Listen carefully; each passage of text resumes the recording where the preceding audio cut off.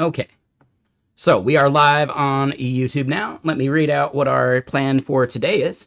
We got a little sidetracked a bit, and we built out some server error handling. So technically it's on the front end, and we're just keeping a buffer of how many items have happened within the past 60 seconds. And if it's more than 2 or 3, or I think it's 3, then we show a server error page asking the user to refresh or to give us some time. I figure most apps kind of need something like that. And yeah, we haven't needed it for our app because our app's just that solid. But it won't be forever, right? So definitely think we need to do that. We didn't build the error page itself, but we did build in the error handling into our HTTP service. So we're going to keep doing that. But we still need to keep working on the lenses because I want to get this feature finished because I want to try it. I want to use it. I want to make sure it works. So that's our main goal. We're going to be using lenses for this stuff. And we need to make sure that we're updating our totals properly. Right now, we're still using like the global event totals rather than lensed events. And we also need to start pushing them into the page as they get evaluated.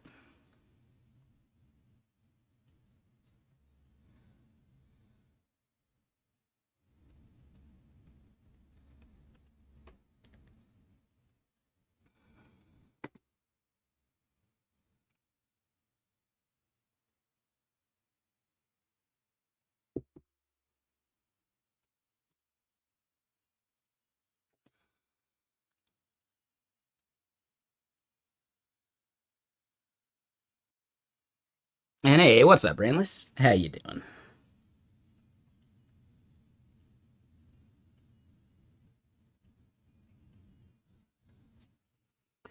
All right, so let's just get to things.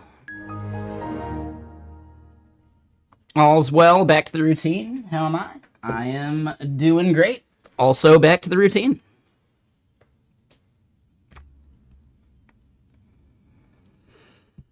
So yeah, here's where we left off. This is the server error code that we wrote.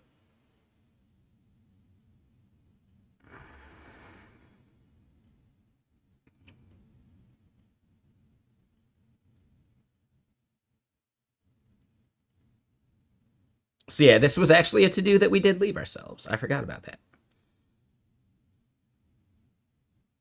We're going to leave that as a to-do.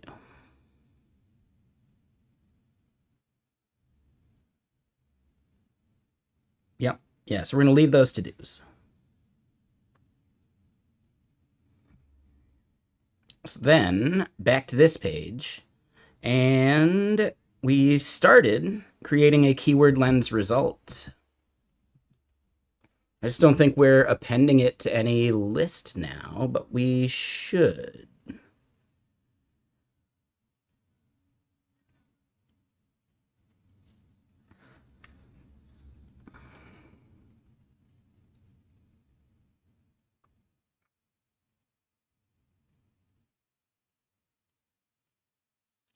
And your Firefox approved your extension? Hell yeah.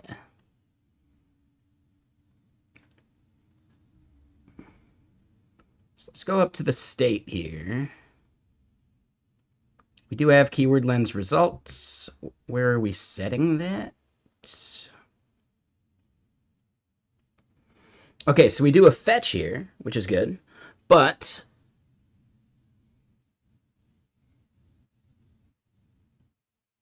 what we need to do is start appending our new result into it. And we're actually going to be prepending it. Or we'll just put it in a list and sort it, like as they come in. That shouldn't be too big of an issue. Maybe once they get to like thousands of things.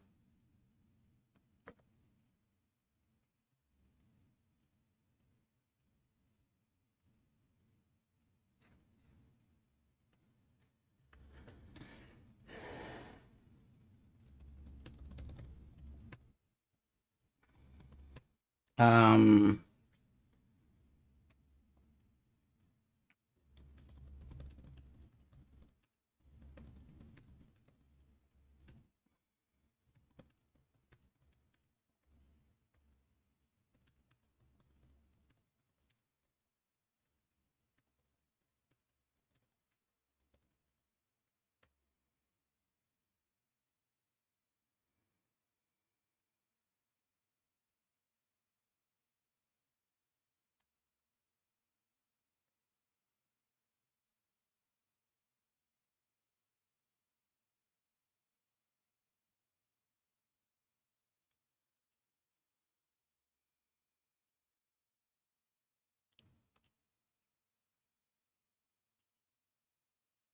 Okay.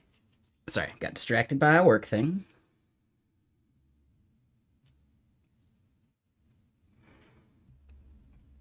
So, yeah, there ends up being the keyword lens status component,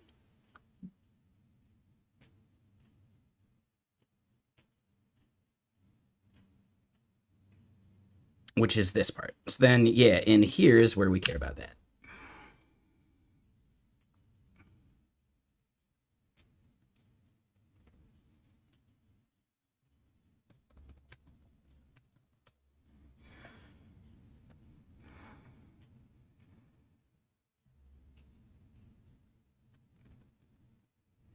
All right, so on lens result.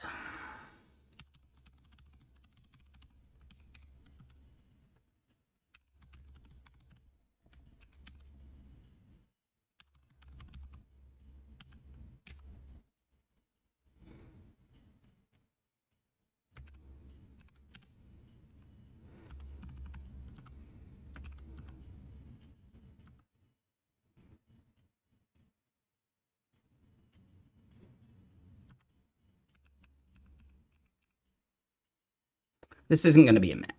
Nope.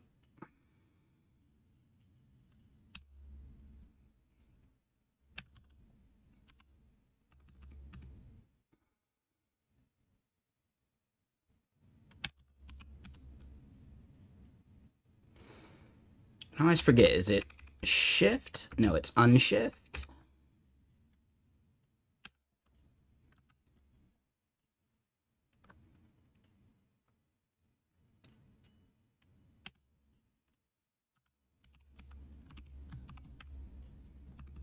Ooh, that too sorted isn't in there, though.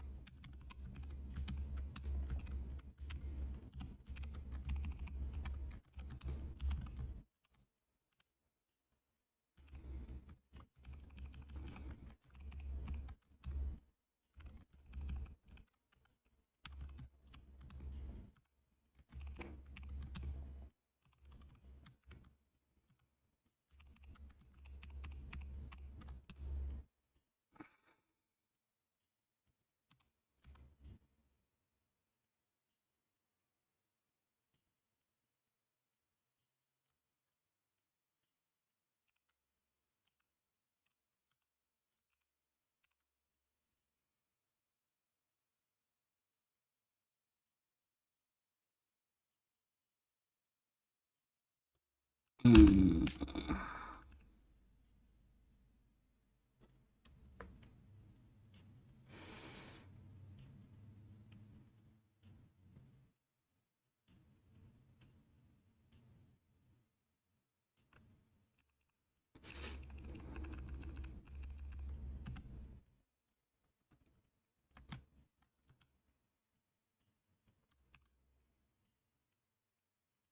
Yeah, I think that works.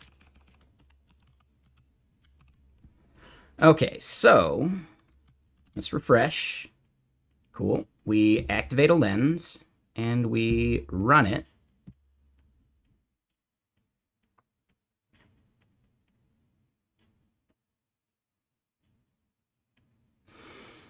Right. Okay, and our stop button doesn't work. So that's a problem. But we're not actually showing that in the list.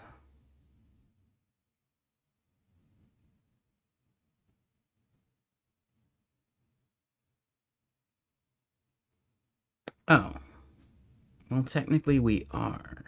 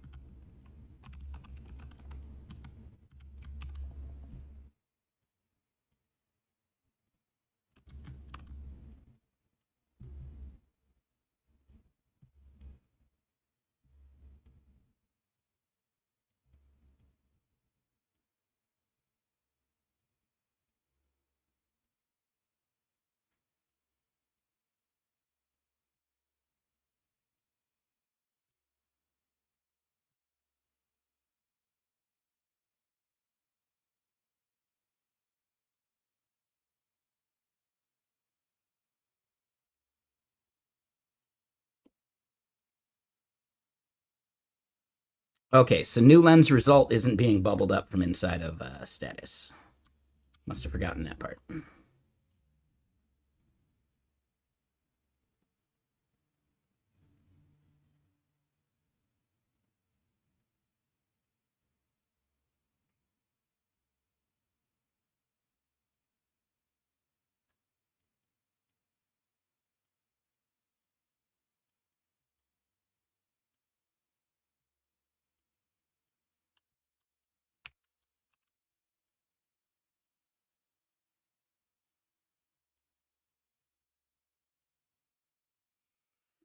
Aha, yeah. All right, so that's our flaw, and that's why it's not working. We need to send it to the back end. So we'll stop that halfway through. And yes, this is where we need to actually start doing this part.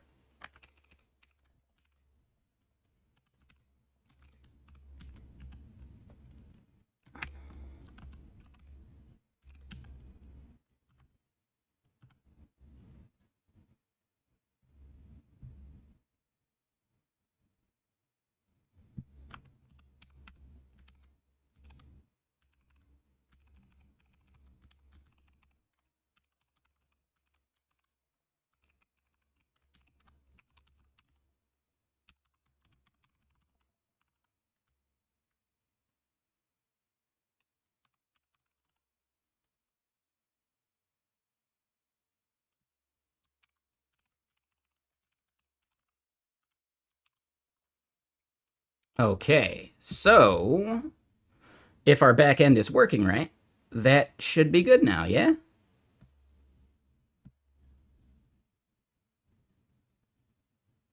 Nope.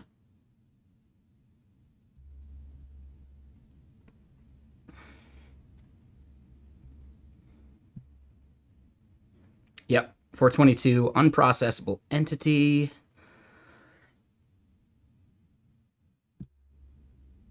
Just refresh here.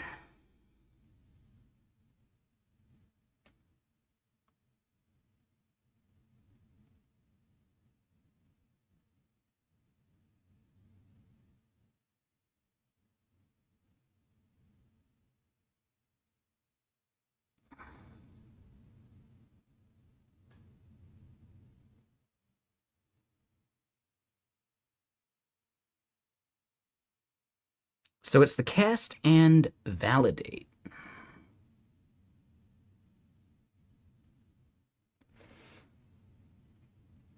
Why is it failing at the cast and validate step? There's confidence keyword, right? So here's what we see is passed. Let's look at what we require.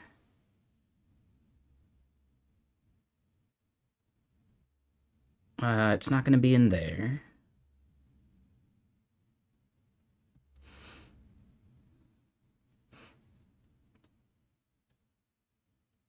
Create keyword lens result. We're just doing result and confidence.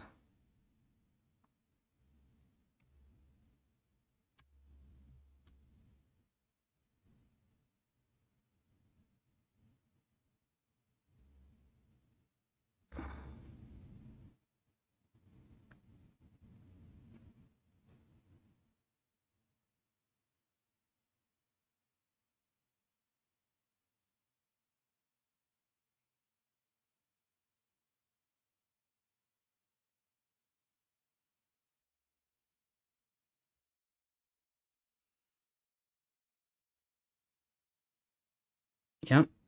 Oh, nope. Result is not a string. It's a Boolean.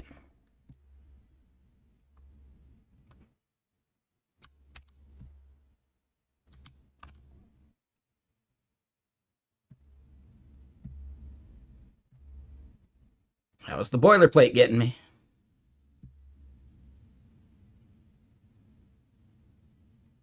All right, so we're still getting 422 unprocessable entity.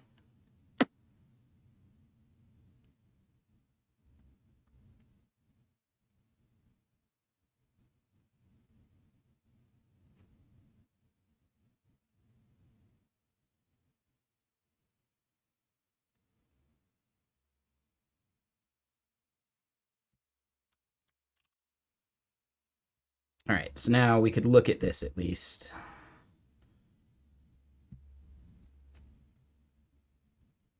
But this is not preserving the log, so that's a little annoying. But we can inspect the error back here again.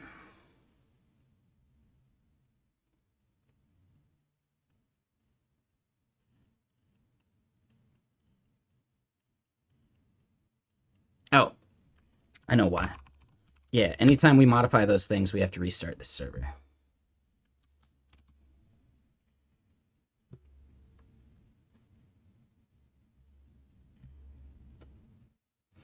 Oh, we're getting a 500 sad panda from this.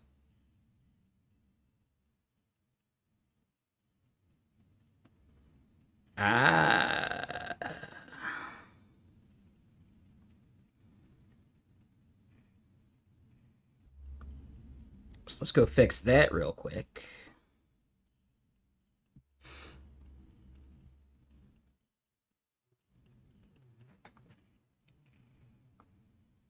Keyword event link. Is that not a thing?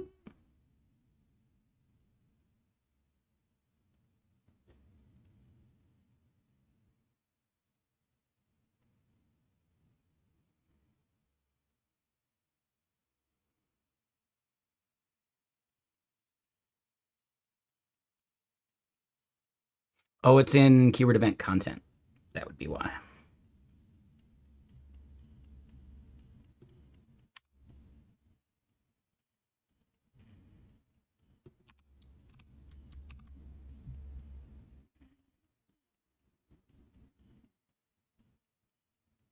Yep, and we had it there. Yeah, we just messed it up in that other spot.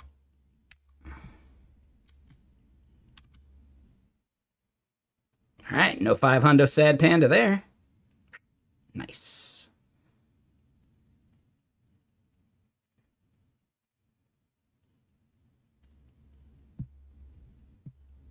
Oh, 500 sad panda there, though. Link in select does not exist on schema keyword event. Wait. Keywords 1113? Was there one I missed? Yep.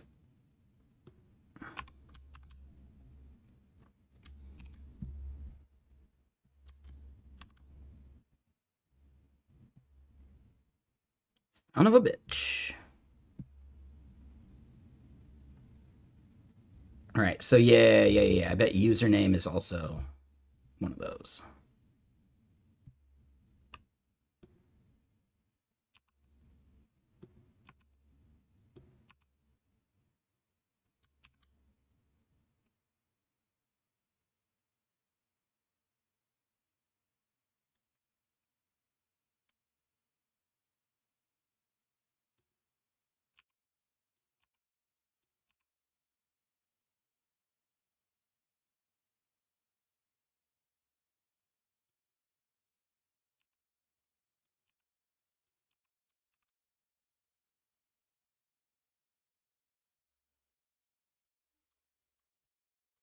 Let's refresh first.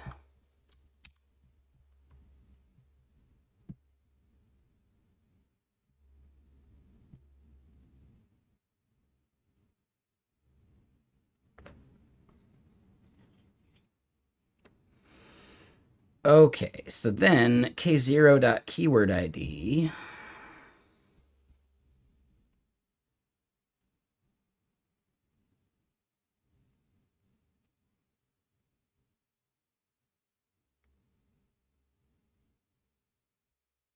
And we can get the error here too. Okay, so undefined column, keyword ID does not exist. K0 is the keyword lens result. And nope, it would not be on the lens result.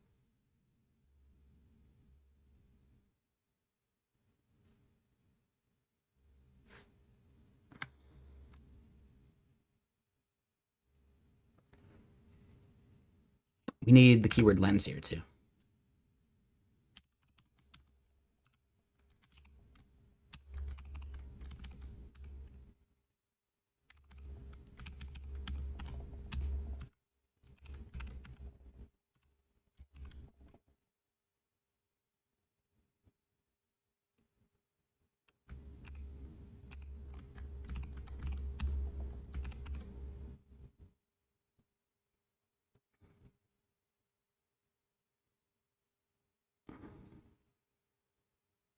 So wait, where else are we using? Oh, yeah. So keywords are the thing tied to the org ID, and that's why we have to fetch that. Yep, okay. Now, if that's the case here, that means we've probably got that issue elsewhere, too.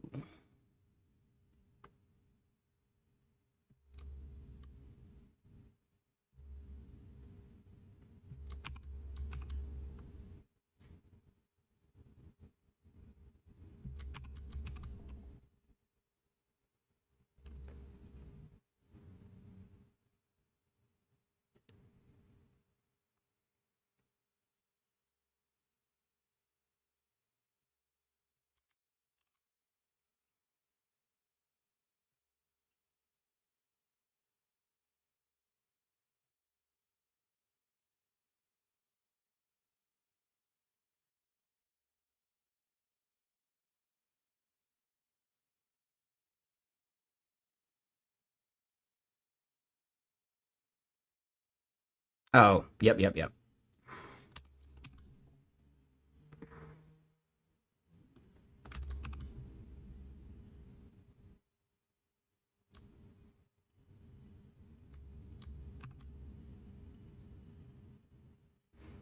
Oh, we've got two wheres in here.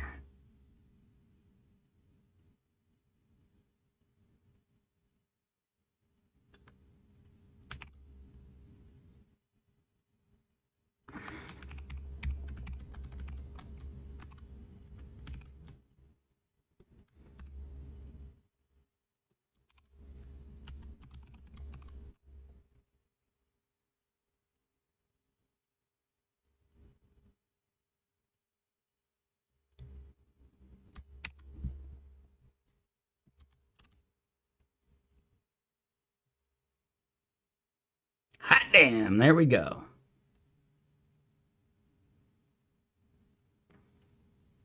Okay, cool. So now, will it blend?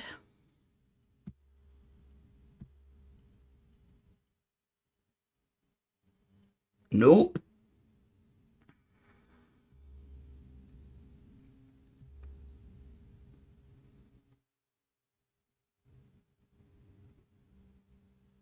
No function clause matching keyword lens result controller create 2.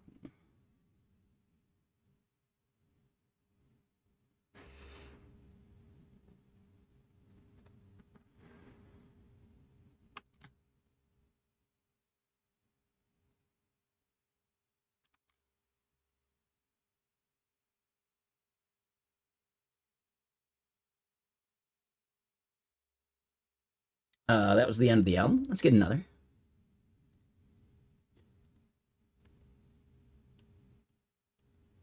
Oh, and volume's a little loud. There we go.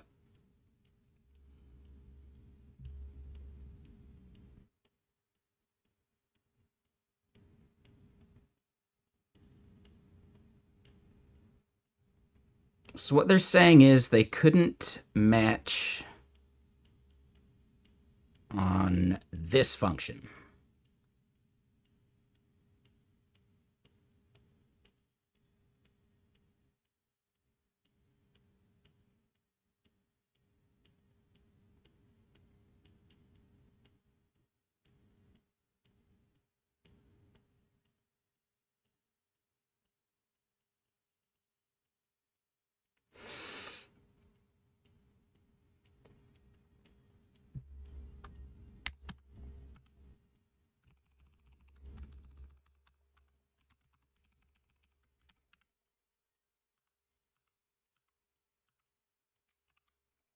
So lens event ID needed to be part of that, which is fine.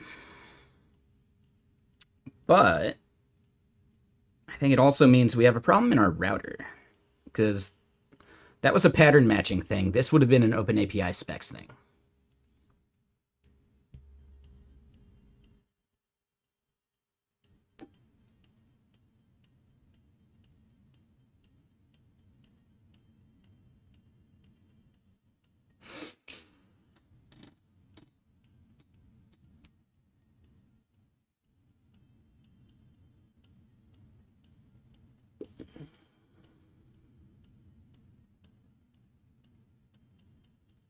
Yeah. So it's actually part of the params we're sending that it should be. So create here just needs to take in the lens ID as a prop instead.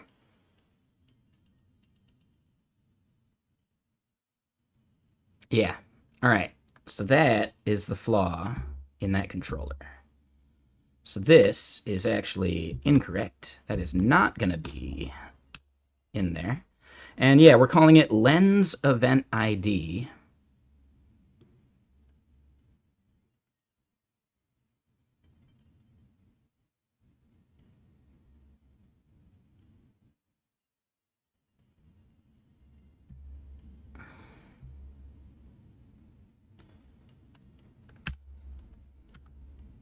I swear it's listening.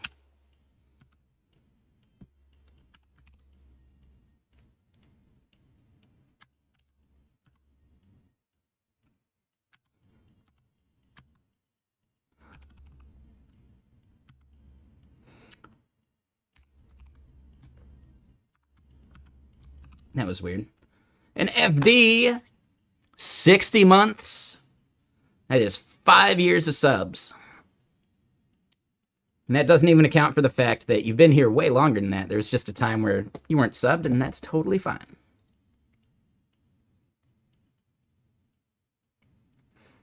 Oh, actually... Oh, right. You had to switch accounts. So it is this same account. It has been this same one the whole time, right? I think maybe you might have missed one here or there.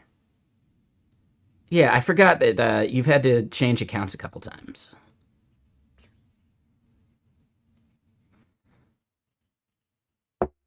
Yeah, dude. 5 years, man. That's a long time.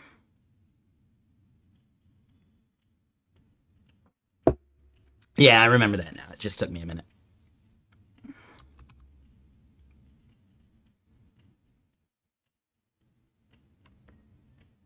I think that was literally it, Robert Tables. Yeah, I'm pretty sure. His social media got hacked at one point too. I've seen a super weird post from FD on Twitter at one point, like years ago. You never clicked on any links? Yeah, bad desktop applications can read passwords from your browser cache, which is why two-factor auth is so necessary.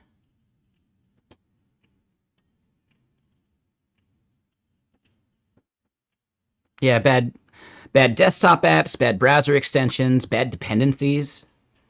There's all sorts of ways that something can just get in, and all this stuff is readable on your file system. Like, theoretically, they've got some kind of like safeguards in place, but it's really not as robust as you would think. Even a bad game that you download could do it.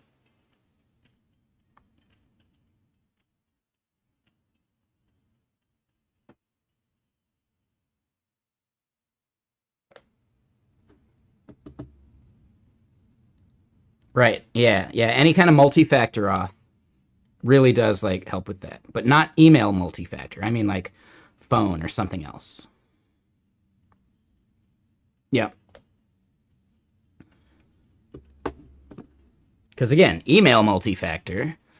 I guess as long as you have multi-factor on your email, you'd be good. That's one thing to kind of recognize. But yeah, if they end up getting into your email, then email multi-factor is fucked.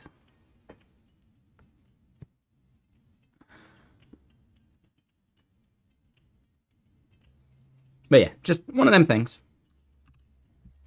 But okay, so what I actually need to do now is rebuild the SDK. Restart the server. And we should end up having a bug somewhere.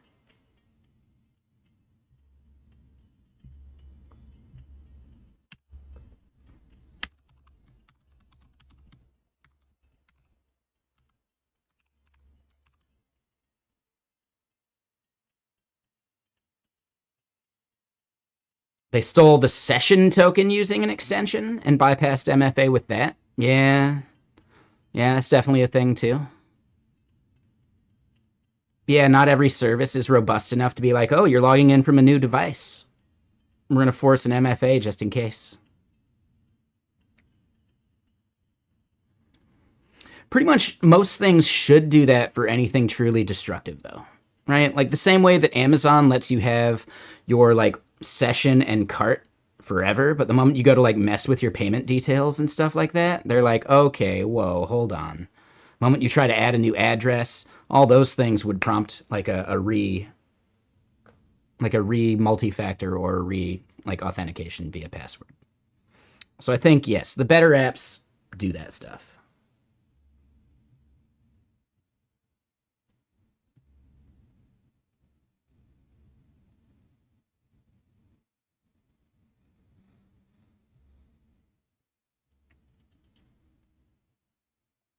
Hold on. Coworker posted something for me to check out. Let me look at it.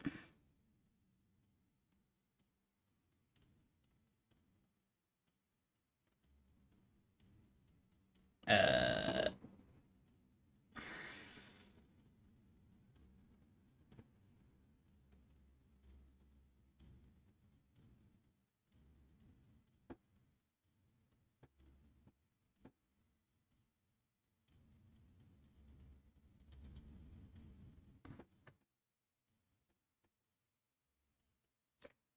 hmm.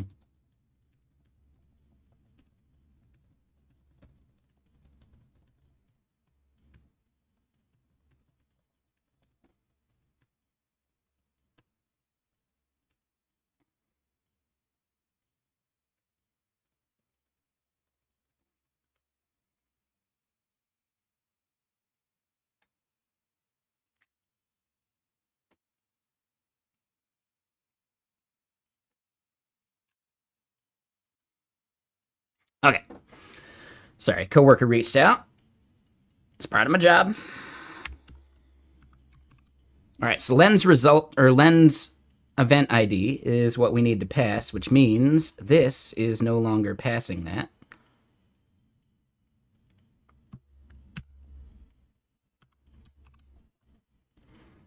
Perfect.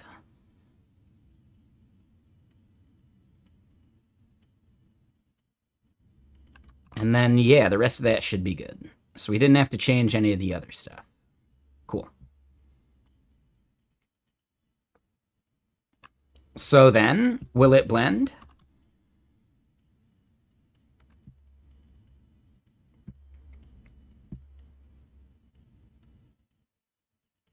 Nope.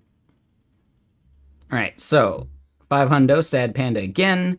Unknown field keyword ID given to cast. And that is creating a new lens result. So that's a backend thing.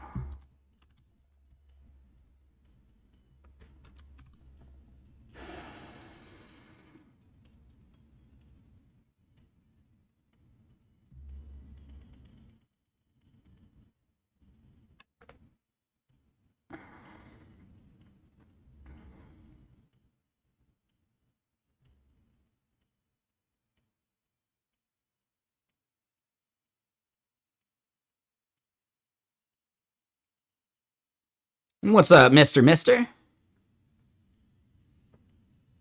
I'm gonna hear that song in my head every time you say hi, and I'm all here for it. I love that song. I just hear the bass line immediately.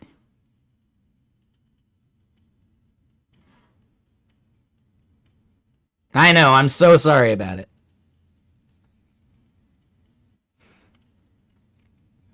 I still remember hearing it for the first time playing GTA Vice City. Like I had just dropped off a car at one of the like auto shops, like the ones you got to steal that are on a list. I just dropped off the car, and that song came on as I'm like driving away at night. Like, man, it was good. It was really good. Yeah. Doon doon doon doon. Right.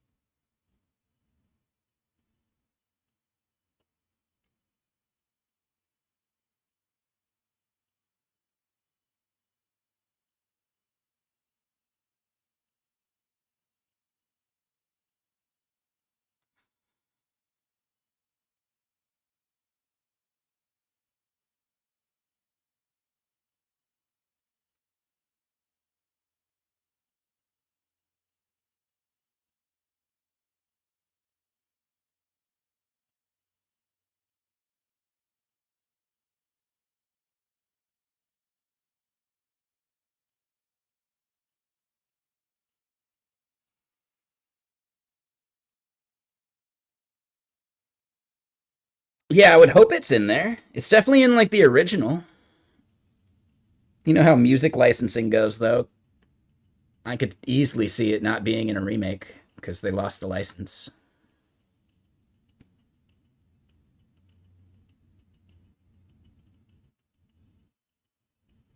Yeah, I don't know. Hopefully. Oh, you have the OG for the OG Xbox? Oh shit. OG triple triple. Damn.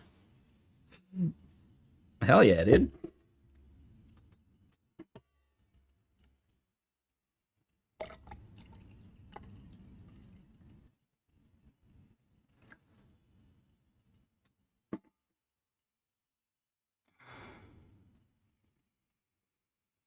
And what's up, Keck? How's the lens system going? We're just debugging backend bugs. You know, can't part with old consoles. What are you going to do when AAA games get too expensive? Big Daddy Steam has us cradled in his very capable arms.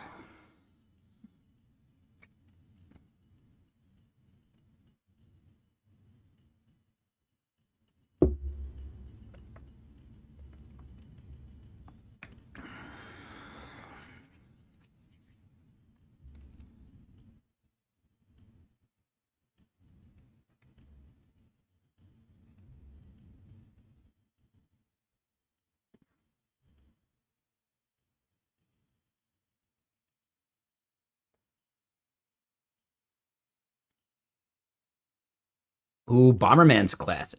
Good call. I think there was an N64 Bomberman that was good.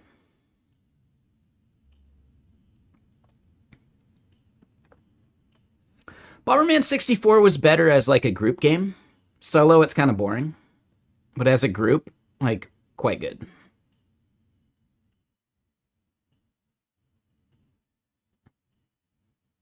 Like so good that pretty much most party games, right, like Mario Party style party games, have their own version of that game built in because you can't copyright mechanics, or you can't patent mechanics.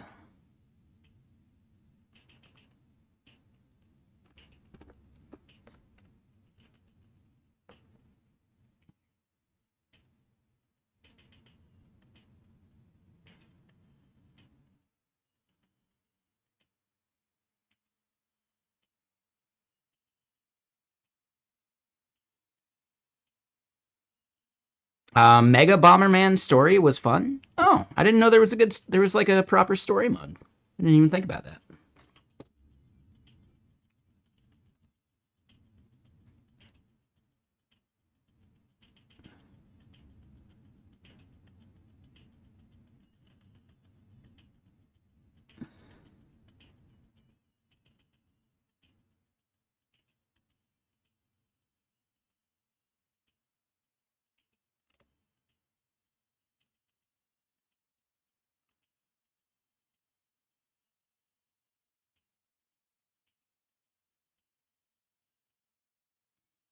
Wait, hold on a second. I thought I had a spot locked in.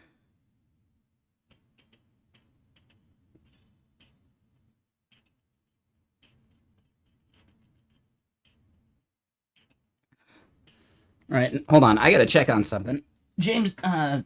Jason Torres is doing a thing.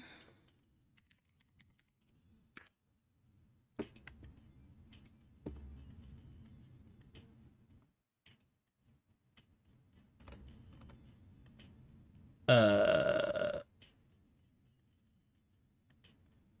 I could have sworn I locked it down.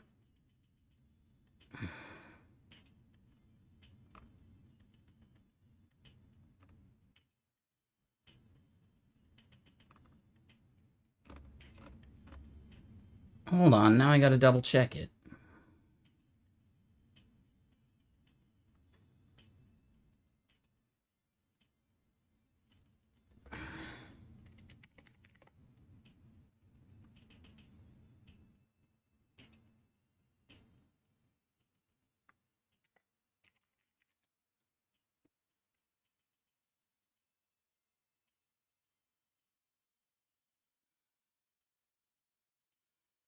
Hold on, hold on. I blew something.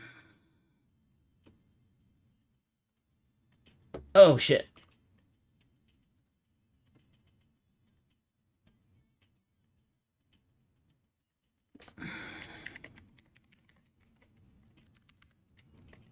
And then, hold on.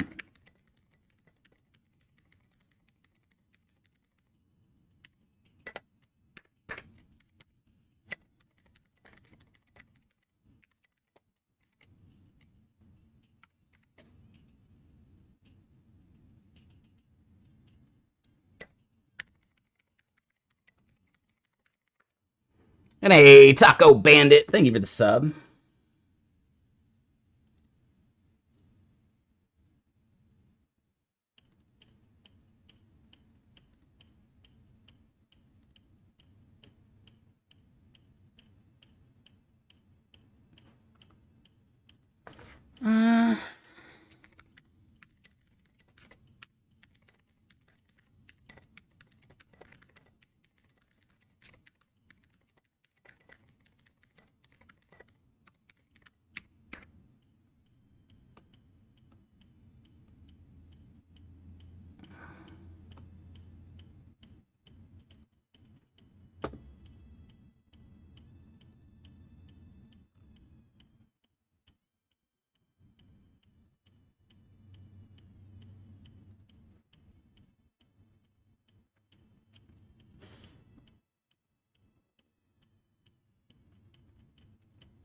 So hold on, hold on.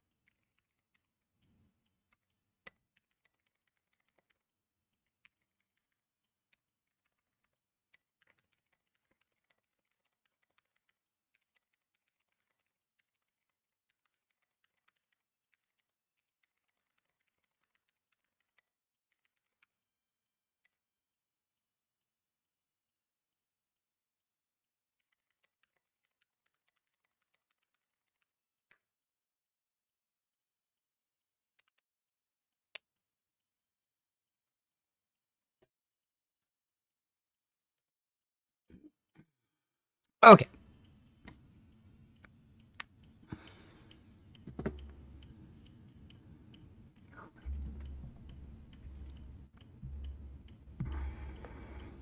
But yeah, how you doing, Taco Bandit? Yeah, sorry.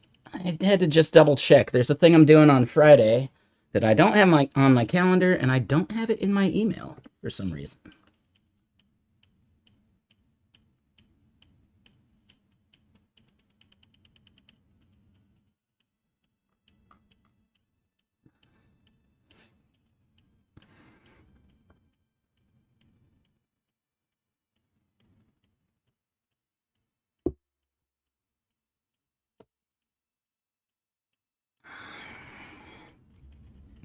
Okay, anyway, yeah. But what you been up to, Taco Bandit? Anything fun?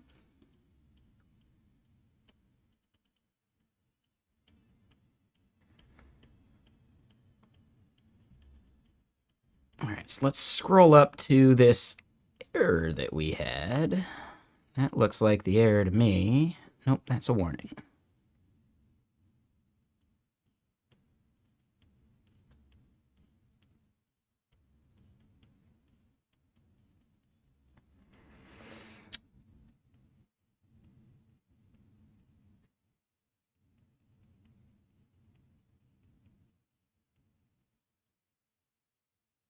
Unknown field keyword ID. And that's in the create.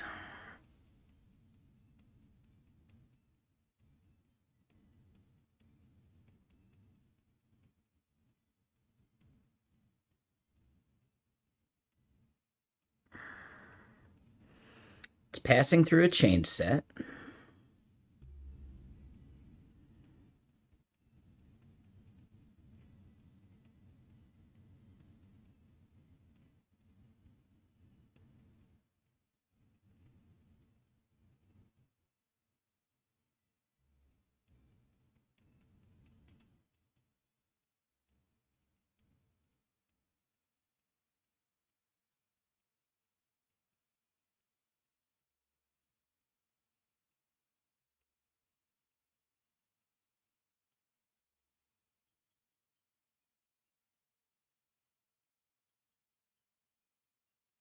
Yeah, so it's saying it's happening at 12:41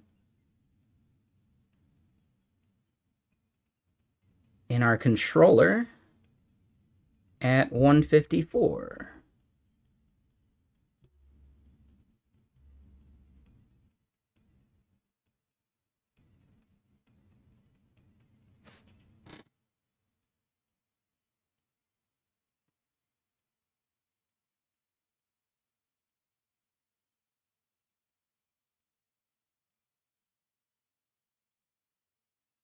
We're not passing a fucking keyword ID. What?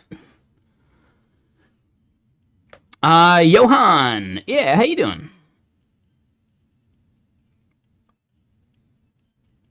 Um, yeah, I don't know if I specifically remember. Sorry about that. Real quick, over on YouTube, is it Johan? Because I've also met some people in the snowboard world where it's actually pronounced Jan.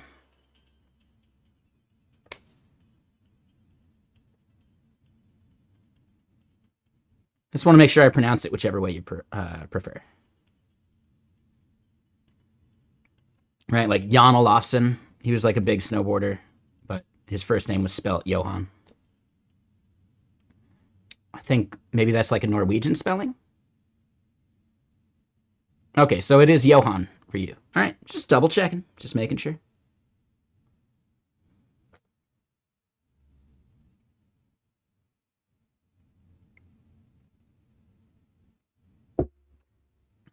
Just wanted to double check.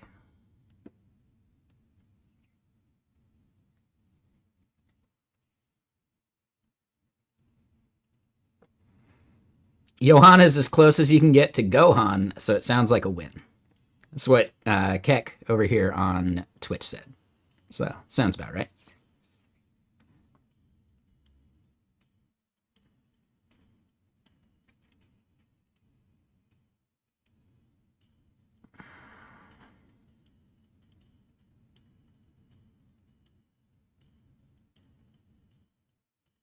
Yeah, this is the strangest thing. We're not passing keyword ID. Unknown field, keyword ID given to cast. Hold on. I think this is it. It's actually at my model level. It's up here in the lens result. That's it. Right? Lens results are not tied to that. It's keyword. Okay, so that was the part that was getting me. I need to remember that error message because that's going to be important at some point.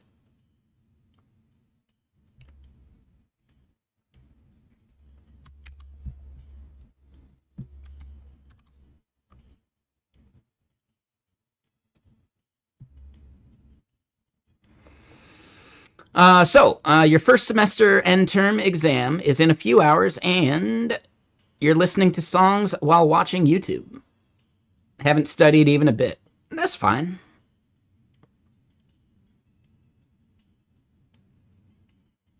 What is it an exam on? And are you one of those people like me who maybe calculated what kind of grade you needed, and you know that you could get a 50% in your sleep and still pass the class? Because that's how I did it. That is absolutely how I approached my college career. Do the math, how much work I did all season long, or all semester or whatever. Look at how much I need to get on this test to get a passing grade, C or above, right?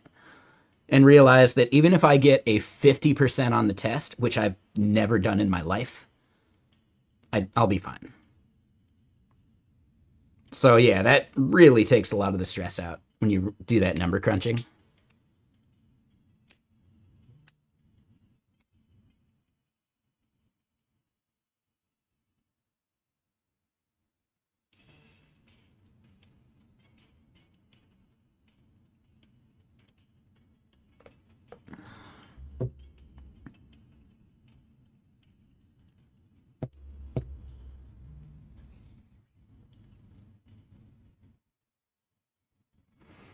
In the UK, the highest grade you can get is 70%. So it literally encourages you. So just try hard a few times, then coast with the rest. The highest grade you can get?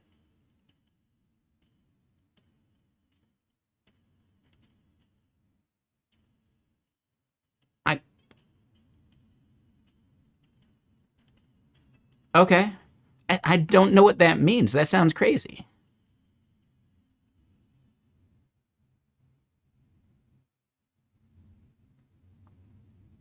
Does that mean...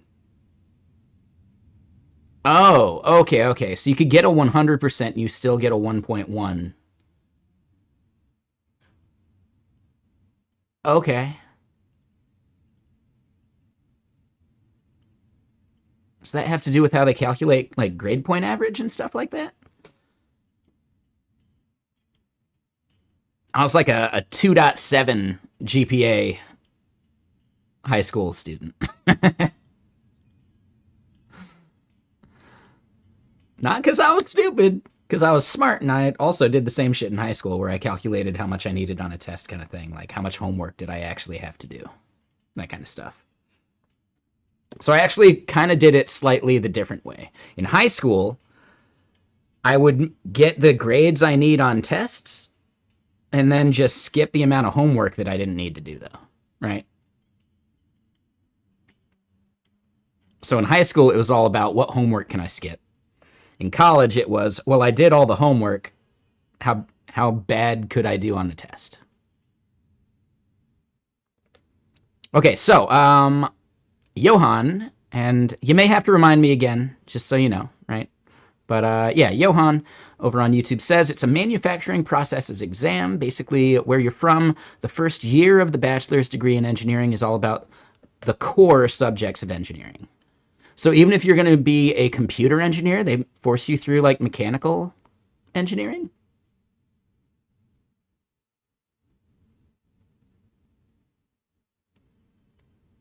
And what's up, Push CX? How you doing? I appreciate you. Thank you. And yeah, we've got lobsters in the application now.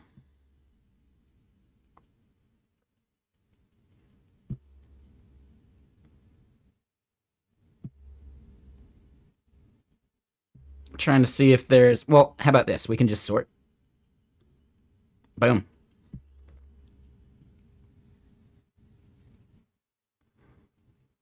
You've been tinkering with Gleam, so close enough. Hell yeah.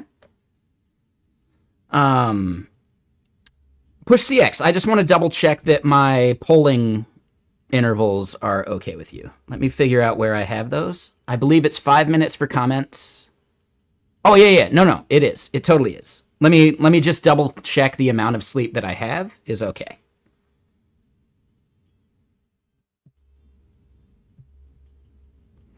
Yeah, so I'm doing every 5 minutes I'm fetching comments. Every 30 minutes I'm fetching posts. I feel like that's pretty good. Right? That's like pretty damn reasonable. Perfect. All right, cool.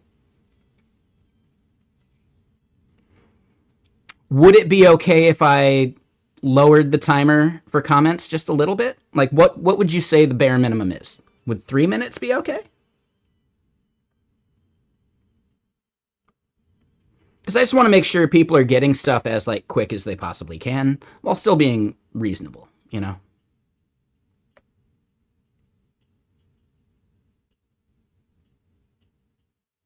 Oh, okay, cool. Okay, cool. I just wanted to double check. Yeah, it's all about respect.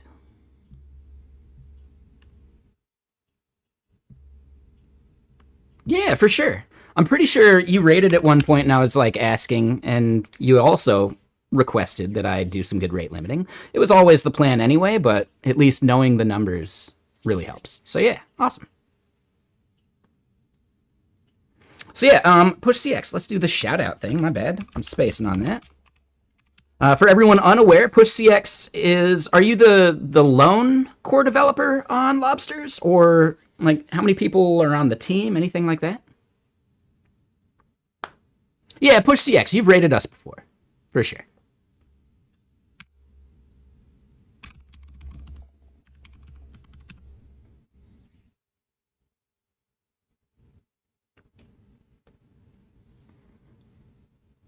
Right, while we were working on this project, so it must have been within the past like 3 or 4 months. Hey, thanks, Mister Mister. So you're the admin. You have a small team of mods. You do most of the coding and maintenance. Super cool. Hell yeah.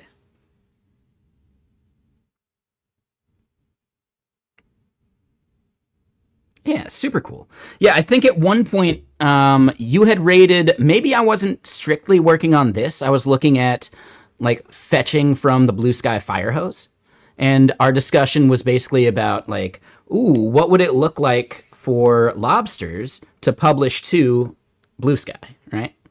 Which I think could be a thing, but it depends on like what level you want to do that at. And I'm still not an expert with publishing to Blue Sky. I'm just reading from it. But yeah, like it's still pretty cool.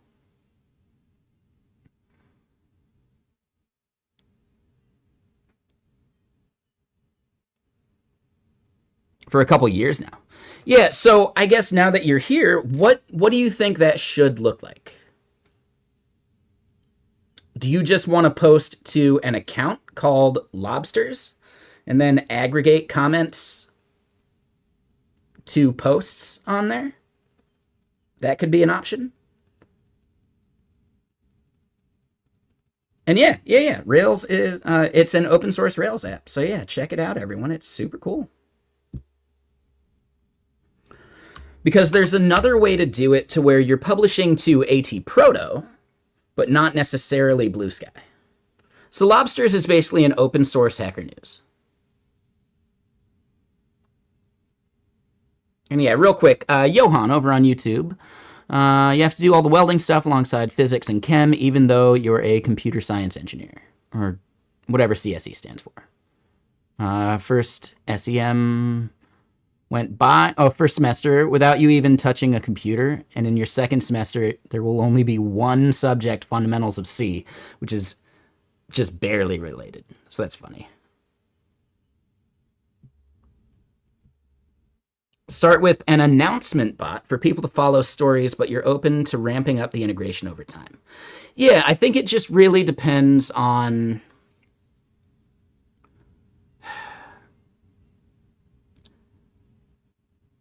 At some point, I'd love to put you into a conversation with maybe their new DevRel, because I think they just hired someone, or their CTO is a super cool dude that would probably be willing to chat at some point too. But here's something interesting. So I even asked about it over on Blue Sky at one point, and Dan Abramov himself, damn it, I always do that, responded to it. Now, I can't remember if I asked specifically for your context or if I widened it to Hacker News just for people's familiarity.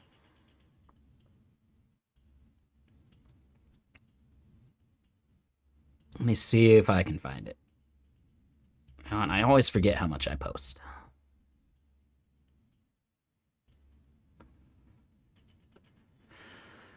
It would have been after that, I think. Oh, it was. It might have been before that. Shit, I don't even remember now.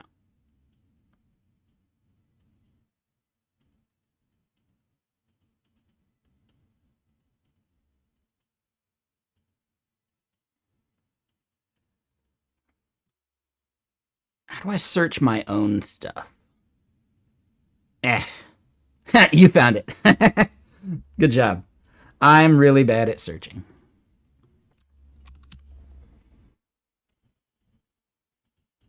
Ah, there you go. Yeah, and I even posted the issue. So yeah, Paul Frazee, I forget how to pronounce it. He's the CTO of Blue Sky. Might be worth chatting with him at some point. Zayu may actually have some info too. She streams, but it's been a while. But yeah, Dan Abramov even replied, which is super cool. So yeah.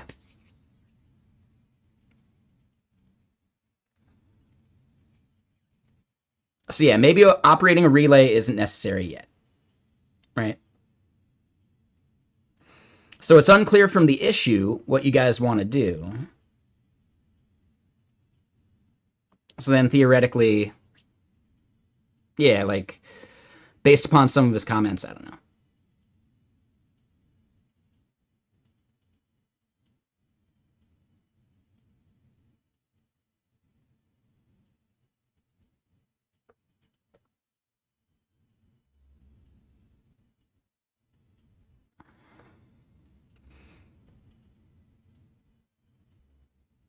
So yeah, maybe a custom feed could be an option. And there is an SDK. So yeah, there's some good comments in here. And I guess I just didn't realize that we hadn't chatted since then. So yeah, check out this this post.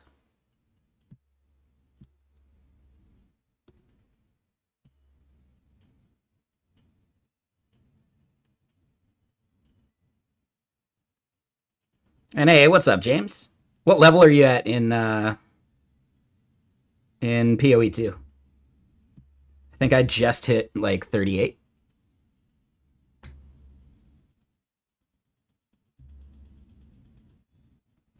You clicked into Justin Bieber's live channel? He has one? I don't think I knew that. I don't think I care, but yeah. And then real quick. So colleges do something called campus placement. Basically, companies come to campus and interview final year students and hire the good ones, the ones with a capped grade limit. Gotcha. Okay, Johan. Yeah, that sounds about right. Are those internships? Or I'm wondering, maybe in the country you live in, are internships even legal?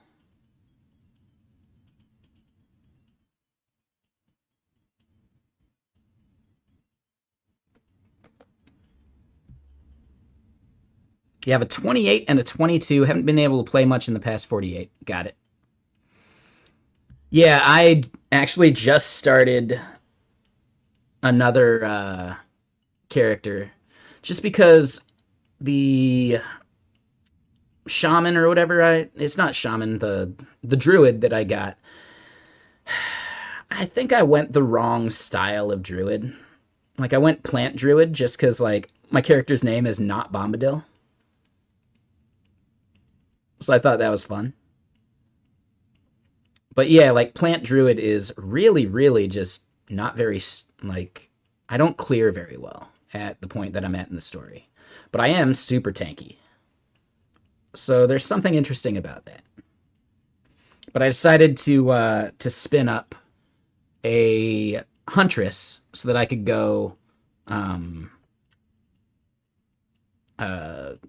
Hollow Fist. You're running a Jinn Sorceress now? Your Wolf Druid is OP? Okay.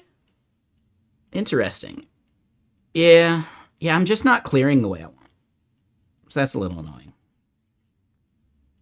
But yeah, Push CX. Happy to chat about it anytime. Yep, you're going to log off. You're wiped after running your stream. I totally get that. Thank you for the good luck wishes on my app. And yeah, hit up Paul. Hit up people in that thread if you're curious about doing the thing. And maybe one of these days, I get the time to do it.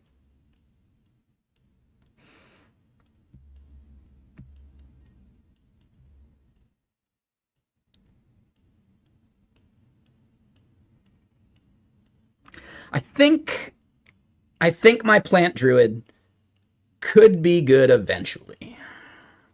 but I think I would need all of my ascendancy points. I think I would need, like, I need to be at least level, like, 58 to get cast on crit and some other stuff. It's just, yeah, it's a little annoying.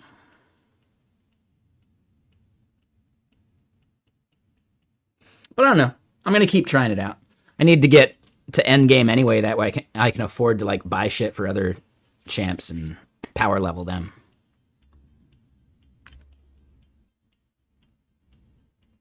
What's up, Jalem? How you doing? So yeah, I do think it is a nice chill Monday.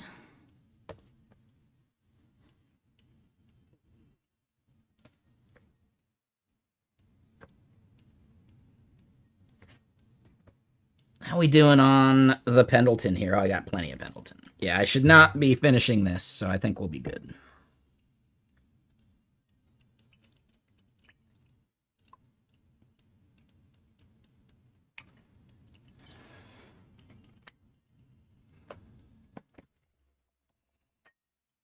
But yeah, James, you're welcome to run with us whenever. JLem's playing. Speedy Alex is playing, and Ethan is playing. So we got a pretty solid crew. They've all basically gotten to almost done with Act 2. Meanwhile, I'm almost done with Act 3.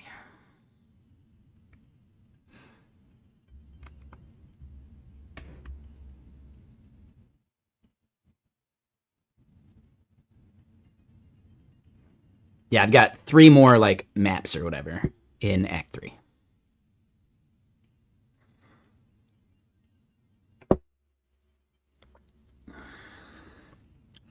But yeah, how is everyone's day going? What are y'all up to? Anything fun? I think I'm going to have to do Indian food tonight because I just don't have anything, like, clean in my kitchen.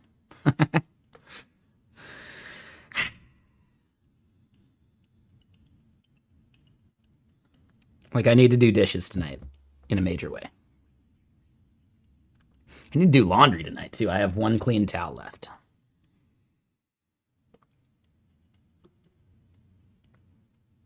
But yeah, so...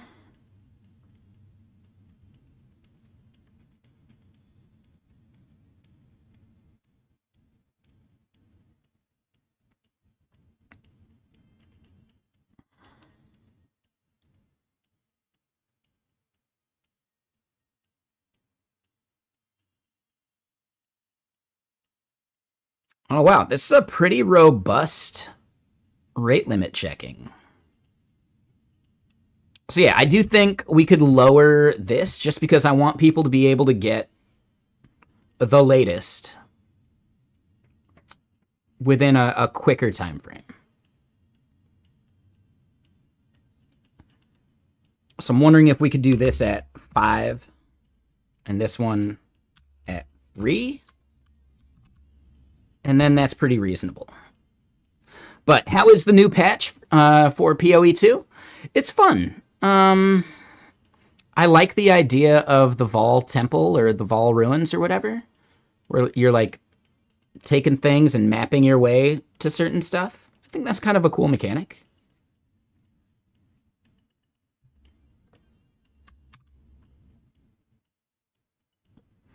I think whether you like Druid or not really depends on how you built it. So I'm gonna have to check out some of the other Druid builds. I'm gonna see it through to the end as a plant-based Druid, just to try it, just see how I like it. But yeah, the wave clear is just really non-existent.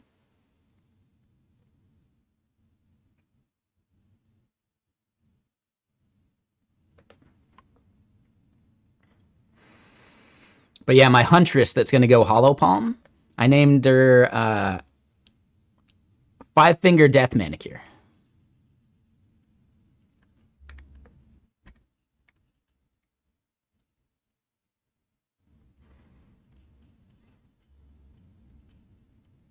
Yeah, I don't think I'm going to do the same Hollow Palm build that you're doing, JLab.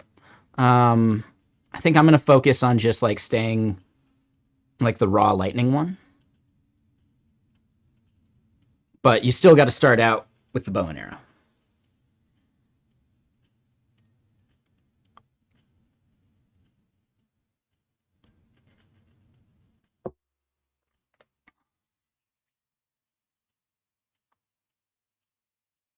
Oh, right.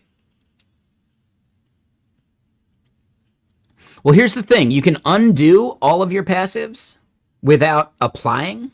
So then you can see like how far back you can undo. So just don't apply your passive changes before you've realized if you have enough for it or not.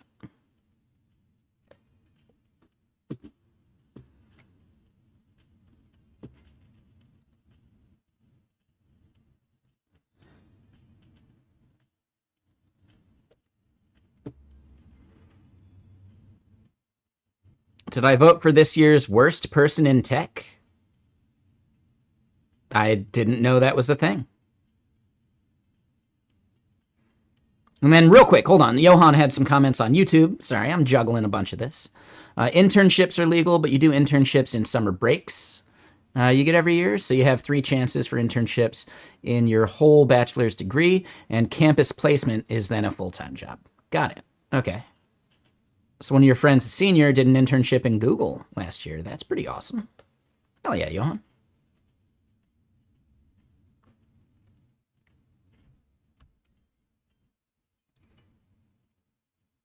All right, so I guess anyone who came in on the raid that is not familiar with this stream, that is still hanging out, the thing we're building is an app to listen for keyword mentions on social media. And here you can see that we are able to pull from Lobsters, we can pull from Blue Sky, and Hacker News. And it's not actually a pull. It is a pull for Lobsters, and it is a pull for Hacker News. But with Blue Sky, we're just listening. So they're like pushing their events on us, and we're just listening to the fire hose as they come in. And ideally, that's how we do it for all platforms, but that just doesn't work that way, especially when you hit crazy amounts of scale. But the thing we're building right now is the idea of lenses. So a lens, right? Like we're doing keyword matching right now for all these events, but we have 427 of them. We can see right here, this one's about some Pokemon bullshit. So instead, we need to create a lens, and a lens is really just a prompt that we pass through an LLM against the message that was sent, and then we can maybe decide, oh, is this relevant towards this lens? So it's like a filter of our keyword filtering. It's a filter. But yeah, so that's our idea. We're using a thing called WebLLM to do so. So WebLLM runs inside the user's browser, which means I'm not paying anything to prove out this idea. And then at some point, I'm going to consider, well, should I start using OpenRouter or something equivalent? We haven't seen... Wait, why am I spacing on their name right now? We know someone who has been a regular in chat for a while. They're probably on vacation. It's holidays. Who runs a competitor to OpenRouter that does basically the same thing, but is theoretically 30% cheaper.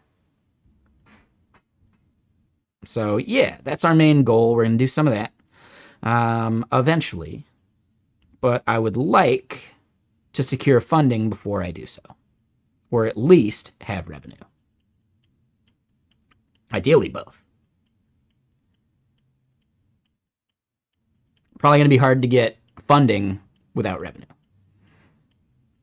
But yeah, that's my main plan for what we're working on. And the part we're on right now is we've built some back-end endpoints for processing the lenses against the events that we have. These are the pending events, and we've never done a run. So we go and do this. We click download. Will it blend? No, it will not. So yeah, we're probably getting some 500 sad panda error. Well, shit. value in where cannot be cast to type ID.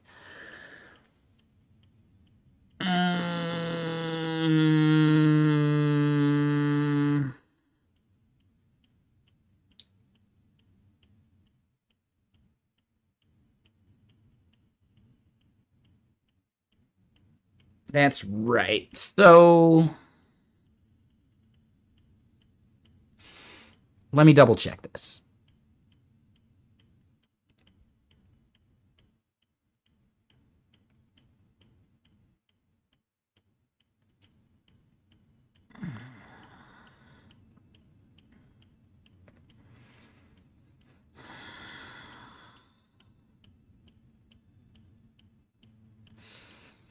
I know we're doing that somewhere else, or we're doing things that should theoretically be working fine. Let's make sure we're doing it in some giant keyword here. And yeah, so yeah, we're just passing the org ID and keyword IDs into this thing.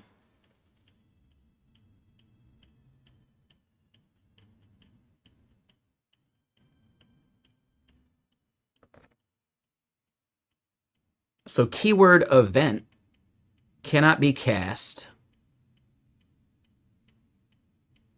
Ah, that's it. That's totally it. So this is at 1202 in this file, right? And this is a massive fucking file.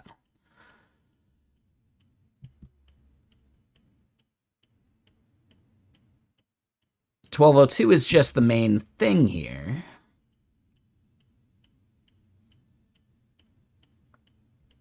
They don't really tell us where in there it's having the problem.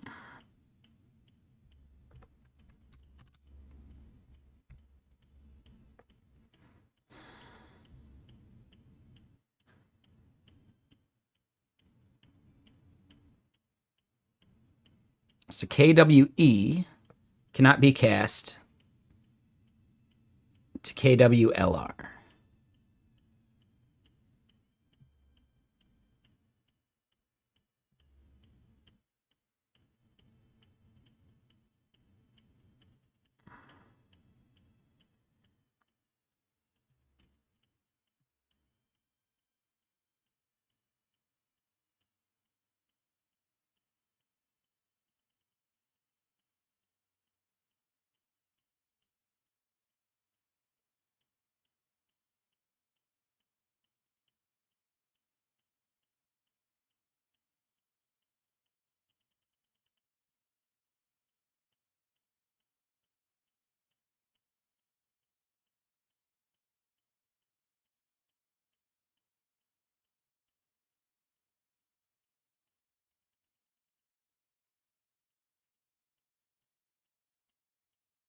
Okay, so it's the value we're passing to this.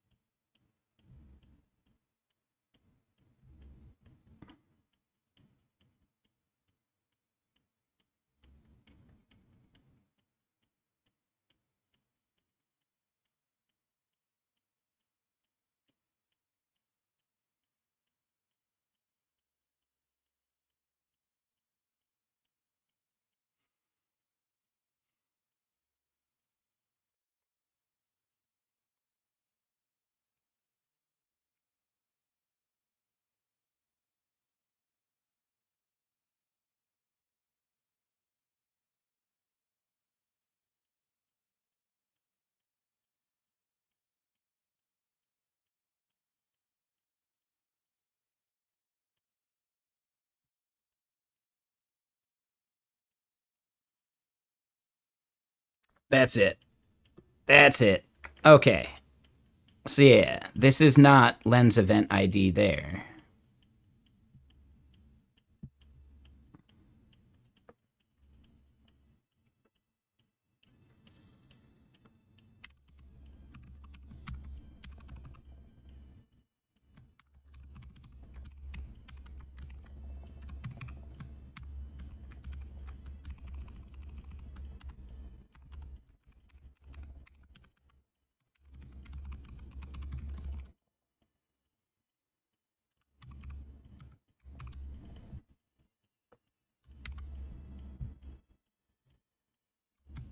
All right, so we refresh. We do this.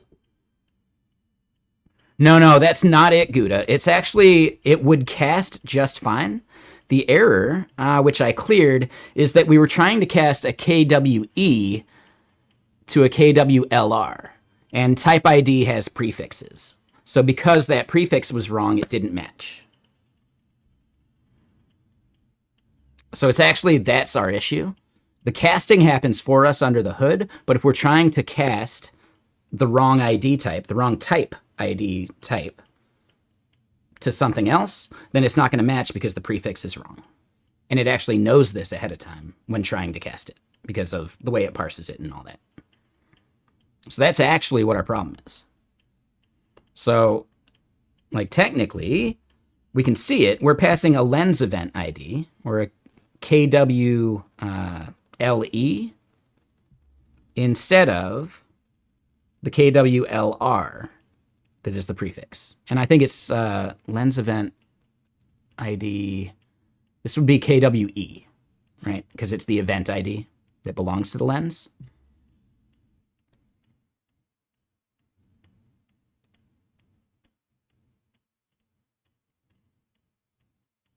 So yeah, like the main issue is we just need to get the ID from this result and then do a fetch, because this fetch is going to have a whole bunch of the other stuff that we're like joining on when we do a get, versus when we do this like create, we're not doing any joins to get that result back, right? So we got to do like a second query.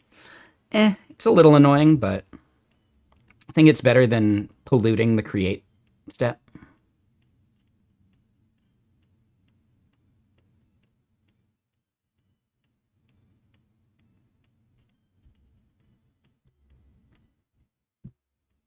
All right, let me just kick this off.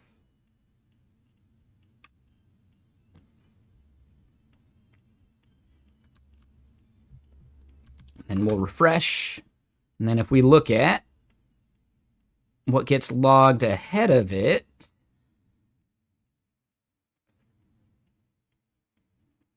so raw keyword lens result is an error, so we should be pattern matching that too.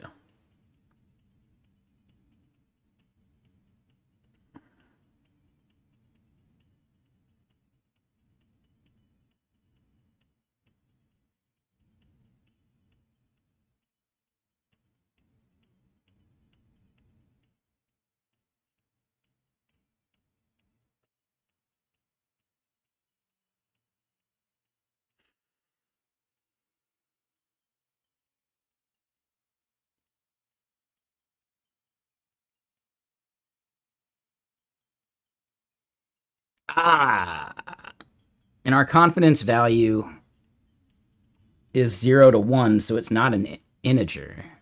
So we need to fix that. Okay. So you're now getting your news in Japanese, and it's pretty ridiculous that you're getting more informed while learning Japanese. Makes sense.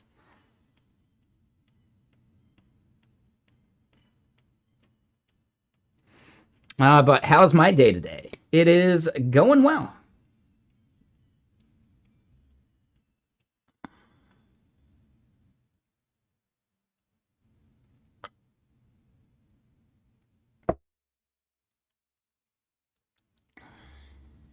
Yeah, just hanging out. Just dealing with some bugs in how we're doing some of our database querying.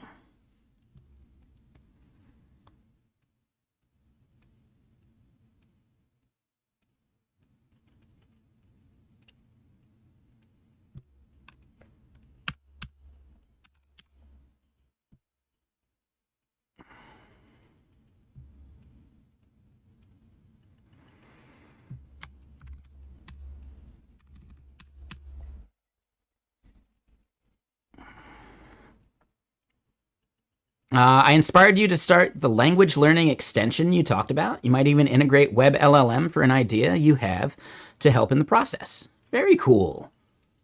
Yeah, like browser extension then, I'm guessing, right? So yeah, you could use WebLLM in that browser extension. I think the tricky part's going to be maintaining like the download state of models in a clean way, but definitely doable. That is definitely something that I think was exposed a little more to a consumer of WebLLM, right? Like the cache value or states of like models you've downloaded. And maybe it is, but maybe we might need to do like a PR. So that's my current thought, and something we can do eventually.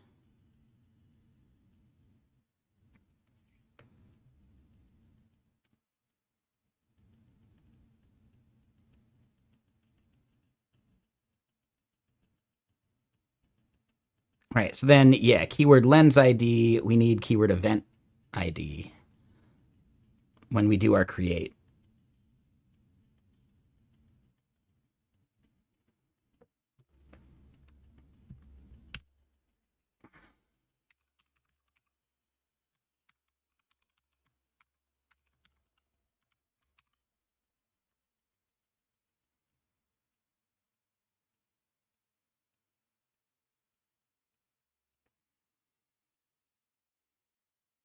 And hold on. You also need to do some research into which models will work best for the language learning instruction. This is where you have to put your AI engineering chops to work. Might ask a coworker who's a data scientist for some advice, because you've never run model experiments yourself. Got it. Yeah, really, like, what that's known as is evals, right? So there are platforms for evals. I forget.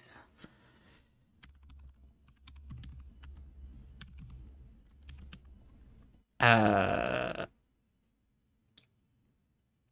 one that starts with brain. Galileo is a big one. We know people that work at Galileo. So it could be worth checking out some of these platforms just to mess with it, just to see. Totally up to you, Vector Hacker. But yeah, this is really like how major development using LLMs kind of tracks this stuff at scale. Because building your own solution for this isn't worth your time usually, right? You're better off iterating on your own project, your own product. But they get expensive super fucking quick. So I'm wondering if there's something cheaper.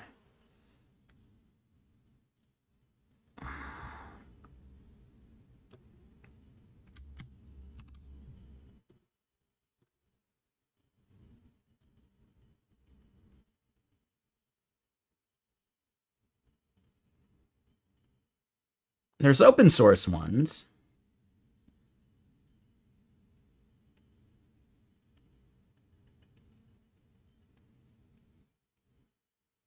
But yeah, I don't remember the name. Hold on, let's look at this one. Maybe this one knows. Brain Trust, that was it.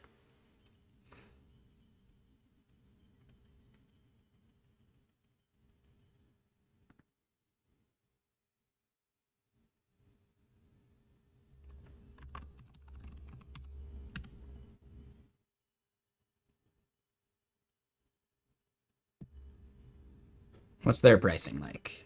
Woo, they're even more. But 1,000,000 trace spans, 10,000 scores. So I'd say their free tier is more reasonable.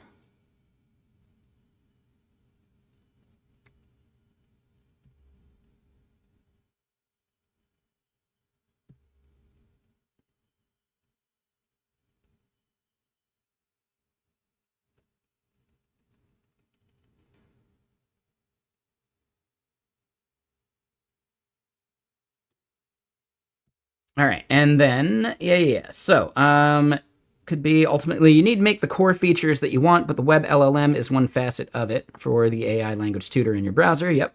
Trying to gear it towards the immersion method of language acquisition, because it's worked well so far. Yeah, immersion's the absolute best way to do that. So when I was in high school, the first 2 years of Spanish, it's just, yeah, you're speaking English, and then third year of Spanish, you're not allowed to use English in class. Right? So the teacher is speaking it the entire time. You are speaking Spanish to your classmates and presenting and talking in class and answering questions and blah, blah, blah. And that was massively helpful. If I had kept up with it, I'd still be pretty good at Spanish. But I didn't.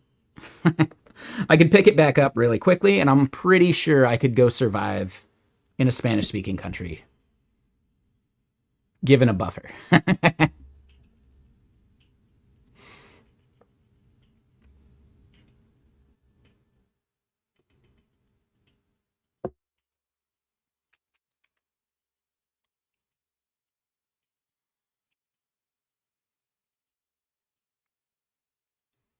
All right, so let's keep building here. You also speak Spanish, so you could be of help there. Yeah. It's more just like I have to practice it again. So it'd take me a while. Vocabulary is probably gone to shit.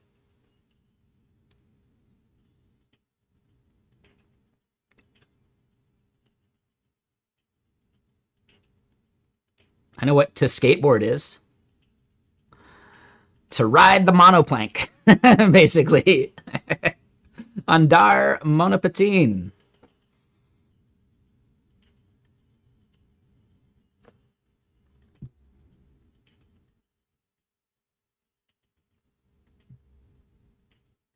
Spanish grammar is easy because it's consistent.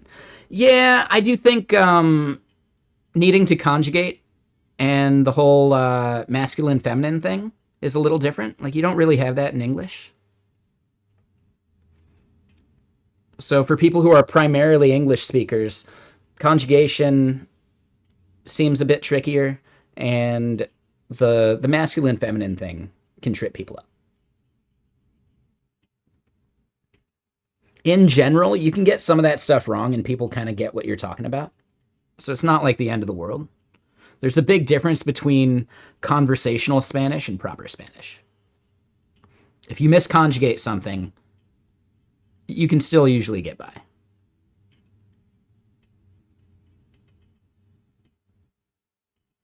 Exactly.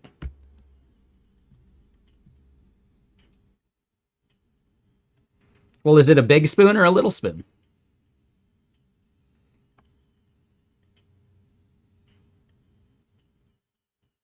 Little innuendo.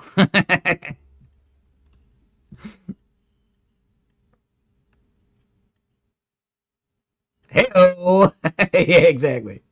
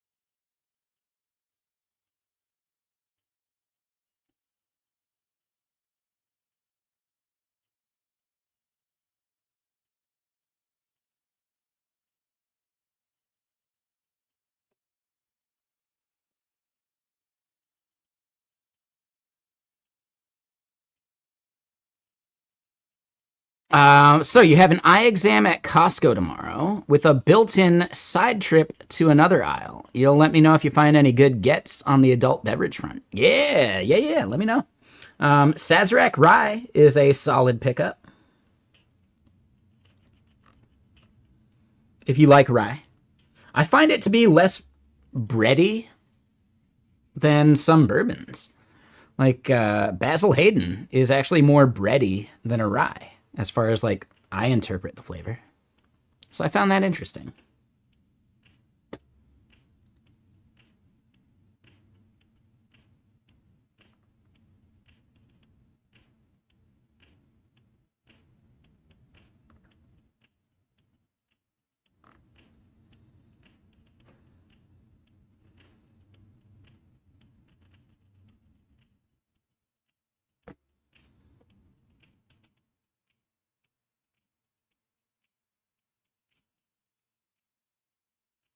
Rye is hit or miss. Yep.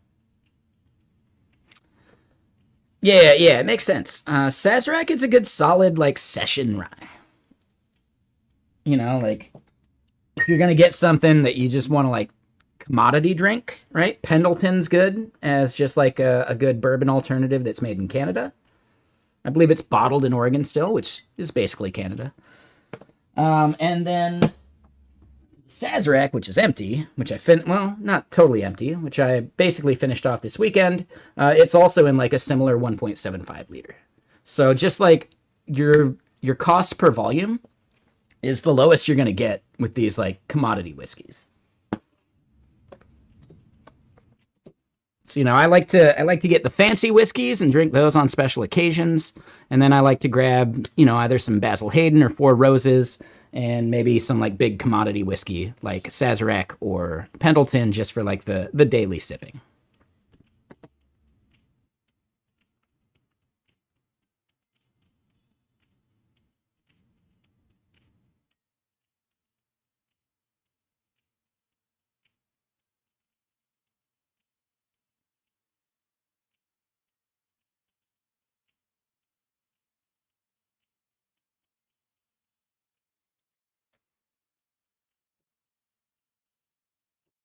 Yeah, exactly. I would say check out Sazerac, but if you haven't had Sazerac before, it might be worth just going to a local bar and sipping on one. But at the same time, at like $30 a bottle or something like that, you're paying like a third of the cost at any bar you're going to go to anyway. So maybe you get it, you don't like it, and it's for people who come over as guests. Problem solved.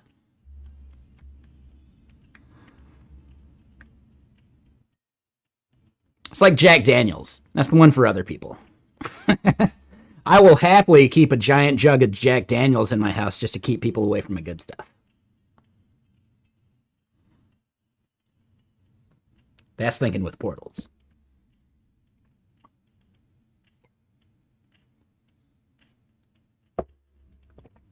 Because I will not be tempted to touch the Jack Daniels.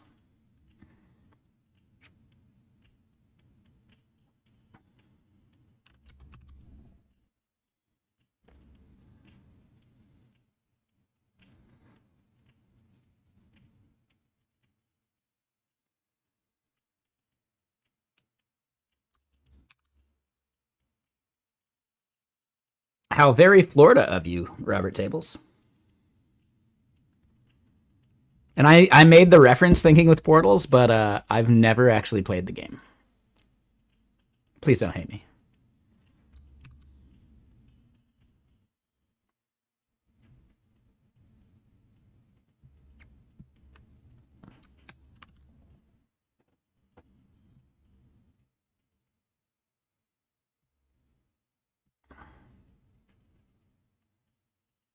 Shit.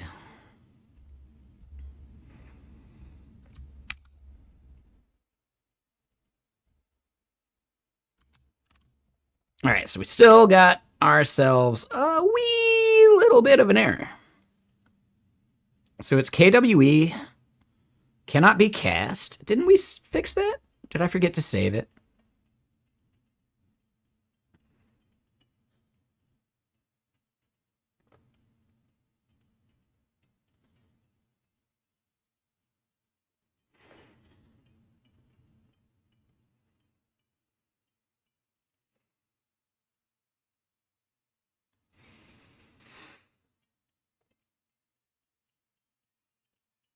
I hope you're happy with yourself. Well, I hope you learned how to sanitize your database tables.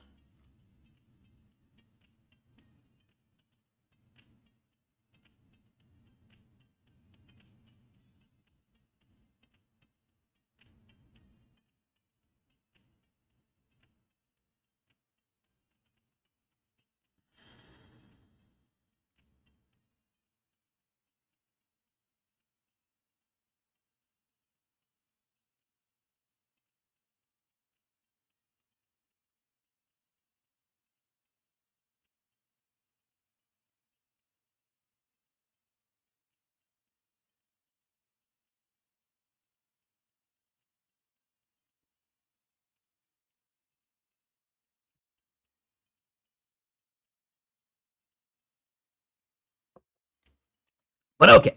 So yeah, how is everyone doing today?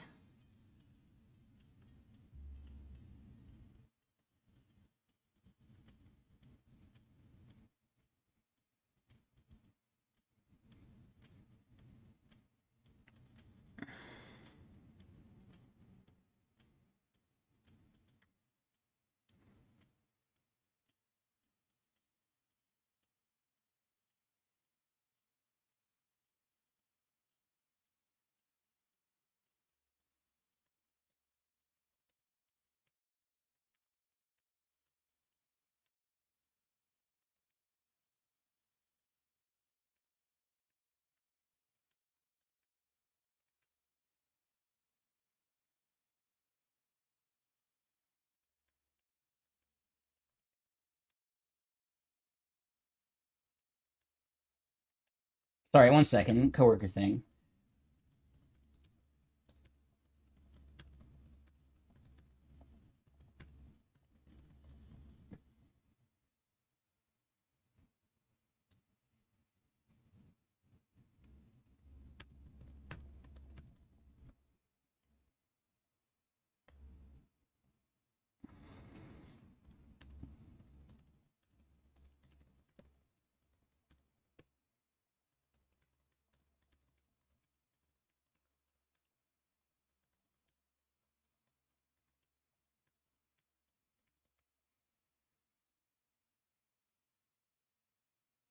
Okay, sorry. I just have to send one message to work.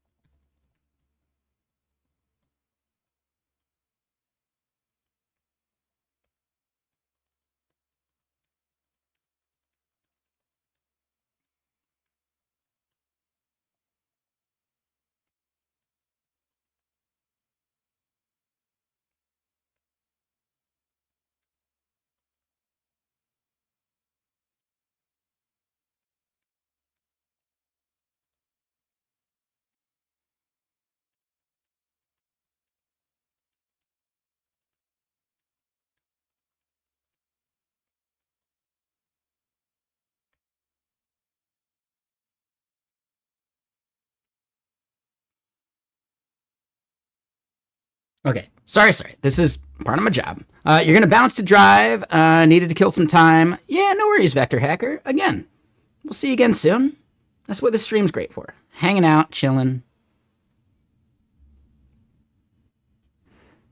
Wait, what's the quote? Hanging out, chilling, relaxing, all cool, shooting some b-ball outside of school. When a couple of guys, they were up to no good, started making trouble in my neighborhood. Yeah, sorry, there you go. Anyway, for some reason, as I said it, it prompted the quote in my head.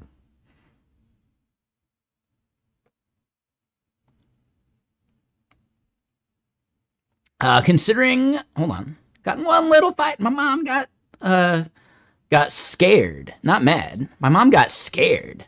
She said, "You're moving with your auntie and uncle in Bel Air." That's where the rhyme comes from.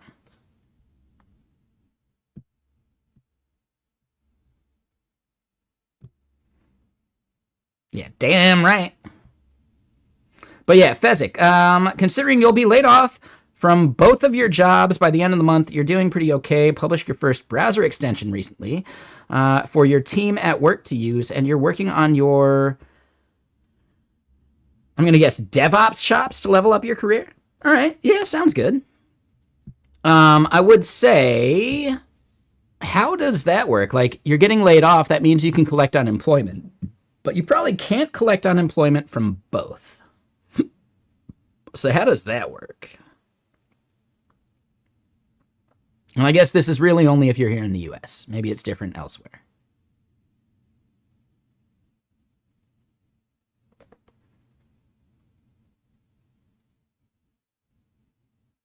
You're getting a severance from one. Interesting. Yeah, I don't encourage people to do the overemployed thing.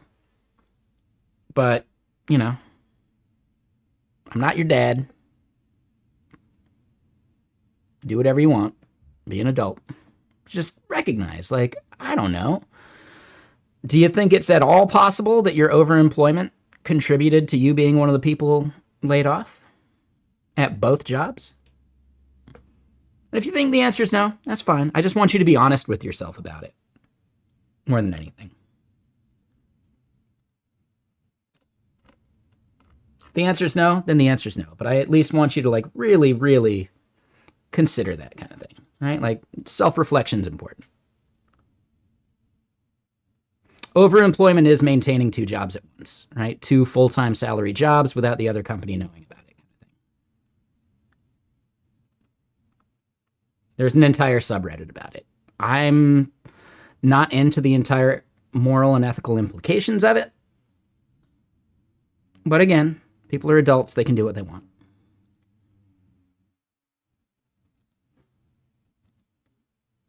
You could theoretically argue that I'm doing the same thing by building a side hustle outside of work. So at that point, I don't know. At that point, it's trickier. Now, I would say, like, doing a little bit of, like, side contracting or consulting could be more reasonable, but 2 full-time jobs? I don't know. That one I don't know.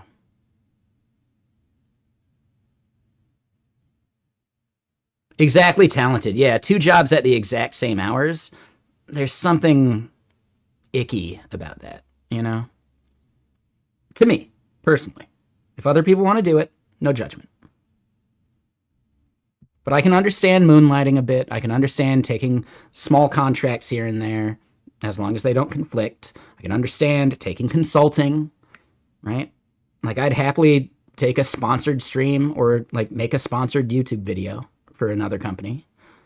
But it's not, like, a full-time thing. And the way I at least discussed this at one point, when I first got hired at GetKraken, I already had a deal worked out with the people from Highlight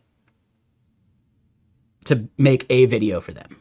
And they wanted maybe more, but, like, I couldn't do it as quickly as they wanted. And that's, you know, I needed to focus on my actual job. But I had asked the CEO if I could do that, and he's like, if it grows your brand, it grows our brand. So our CEO is very smart about that stuff. And I really respected that. So I would definitely, like, make that a consideration for interviewing at other companies. Like, how would you feel about me taking, you know, sponsored video content? Because I have my own YouTube channel, whatever. And he's like, dude, if you're growing your brand, you're growing our brand. And that is what I would be looking for. That would definitely be like a filter for what jobs I would actually take.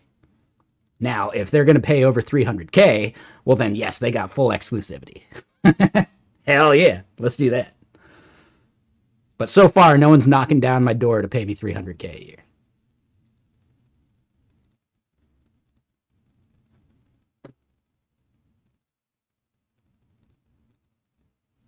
It'll probably be a long time.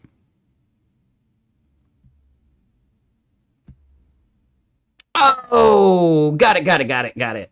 No, that's a separate thing, Fezzik. I was thinking, like, engineering jobs. Dude, if you're just working 2 separate jobs, like, and their hours don't overlap because they're, like, you're actually at the job thing, then yeah, dude. No, that's fine, man. So yeah, dude, I would not expect the bouncer job to have overlapped with the hours, so you're totally fine with, like, dude, yeah, my bad. I'm sorry for judging. I just, because this is an engineering stream, I always think, yeah, your 2 jobs are both engineering. And then I just think, like, I don't know. But yeah, so day job was gobbled up by private equity a couple years ago, and they are likely selling next year. Gotcha. Yeah, that makes sense. And they got to make their bottom line better so they can offload the business. Sure. Totally get it.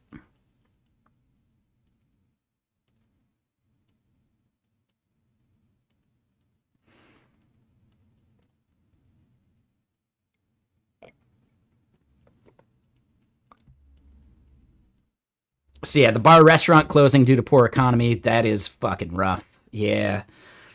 I don't know, like, what area you're in, and you don't have to dox that whatsoever, but yeah, businesses here in Seattle are, like, restaurants and bars specifically are hurting because the minimum wage is, like, dude, I swear it's like $25 an hour. And there's, like, a shitload of, like, taxes and things like that. Now, I'm not complaining and pushing back against the $25 an hour, but I am maybe pushing back on how much I tip at this point. If you're making $25 an hour, that should impact how much I tip. Theoretically, I'm still probably going to tip more than I should. Whatever. But man, that is a solid minimum wage.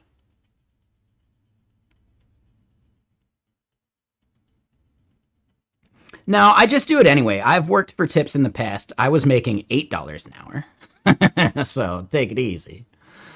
But yeah, like, I don't know. I've been in that situation. I have the money.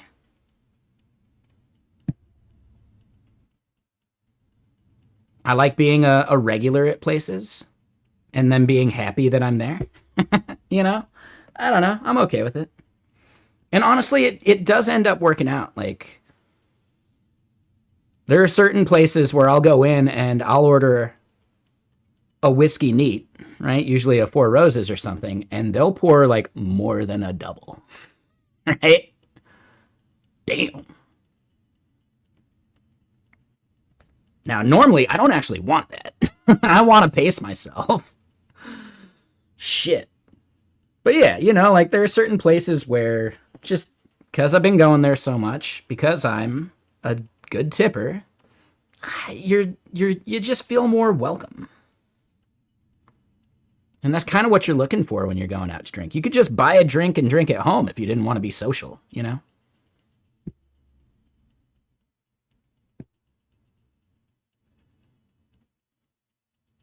Right? Like that's part of the thing. Like you want to me, the idea of cheers, right? Go to a place where everyone knows your name. Like there's something cool about that. There's something fun about that. You and the other regulars, right? You see eye to eye. Like I like that. I think that's a fun thing.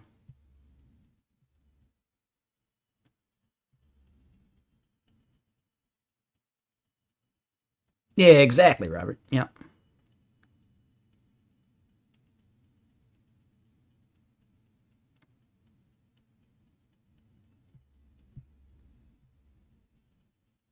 You miss having a place to eat?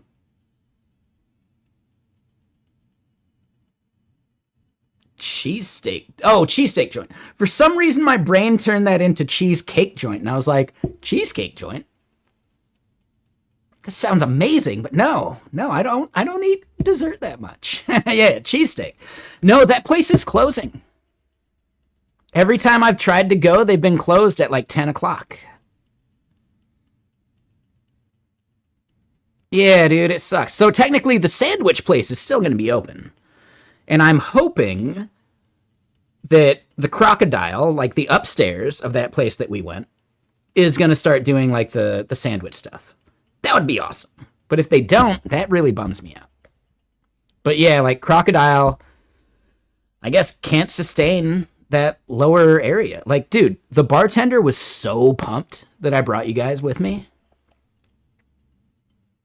Like, he's seen me in there, like solo.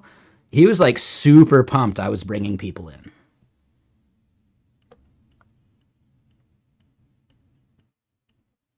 Yeah, exactly. Like, it was, yeah, it was cool. Again, another place where, like, I'm not a regular, but you go there once, once every month and a half, buy basically the same drink every time, tip decent enough. Yeah, you're actually a regular, you know? So yeah, I don't know. I really do like that. There are places where people just start to recognize you, even if you're not in there that often. And that's fun.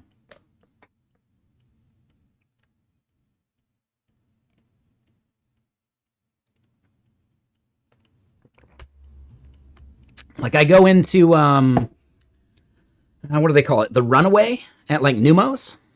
And yeah, like one of the bartenders there like totally starts to recognize me. There was a bartender at Big Mario's who I don't think works there anymore because Wednesday was their shift.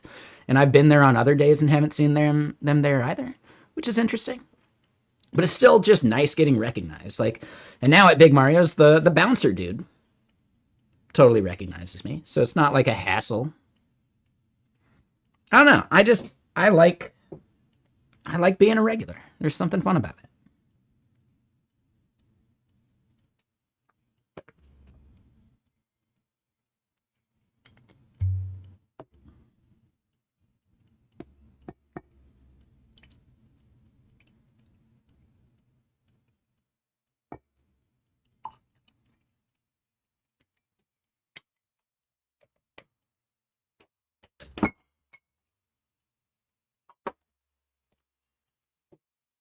But yeah, anyway. Ranting, raving, doing our thing, enjoying a good old Monday. We are making really good progress on this stuff. We've definitely still got a bug that I thought we fixed. So there's somewhere else that we're comparing this value to, and I got to figure that part out.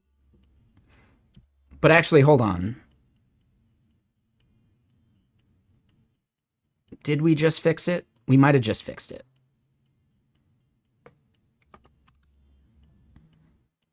Oh, there's still stuff that we're not passing in that we need to pass in, though. So it shouldn't even be the casting error anymore. There should be like a totally separate error that we're getting. Ah, okay, so that part's actually working for us. That create worked. I think we might be almost good. It's... Okay, no. So it's in our getter.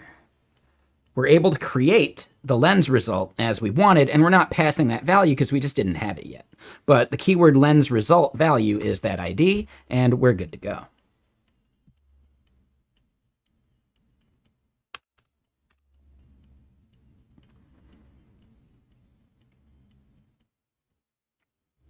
But yeah, I don't want to go to the cheesecake factory. I want to go to the cheese steak factory. That sounds awesome. Yeah. All right, why isn't that a thing, Robert Tables? That's what I'm wondering.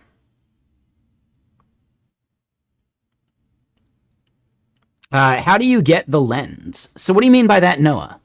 Are you saying you're in the app right now and you're trying to like activate lenses and use them? Because I haven't shipped them up to production yet. We're still like in the process of evaluating.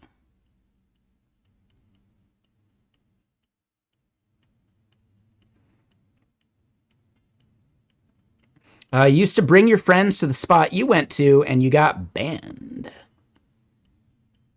Oh, what is a lens? A lens is a filter using LLMs over our existing keyword matching. So here, right, Ghosty is matching on like Pokemon bullshit. We don't want to match on Pokemon bullshit. So we can create a lens to analyze each result.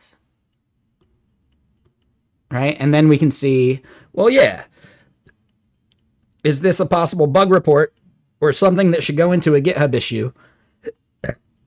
Well, that's not a great lens prompt, but it's still helping us build it. So basically, we get this haystack from the already haystack of social media, but we do keyword matching to create our own smaller haystack. And then from that smaller haystack, we need to create an even smaller subset of results that we can then do for very specific things. And this is almost a building block to being able to have agents auto-reply to things, or pass people links to your documentation, or whatever, right? Or pass people a link to like, oh, that sounds like an interesting bug, submit an issue here. Blah, blah, blah, right? So it's about automating some of the rigmarole of social media. Because we have a social media person at GetKraken, but they're spread pretty thin because there's a lot to creating content for social media and then having to like respond to stuff for social media. Like, is there something that they could automate there to make them more productive? Because we're not going to be able to hire a second person for it, right? Or could we even create the agent just to like tag someone else? Like maybe not even an agent, but agents are like later. We create a lens that is, oh, is this a support issue? And we don't even respond to it or anything, but we put it into this own bucket and we can notify someone specifically for it. Ollie.social. Is this another competitor that I didn't know about? Maybe.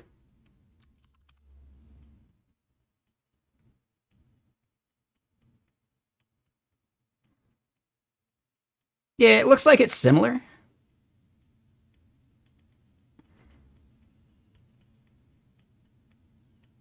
Yeah, so I'm probably trying to do the exact same thing.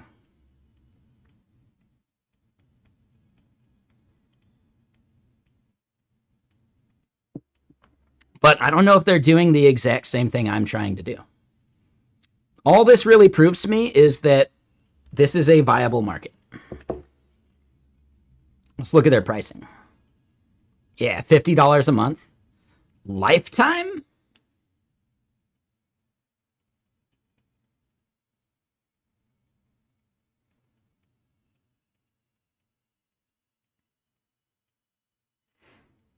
Oh, and then they start billing you for like LLM credits? Sure.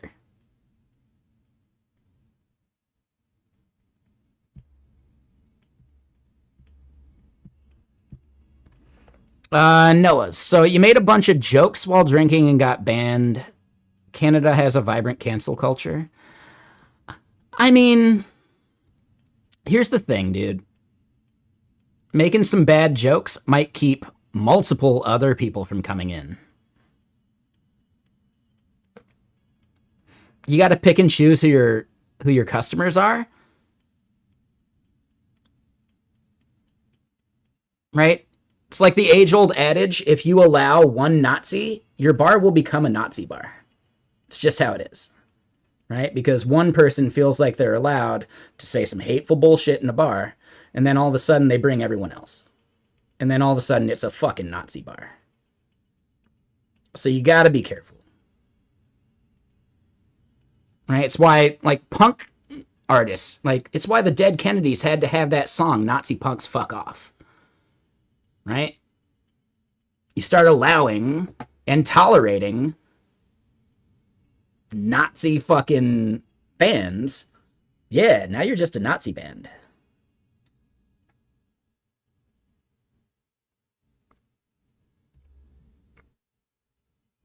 And they turn off all other reasonable people.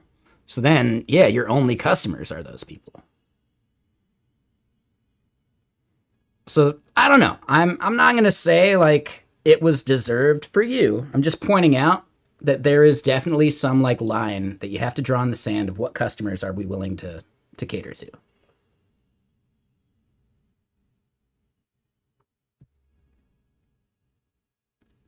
I mean, I'm a big dive bar fan, but I don't think there's a single Nazi bar here in Seattle. I just don't think it would last. I think people would burn it to the fucking ground.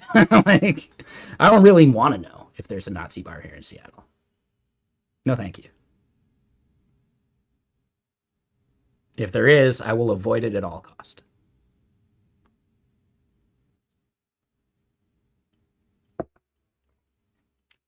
I love a good dive bar.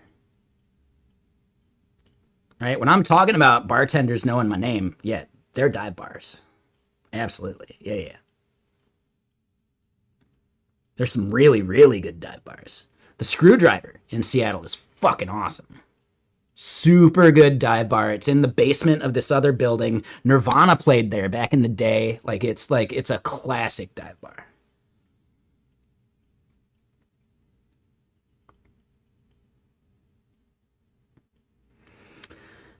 Yeah, no, their food kind of sucks. They just do dumplings, and the dumplings aren't even that good. Yeah, it's one of those bars where you go eat elsewhere and then you bring the party to it.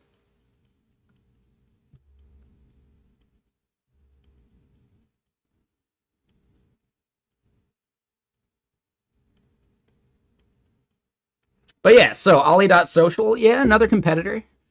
I will have to maybe like check him out. I'll at least put him into my, you know, my planning document of possible competitors.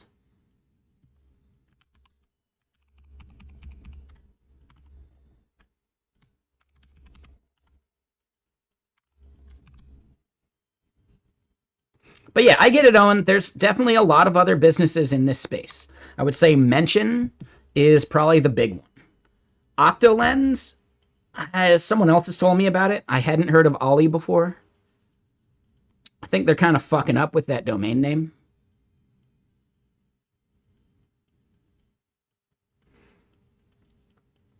A buffet at a strip club?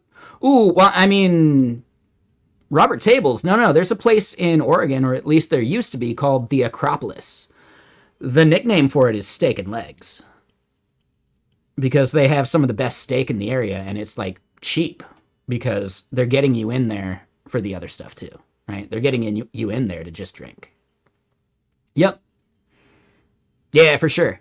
And it's especially like important for them because they're not in like the main areas where like they're not in like downtown Portland, which has like the greatest density of strip clubs in the entire US. Downtown Portland is actually the strip club capital of the US. Right? So the A crop is actually outside of all that. So they got to do like their own thing to get people to go to it.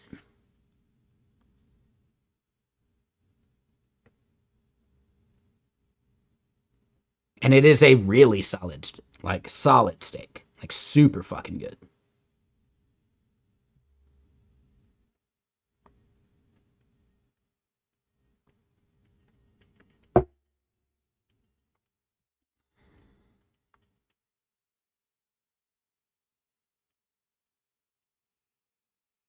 Yeah, it's worth checking out. I hope it's still going. I hope it hasn't gone downhill because my information is easily 15 years out of date.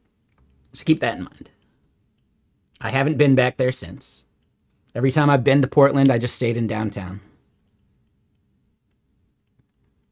No, I did still go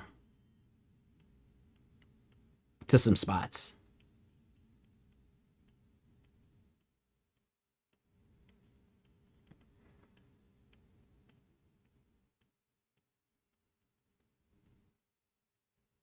I forget their names, but yeah. When in Oregon, you do Oregon things.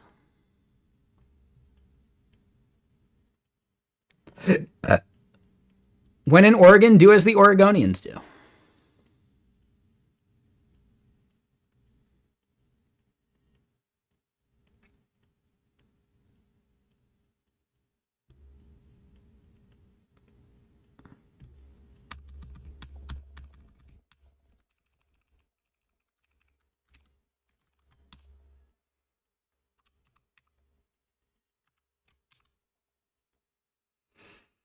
All right, so I do believe we are ready. We are done. I think this is it.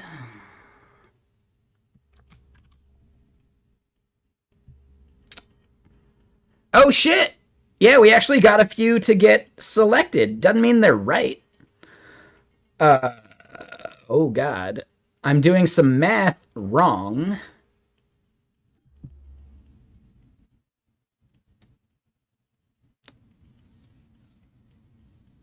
What? Okay, we're doing some math majorly wrong there.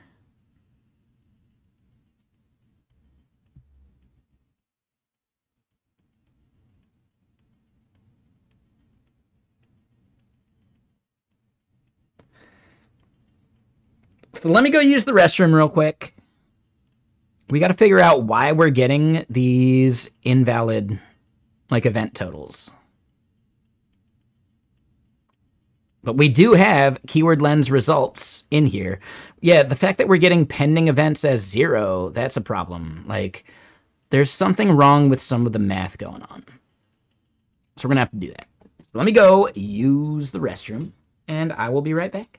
BRB.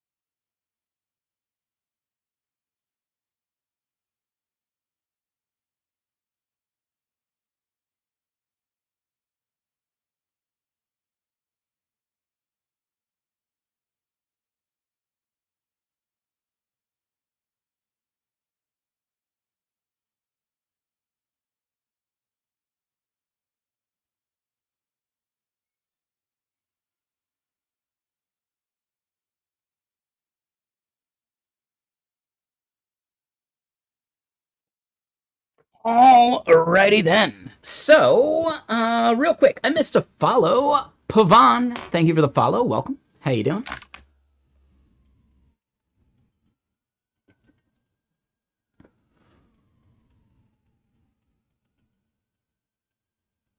Let me just pass one message.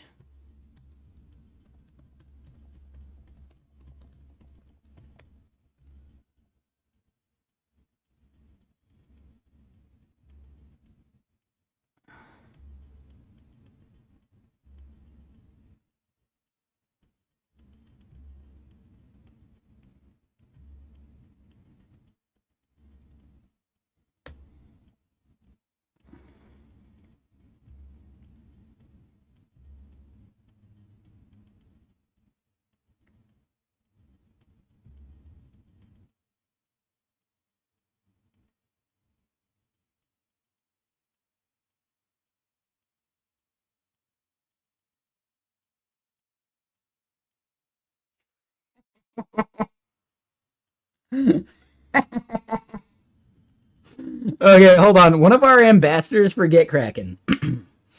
I left a toxic relationship. Yes, the terminal.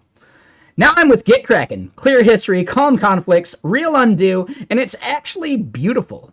New videos live. Terminal or something better. That's such a solid video. That is fucking awesome. Dude. Killing it. Some of our ambassadors are great. And there's some of our new ones too.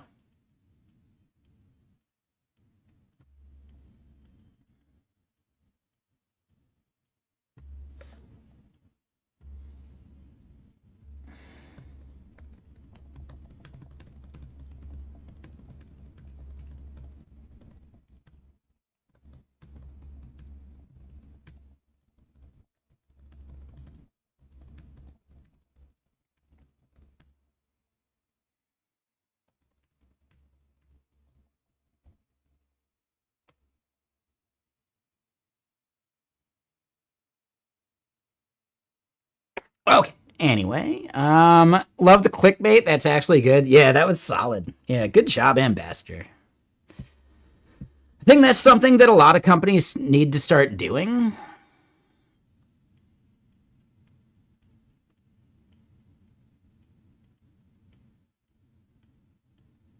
If GitKraken had a NeoVim integration, we'd blow up the brand. I disagree. Let me put it this way. I think it would have value just from being as public as it is.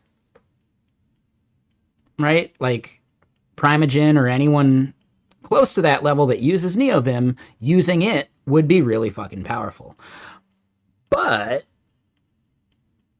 nothing stops them from just using the desktop thing. And I know you didn't mean it negatively. I'm just pointing out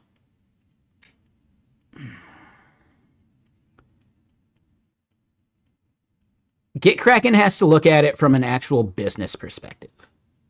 What is going to be the value they gain from it? And NeoVim users is not a significant enough market, and nothing stops NeoVim users from just using a desktop GUI anyway, right? If they really want it. Like, I actually know NeoVim users that use GitKraken. I don't think it needs to be that deep of an integration into their editor. Because there's other things that solve the Git lens problem, you know? So yeah, like, where is the money in a situation like that? And I don't think it's there. Is there a valid market for paid NeoVim integrations? No. Not that I know of. I'm not aware of any business making significant money off of only NeoVim integrations. If they are making money, they're supporting VS Code and then other shit. NeoVim users use LazyGit. Yeah, exactly, right? Like, we'd have to do a lot of stuff to actually compete with what LazyGit already does. It's just, I don't know, yeah. It's just not the target market that would benefit the company. I do think there are features that would have value, right? Like a NeoVim extension that just does GitKraken's like Launchpad feature. Yeah, there could be major value in that. Absolutely. You know what we need to make that happen? A public API. If we could just get a public API going, then the sky's the limit. Users would create integrations for us. We wouldn't have to maintain any of that shit.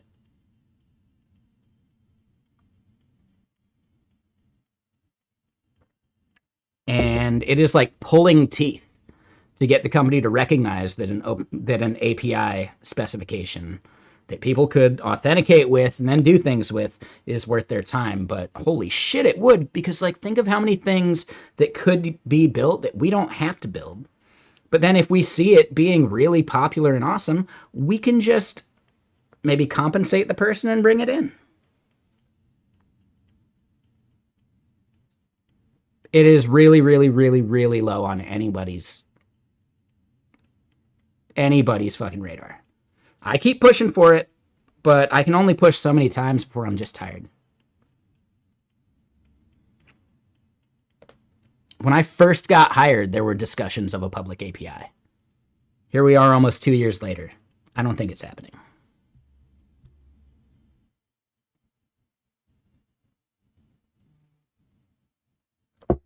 If it's something you want to do, we have feedback stuff, right?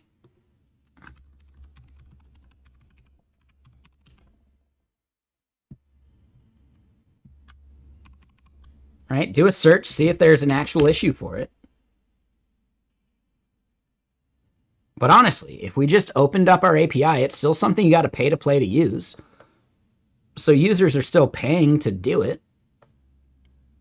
Why would we not do that? And yeah, there's product roadmap. There's all sorts of stuff. But yeah, try and find it, search for an issue, and if there isn't one, create one. That's all I can really do. That's all I can push forward.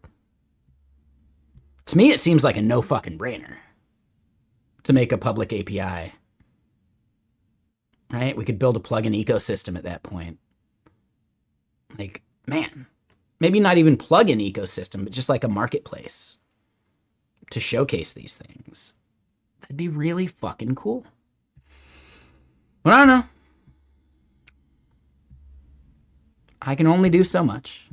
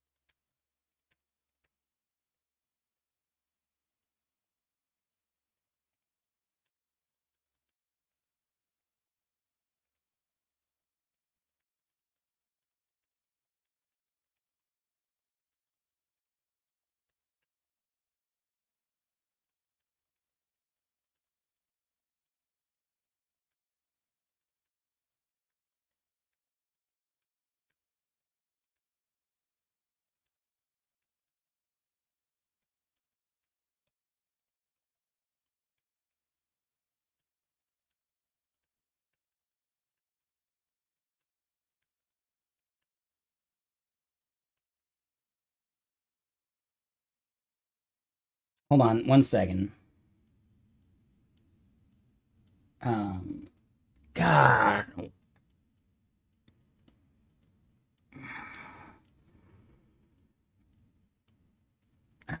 damn it. There's a Get Kraken feature we have.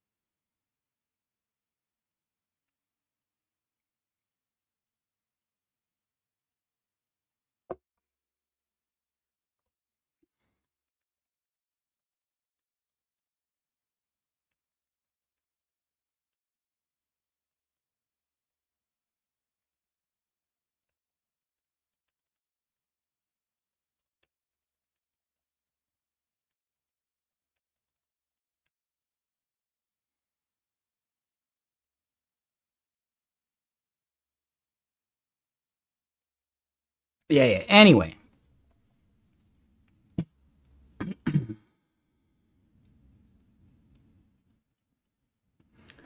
One more thing I just gotta push back.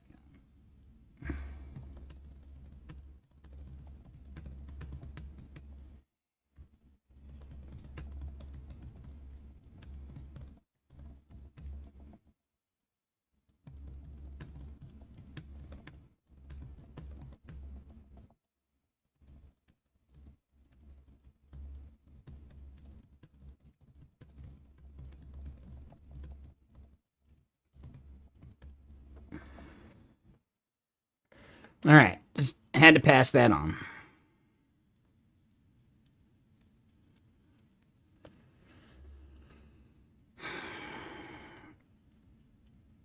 Woodford Reserve double oaked. Is it double oaked or double oaked? I don't know. I've never actually had it. I'm not sure, Robert Tables. I do not know.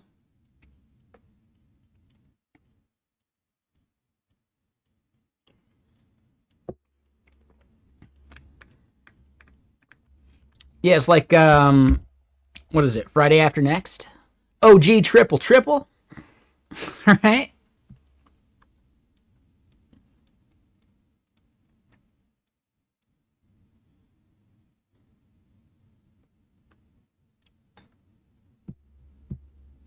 No, it's OG triple. That's 9 OGs.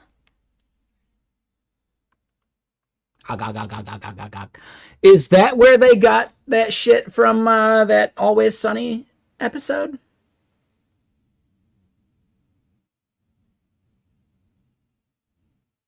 Cockchua?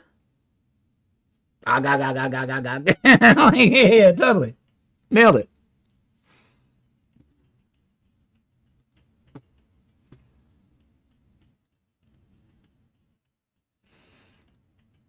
That might have been one of my favorite episodes in recent memory. That one and the paramedic episode. The paramedic episode is super good.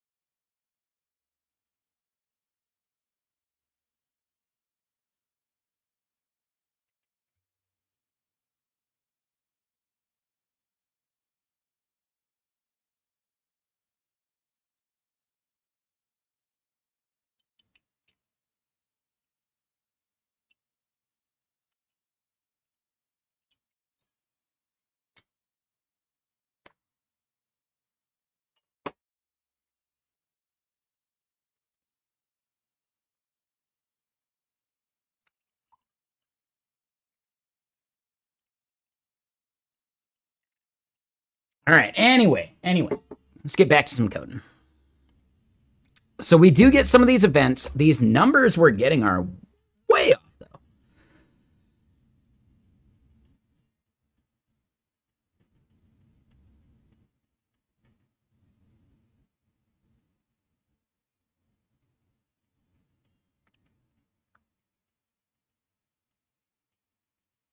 So here's the thing. We go to keyword lens results and we look at the table.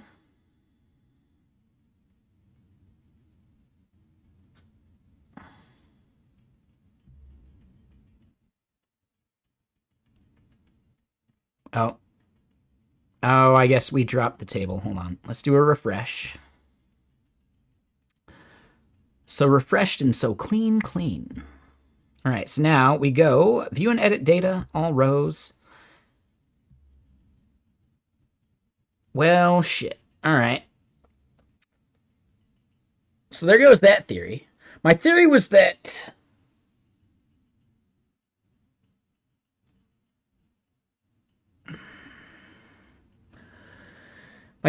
we actually did have like thousands of events and the pending was 0 for reasons, but no, we only have 6 things in here anyway, so what the fuck, dude? And also, we're getting every event.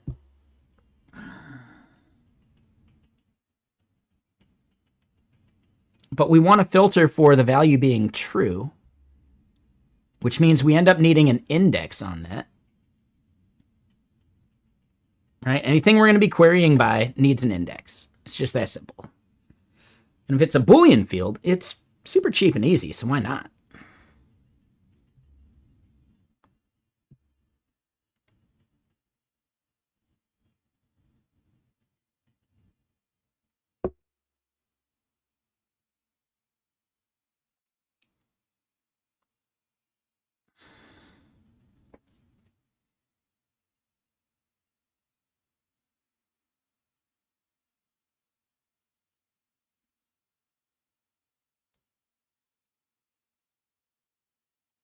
But yeah, so I missed a follow. DJ Toy. Welcome, welcome.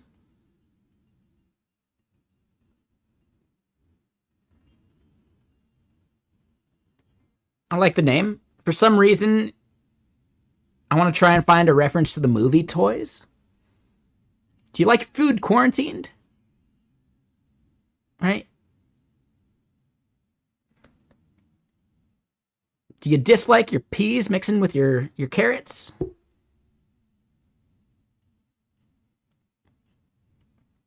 And that's an old school reference. If you don't get that reference, that's okay. I think I'm one of like 10 people that actually watched and enjoyed the movie Toys. I actually fucking love that movie. I'd say it's up there as one of my favorite Robin Williams films. I know. Crazy, right? Just straight up insane behavior. To have that be one of your favorite Robin Williams films? I like it better than Miss Doubtfire. Or Mrs. Doubtfire. It's better than Patch Adams by a long shot.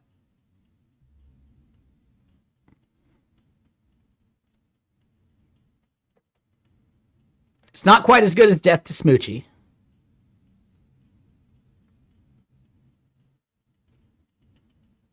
Rain Man is not Robin Williams. Or are you calling me Rain Man for remembering films that well?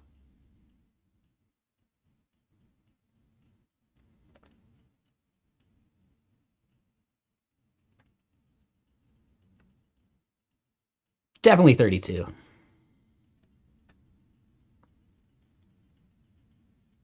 Damn it, I should have said definitely 42. Yeah, 42. Definitely 42.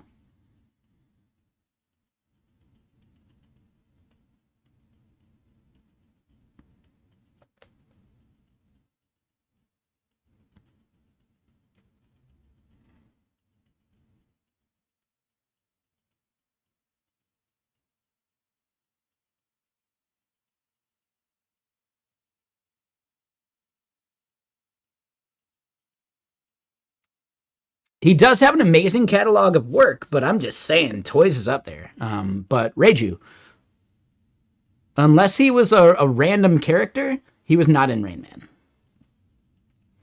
What Dreams May Come. It's a good film. I will say What Dreams May Come is how I describe being on mushrooms. Like everything kind of takes on that like paint effect a little bit. I'm not talking like crazy amounts of mushrooms, but you know, enough to see stuff.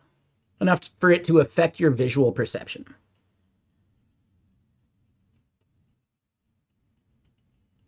right? A cap and a stem, you might not get any of that, but you're still going to get the magical feeling, you know? Like, let me put it this way. I've gone snowboarding on a cap and a stem, and I landed everything. Like, seriously, somehow my feet were just underneath me. And it wasn't like I was snowboarding anymore. I was just going. You know? Like, oh my God. Whew. Kind of a superpower, if I'm being honest.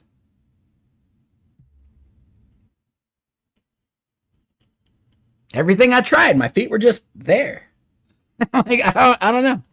He was not in Rain Man. You think Good Will Hunting would be at the top for you? Yeah.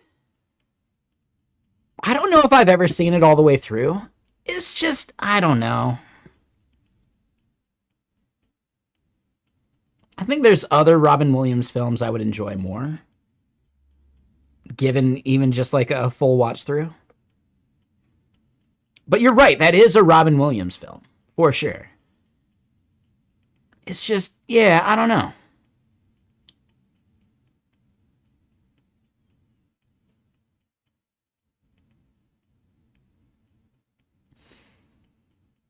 I don't know, that Matt Damon, I always thought he was a bit of a Streisand, but in this one, he's really rocking the shit.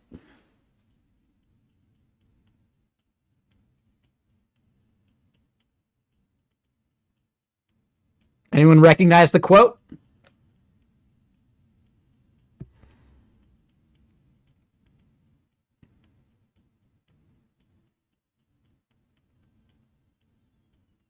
Yeah, I don't consider it an actual Robin Williams film. I think that might be it, right? That might be a big part of it. Like, he was in it, but is it really a Robin Williams movie? You know? And that's debatable.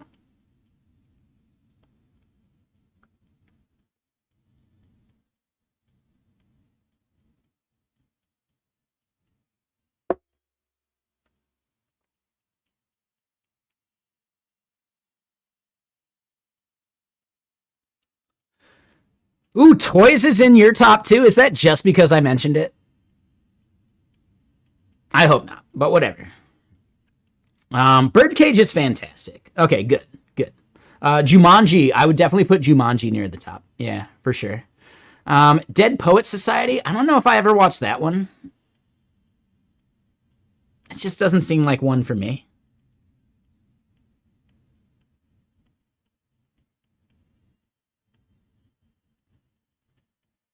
I like the parody of it in Community. We get it. You watch Dead Poets Society. Come up with a new shtick already. Like, I don't know. Yeah, yeah.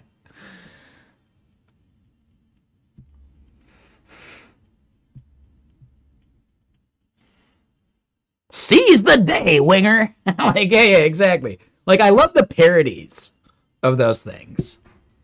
But yeah, I don't know. I don't think I'd enjoy Dead Poets Society that much.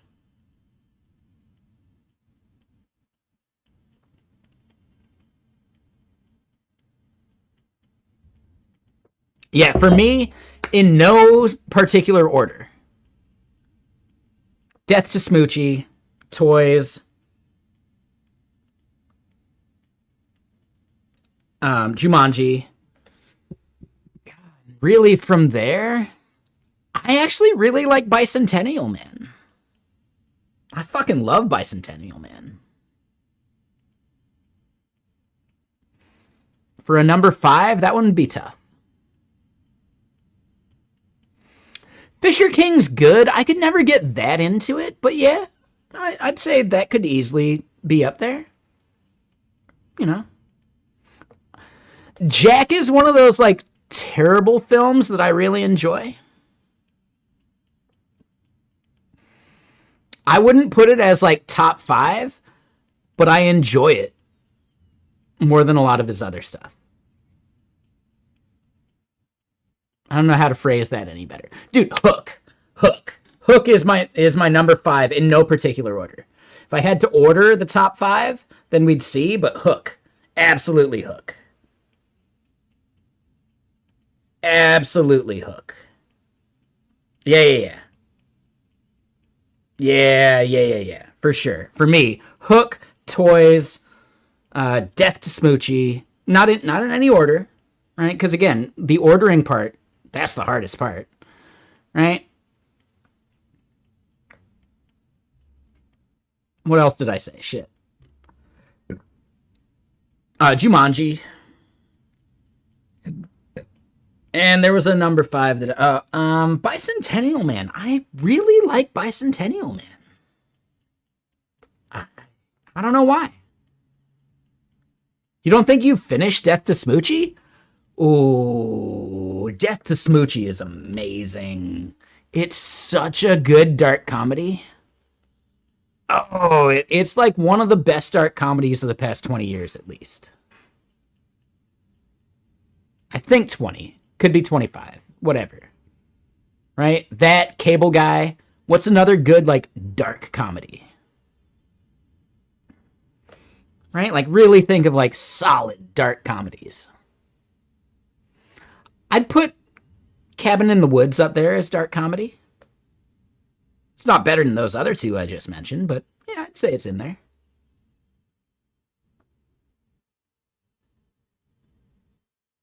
Election? Dude. Election messed me up a little bit. I'd say Drop Dead Gorgeous. Super solid. Yeah, super solid. But yeah. This is a movie, like, stream in disguise. Death Becomes Her is a really good fucking dark comedy. Absolutely, Fezzik. I really like that movie. Yeah, for sure. I really like that movie.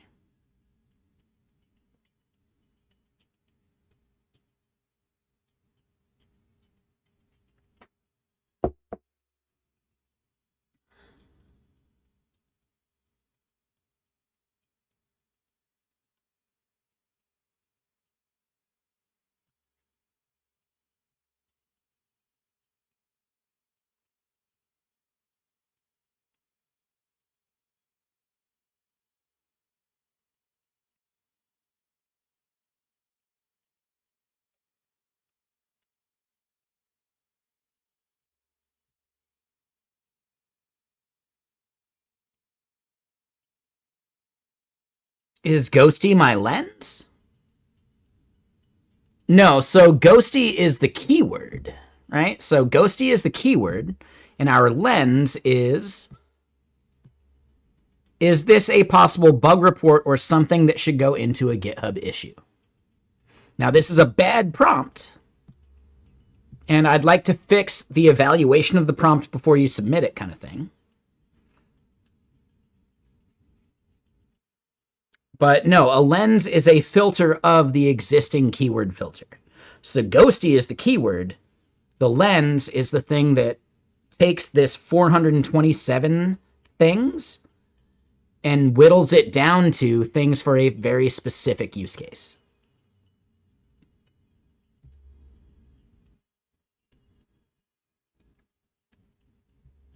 Right? Like even here, right? Ghosty actually matches on some Pokemon bullshit for like ghost type Pokemon. That's a shit filter. But you know what? You don't want to change the keyword based on that because no, the ghosty keyword is pretty damn valuable, right? So instead, can we like narrow the keyword search better? And then we get more value out of it. But yeah, so we've got some bugs. So yeah, pending events being 0 is the first thing we should evaluate. And then that number being way off is another thing we need to evaluate.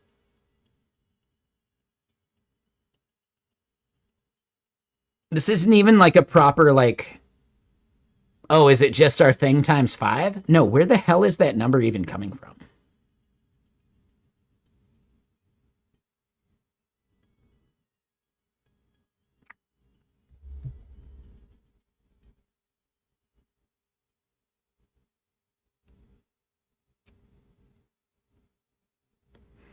Add the space after ghosty? No, because you don't always want that. Because you might want something like, someone tagging an issue.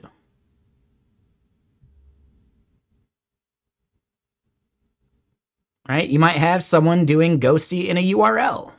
Like, there's all sorts of cases where ghosty with a space isn't necessarily what you're looking for.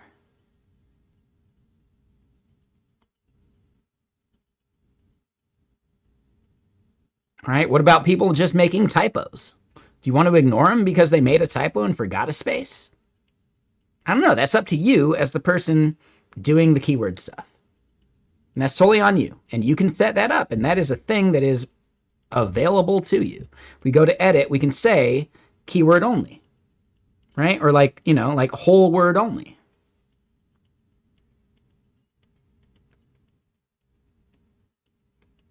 No, like we have that option, Gawkin. But I'm going to have users that don't click this, and I still want their experience to be better. And making it have a space afterwards doesn't solve every problem. It's not the right solution to this entire problem.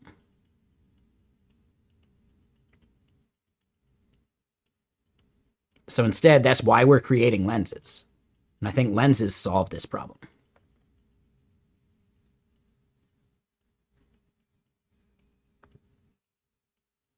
Right? You can't prevent your users from doing something stupid. Can you still save them from that stupidity in some way? And that has value.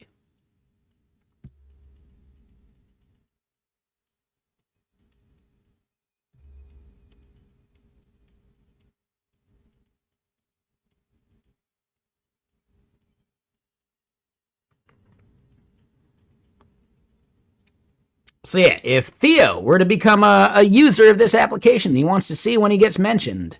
Well, yeah, just the word Theo, even if requiring a space after, which is what is required here, he's still getting a bunch of fucking noise that doesn't have anything to do with him.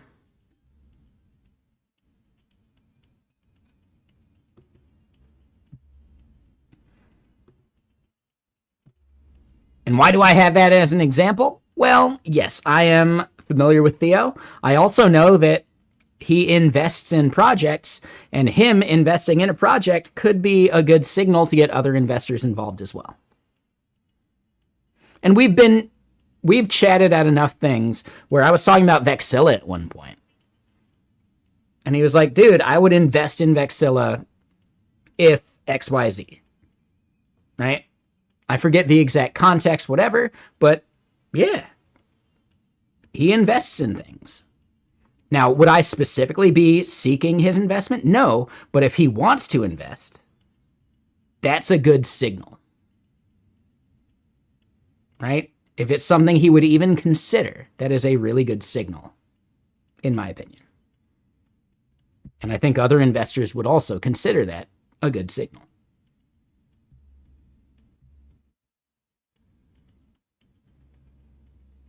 It means I'm onto something.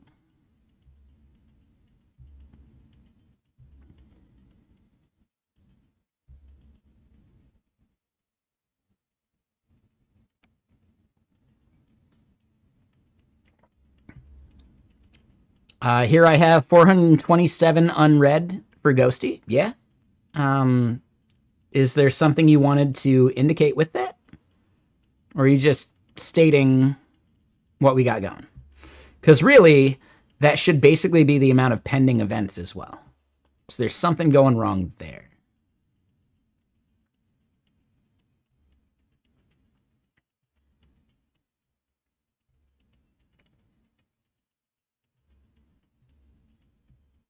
And again, let me just point this out. I don't know if I would actually want Theo as an investor because I don't like the idea of mixing money and friendship. I think that actually makes things way fucking tougher. I don't know. But if I can make something that he wants to invest in, that'd be good.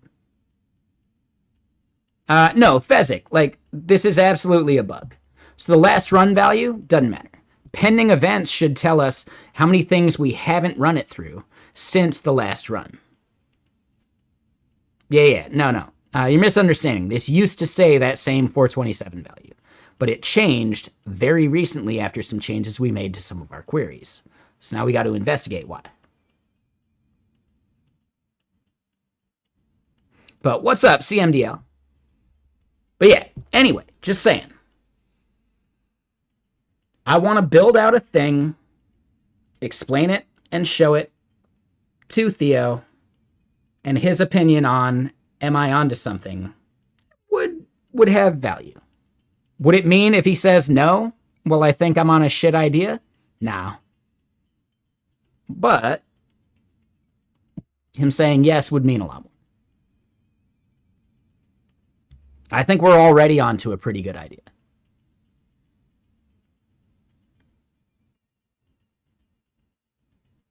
Whether I'm the person to do it, or I need to get funding to hire other people to do it and take on a co-founder, sure, I get it.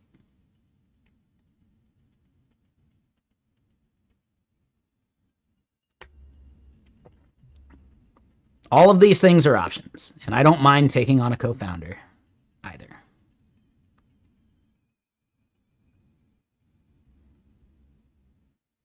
I do think this is a project I should seek funding for because the AI stuff is going to be important. And AI budgets are unpredictable.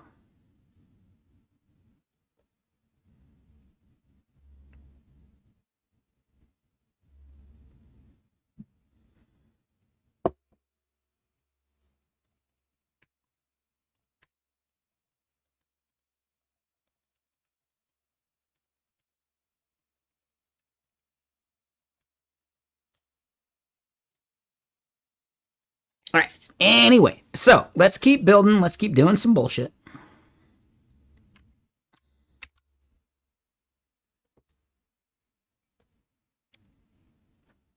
And hold on. Dank Rusk. Or is it Dan Krusk? How do I pronounce your name? Let me know. Is it Dan or Dank? If you got no preference, I'll probably just say Dank. It's like I smoke weed or something. But yeah, what's up? Is it Dan or Dank? It's Dan. Shit. All right, how you doing, Dan? What you up to? Yeah, no worries. Fine. No, it's okay. I was a snowboard bum for 10 years out of high school. Some of my best friends grow legal marijuana and sell it at crazy fucking like levels. Like legally. Totally fucking legally, which is, it blows my mind. But yes, so weed terminology is a thing that is bred into my core.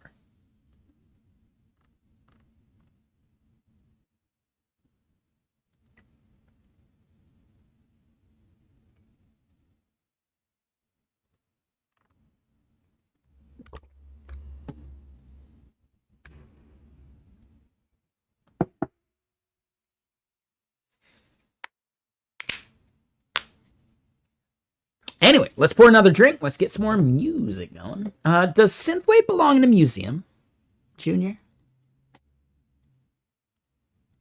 But yeah, Dan, what you up to? What brings you to our humble stream?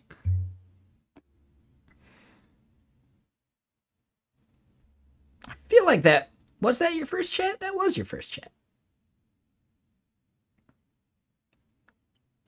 So yeah, did you hop into here from, just like the main category list? Did you raid into here at one point and then this is like your second time actually being here? I don't know. I'm always curious about that. Like the discoverability on Twitch may not be that good, but I think it's good enough.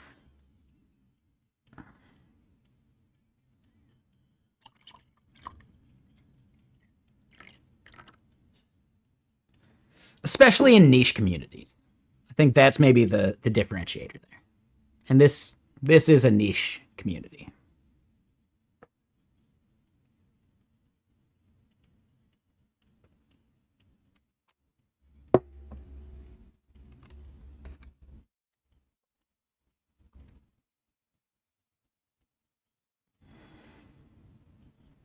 All right, so yeah, we need to figure out why this number is coming back 0. My theory at the moment is that maybe it's like an error that we're hitting, but I don't think it is. Yeah, we don't have a single error in there. So that would mean that 0 value is actually coming from the database. Let's find...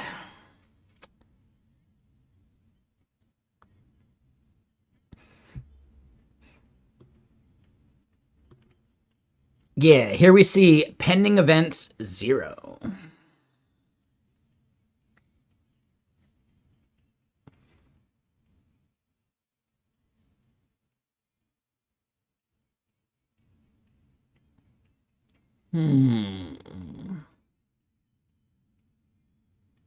That's at our database query level. It's so cool, I just chill in code. Yeah. This is the fun part. Like, this is super fun. I get to just hang out, be somewhat social, and work on a side project. Yeah. Just saying, the category needs more coders. Is it something you think you might want to do? Oh, okay. So you've been recommended a few times. You've been lurking before. And you just now realized you weren't following. And when you followed and I called you out, you ended up doing your first chat. So there you go. Boom. Nailed it. Yeah, that's awesome. I'm glad you caught me on the good times, because, yeah, there are other times where maybe I get too much whiskey in me and not much coding happens. We're on the brink right now.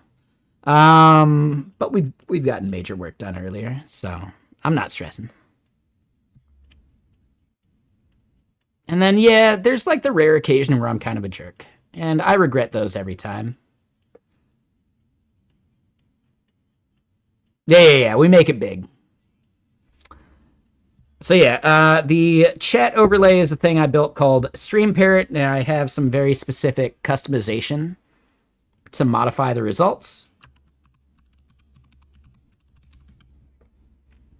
There's a couple other streamers that use Stream Parrot, but they don't use it to its full effect.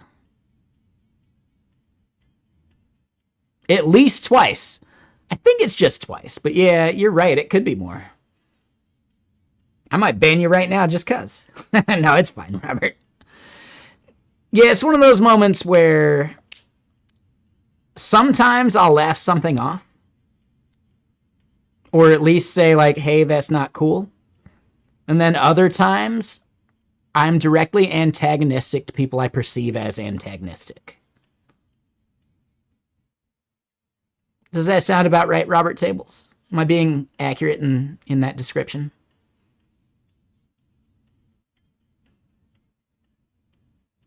Yes, exactly, right? I will antagonize someone who I perceive as antagonistic, and the result of that decides things.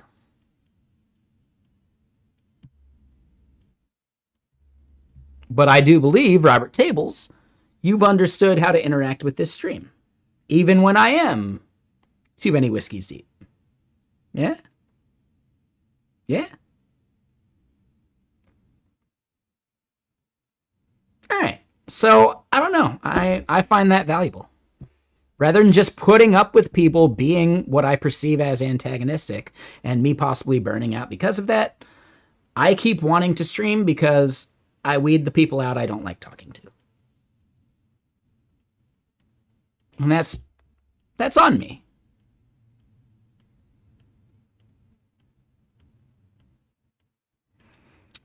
I use a thing called 95. I used to use Supermaven before they sunsetted it.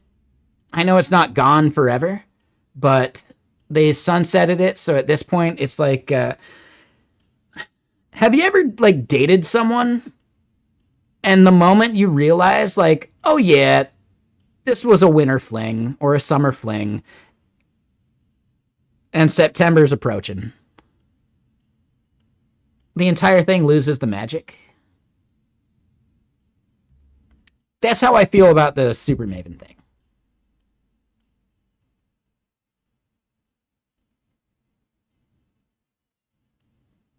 right? Like, they already said this relationship has an expiration date, and it lost its magic. So I'm done with Super Maven. 95 is my new best friend.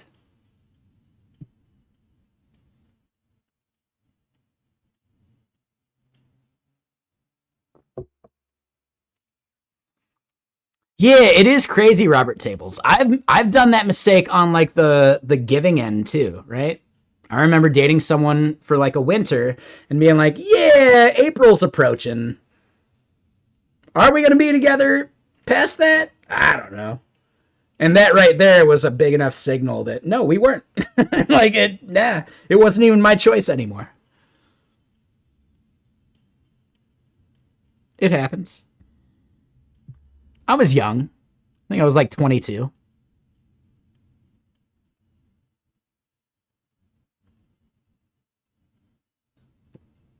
HashiCorp deprecating the free tier. Ooh, that definitely sounds like a breakup. Yeah, for sure. I would say that's more like you've been dating this person and then like the honeymoon effect wore off and now you realize that they can't cook for shit. Like, I'm not saying they got to cook every day, but come on. I don't want to cook every day either.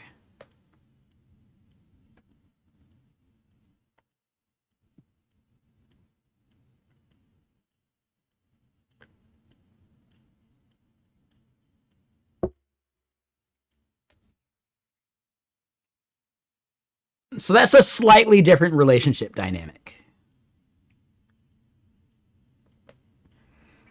95. Yes, I'll give you the link. 1 second, Fezzik. I'm pretty sure we got it popped open right here. So it's 95.gg. It is a really good VS Code extension. And I believe they have one for NeoVim, Emacs, IntelliJ, Sublime Text. So yeah, just use it.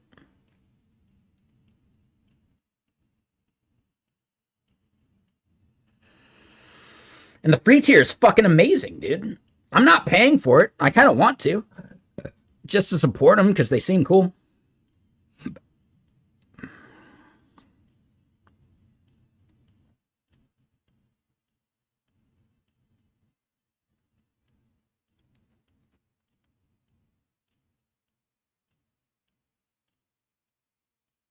Reiju. Are you saying the flow for lenses? Or are you saying the flow for 95?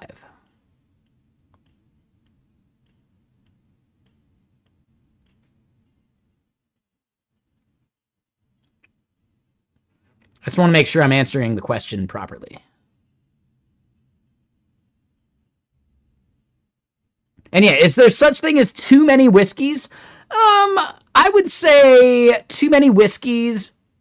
That limit is hit when you're randomly falling asleep playing Path of Exile 2. Don't ask me how I know.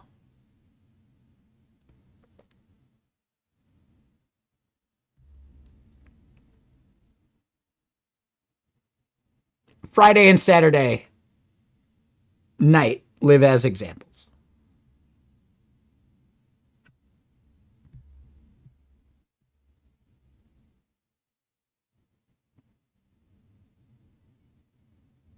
Like Saturday night, I fully nodded off head and chest. Right?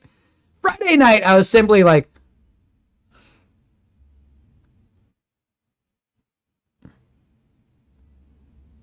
it was over on Gaming Stream. It was a fun time.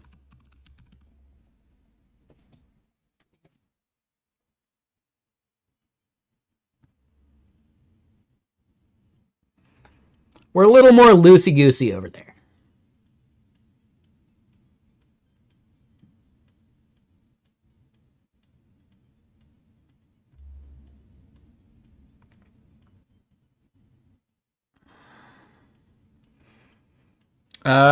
This exact beanie color? Yeah, it's like an off red. It's like a darker red. Maybe like a burnt umber. I don't know. Or a burgundy. I have no idea. But yeah, it's a Neth. Yeah, I'd say rust is typically like a brighter color. Rust is closer to orange, in my opinion.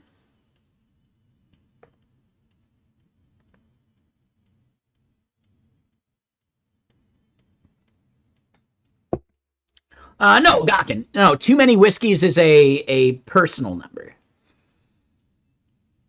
And that's up to you. And that's a separate thing.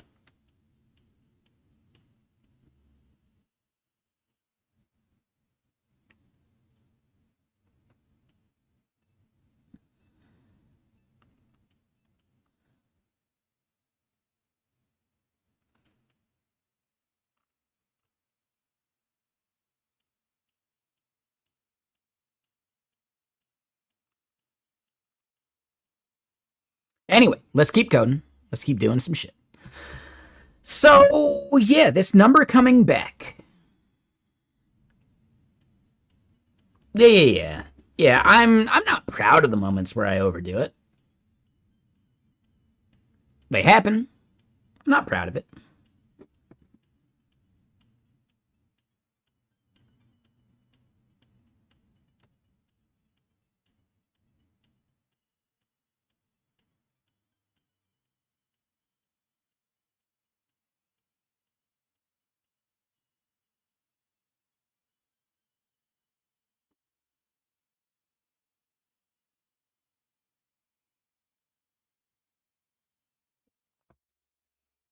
Nah, I get it, brainless. Everyone has their own limit. Everyone has their own thing. I really do envision a point in my future where I basically just don't drink. But that is not my present.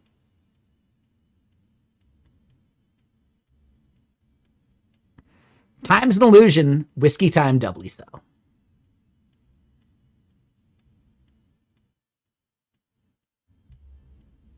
It is definitely there. Yeah, I need to, like. I definitely need to cut down.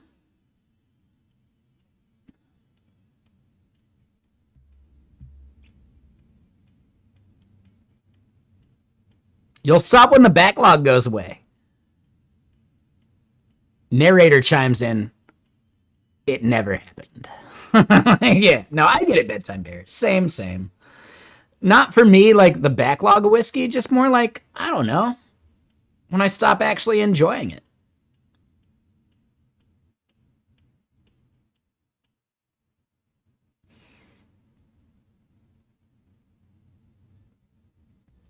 I don't know. I don't know. That time may come, but it's not today.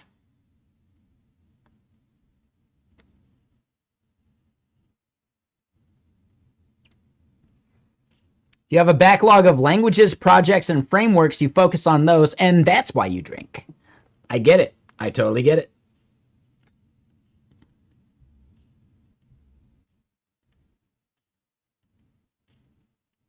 Yeah. Yep. Nailed it.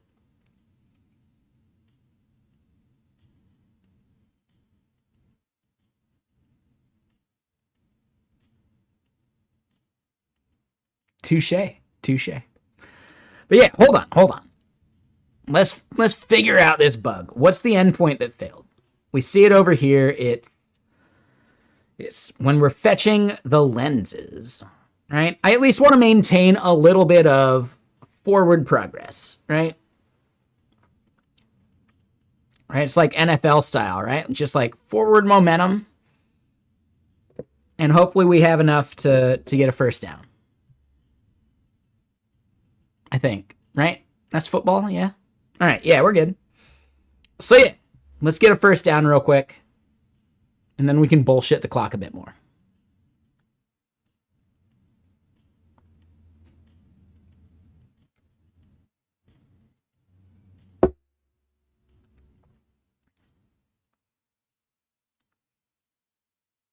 So in my opinion, this is the not keyword lens results, but keyword lenses.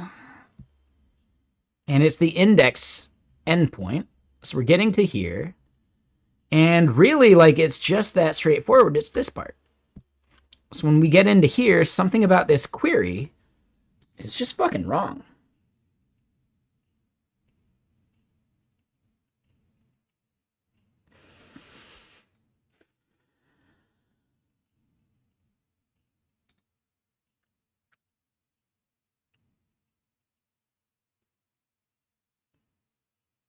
How the fuck is that coming back as a 0?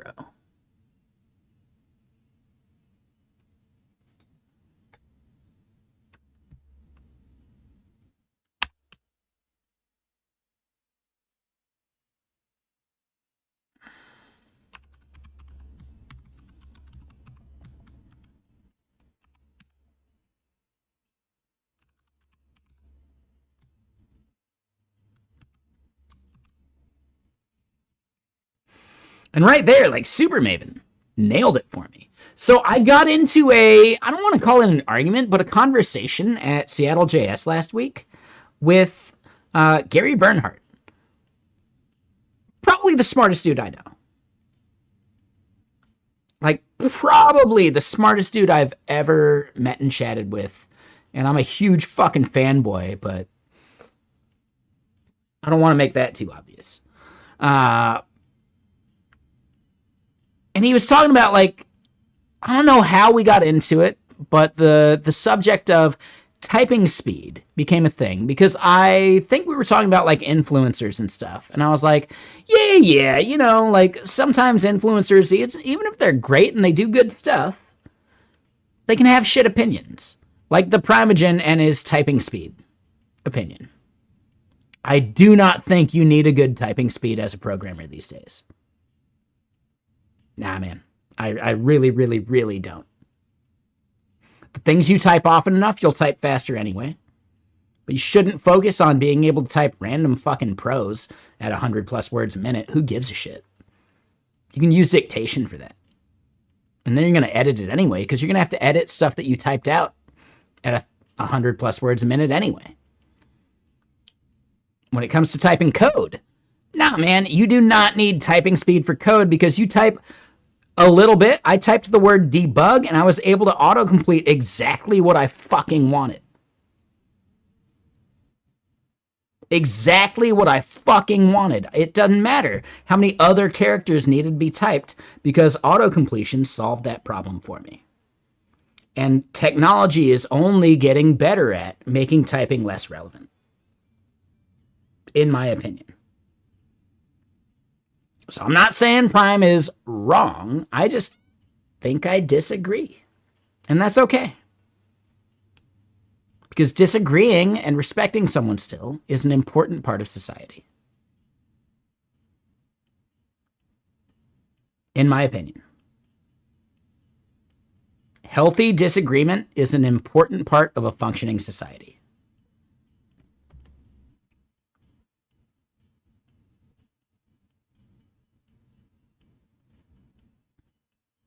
But yeah, like, in my opinion, typing speed does not fucking matter.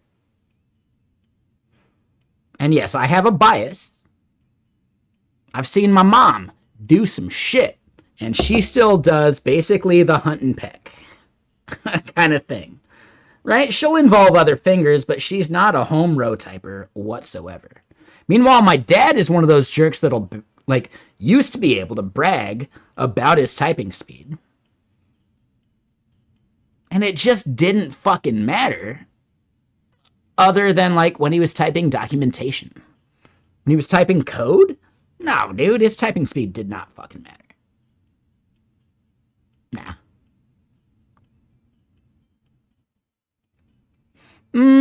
I mean, it depends, Robert. There are certain things that he prescribes to people. He prescribes typing speed as a thing people should master. He prescribes that you should have a heart rate at 60 or below. These are both things that I think are bad prescriptions.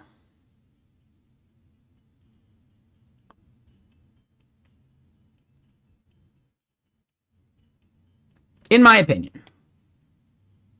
I could be wrong, and that's okay. I'm wrong all the time. I'm a streamer. Duh.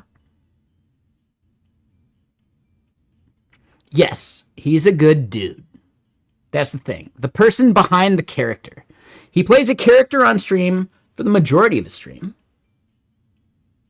There are plenty of times where he's actually just the person. And I think he's having more of those, like, person moments as time goes on. Not needing to play a character.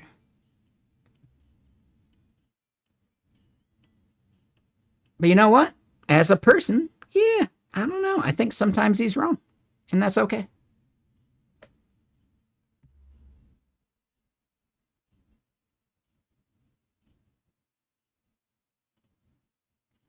Who is the character of CM Griffin?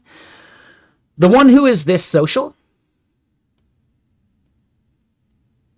No, it's actually the truth. Like the one who is this social. I burn out of being social very quickly.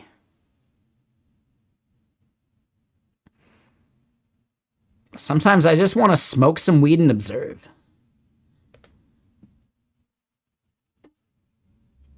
But yeah, the character I play is way more social because I have to be because it's a stream. I can't just observe. I'm the thing being observed. What can I observe? No, I got to do the thing. So yeah, no, honestly, like Robert Tables, I've thought about this in the past. We all play a character on stream. I do think the character I play is closer to who I am in real life than a lot of other streamers. I don't think Prime's that far off. I don't think Theo's even that far off. But there's something to the effect of when you're streaming, you are an entertainer. And you got to play that character a bit. Otherwise, you're not going to have people watching your stream. What did you say, Robert Tables? What did you do? I know this is a little bit of victim blaming, but Theo is not very quick to ban.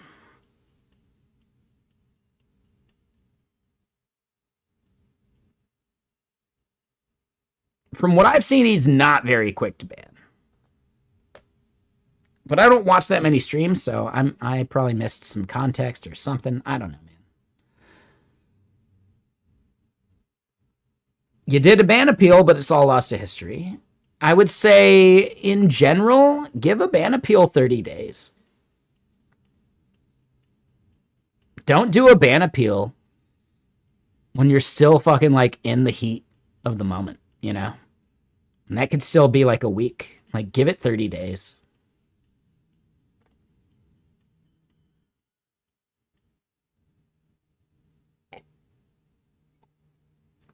Call Theo and let's chit-chat about it?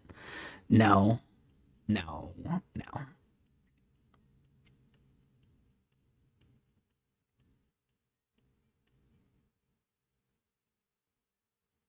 Whiskerwood time there, brainless? Hold on. What was the other thing you said? First day back from vacations and just noticed you should stop your timer. You're at 11 hours and 30 minutes. Might be too much. Yeah, a little bit. And then, hold on. Who is that streamer? For some reason, I saw that emote and I thought it was, I thought that was Wes Boss. Am I wrong in thinking that's Wes Boss from like a distance? It's like, it's very similar to his camera angle and everything, right? But yeah, we're talking T3 Theo. He's a good dude. I don't know, the fact, Robert Tables, that we've had some history. Is a ban really that far out of the question? You know, just saying.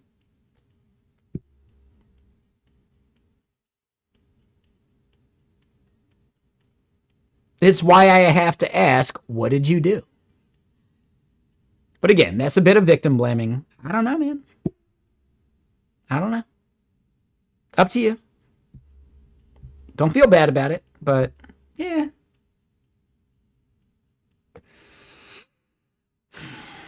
I understand a streamer being protective of their stream. Why let people chat that make you not want to stream?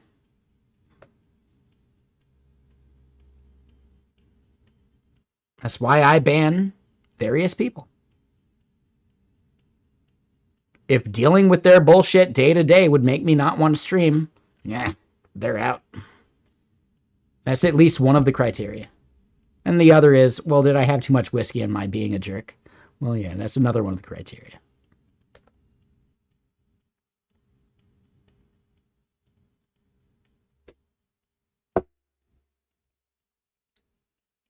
But yeah, I do feel like we should log what we're seeing here.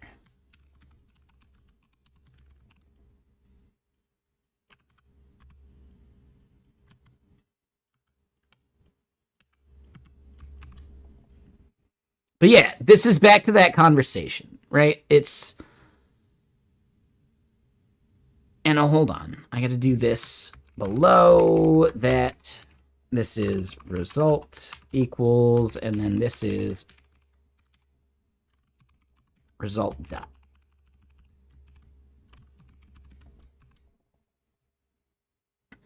What are we getting out of this?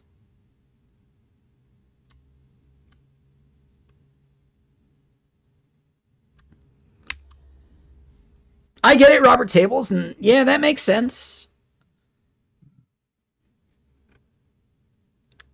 Based on your response, you were responding a little spicy to some of his hot takes. Does that sound accurate? Even if you can't remember exactly, does that sound about right? Were you somewhat spicy? Yeah, I get it. I get it.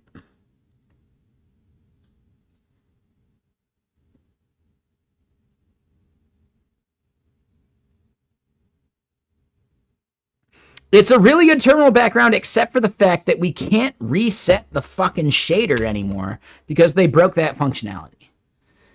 And if I cared enough, I'd report it as a bug to Ghosty, but I don't know.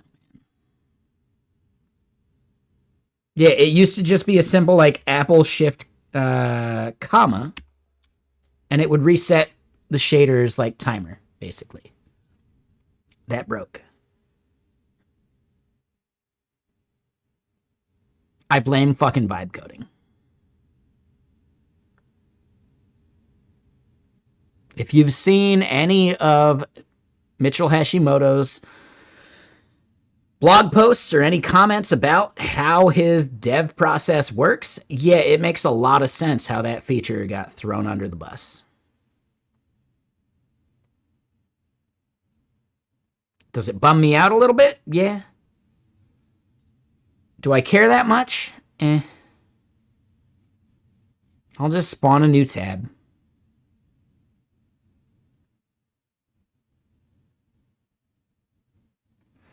Yeah, McCory. Oh my god. One of my favorite like posts on Reddit that I read in the past like day or two. Microsoft is reconsidering their approach to AI after they realized that nobody fucking uses Copilot. And I added the fucking.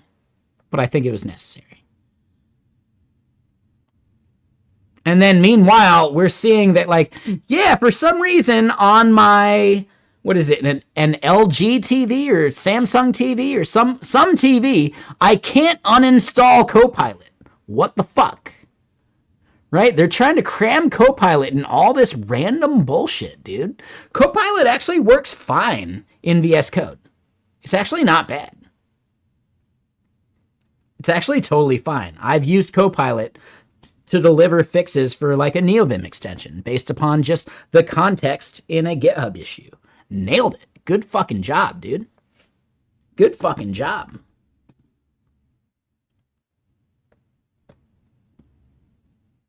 But yeah, why the fuck does a toothbrush need ChatGPT? It shouldn't. It definitely doesn't. Someone's fridge has nonstop ads now. Like, dude, just all that shit. It's bullshit. It's gnarly. And I understand why people are upset at it.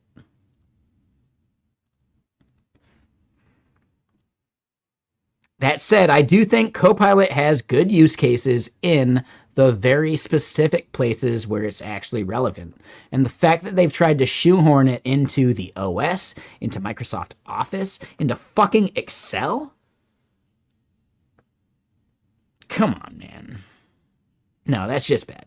But someone's asking, are they going to hire back the people they laid off? No, they laid off those people so that they could actually hire people in other countries. It was a disguised layoff. It's just an excuse to lay people off, not actually the reason. It's an excuse to lay people off that doesn't affect their bottom line or their stock price. And in some cases, it makes the stock go up because of the bullshit that they're peddling to investors.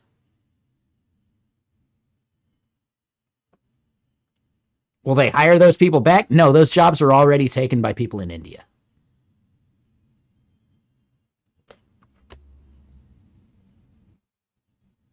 There you go. Exactly, GJ.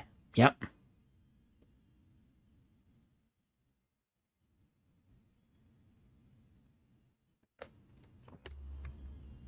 It used to be you laid 10,000 people off, and it was a bad sign for your business. Nowadays, investors don't know what the fuck they're doing, and they think it's a good sign for the business. As a person who has had to deal with enough fucking outsourced slop, it's actually worse than AI slop. Because at least with AI slop, there's not a person you can blame for it. With outsourced slop, an actual human being made a decision to write this shit code you're dealing with. That's a fucking problem. Outsourced slop is actually way greater than AI slop. AI slop at least has like a mitigation factor. Outsourced slop, at some point your boss is going to yell at you for like, why hasn't this person been able to have a PR merged for the past month? Because the PR they gave us was 100 plus files touched. And they squeezed in state management via local storage. No, I'm not merging that PR. They can break it up. They can break it up. Yeah, Robert Tables, I've been dealing with outsourced slop my entire fucking career. On the first major project I ever worked at a company, I had to go in and do the OAuth layer because our outsourced dev, or our, technically they weren't even outsourced, they were just living in a different country dev, wasn't capable. Motherfucker, I don't even write PHP that much anymore, but you're going to make me build this OAuth layer for you because you're not capable of doing it? It's so goddamn fucking easy. OAuth via, like, login OAuth is so goddamn simple. How is this hard for you?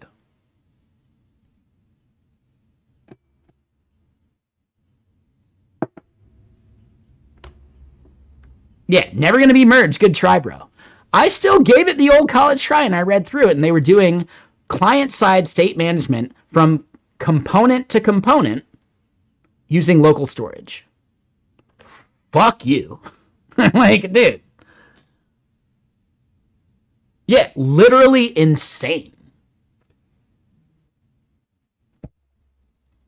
Before someone jumps in, well, isn't there like an event you can listen for changes to local storage? Yes, but only from tab to tab. Within a single tab, that event never fires. So no, it's a shit state management mechanism.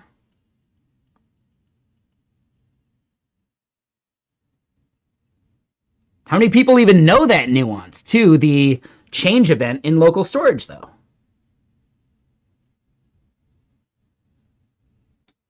Yeah, no worries there, Fezzik. Have a good night. I've had to deal with third-party and even internal slop for a long fucking time. So AI slop is no different. It's the same shit, actually. I think it's funny that people consider it different, actually.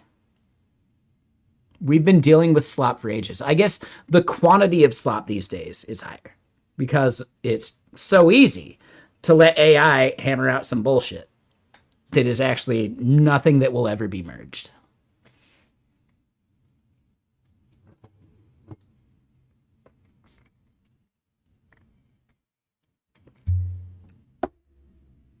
I've had to fix internal slop developed by a dev that actually knew what the fuck they were doing, but they used recursion when they didn't fucking need to.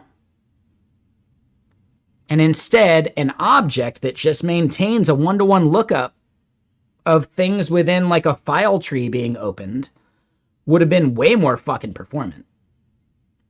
But ooh, no, the recursion is elegant. Elegance is slop. Every single fucking time. If someone describes their code as elegant, it deserves extra scrutiny.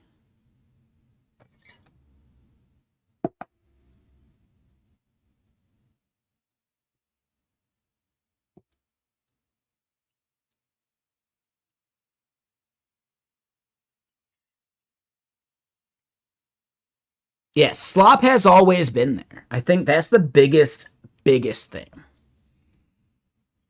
And it should reframe how we complain about AI. It's not that slop is new.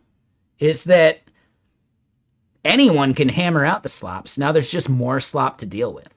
And people who were capable of writing good code are now hammering out slop because of directives from the top down that they need to hammer out more code and more code and more code. Vercel, I'm looking at you.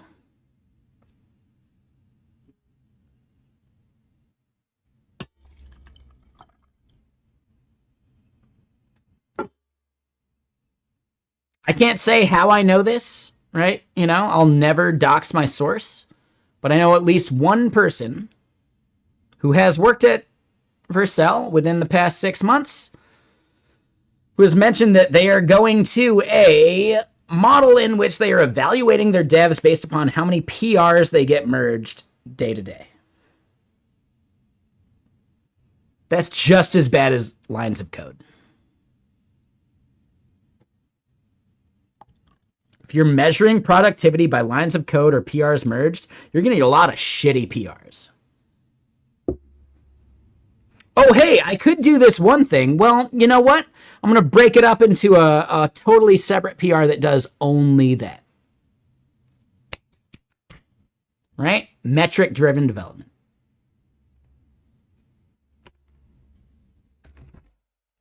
And if you wondered, has Vercel seemed shittier lately? That's probably the reason.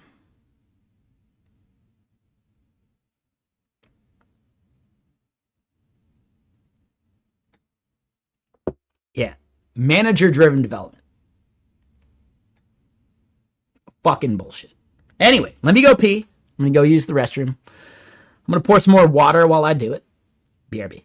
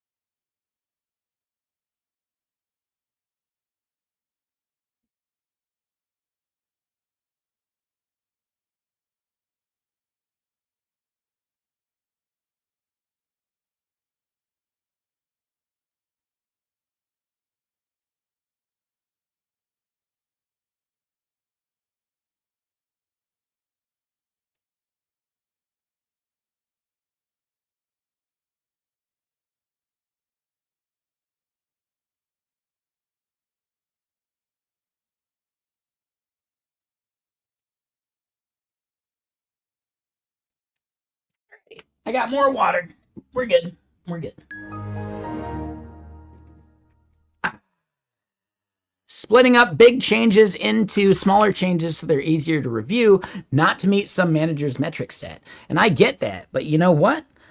At some point, if there is some manager's metric set, and I could split that PR up, oh wait, that one that's just about like adding comments to describe things, well, maybe I just do it per module. Maybe I just do it per file, right? It's the moment a metric becomes the goal, it's a shitty metric.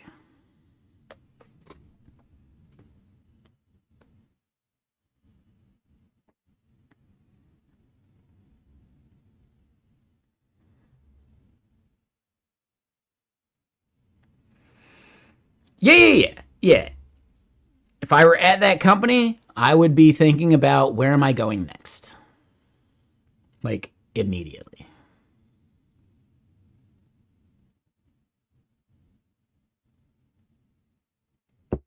Yeah, successful surgeries and surgeons, they just stop doing the risky ones, right? Because they get graded and ranked based upon success or not, right? So yeah, just stop doing the hard shit. Problem solved. But actually, no, it's a shitty fucking metric.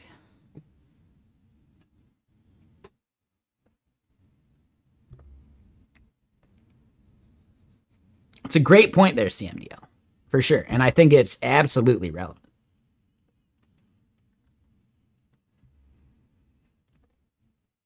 But yeah, this stream has turned into a just ranting stream. I mean, just chatting stream. Should we change the category here on Twitch?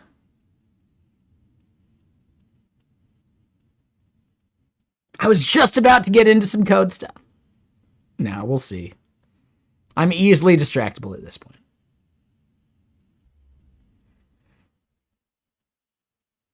Let's see what this value is as we try and do this getter.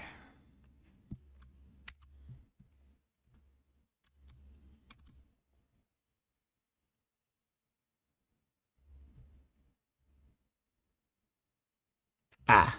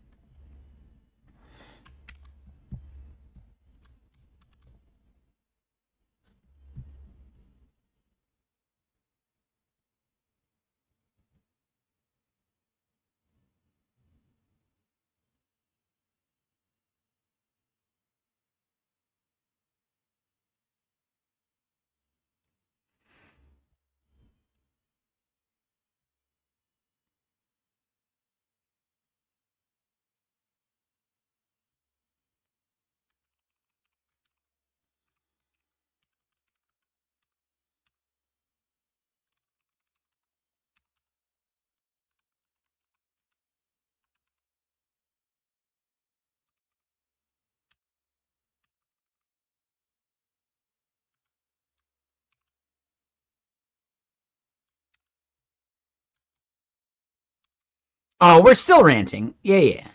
God damn it. What do I keep breaking about this? Key ID not found? What?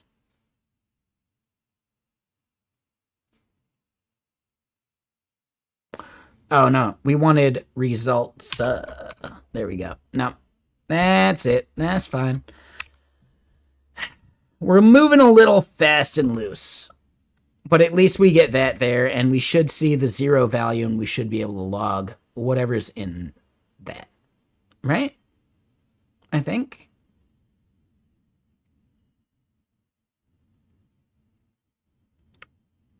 Yeah, debug results, debug events.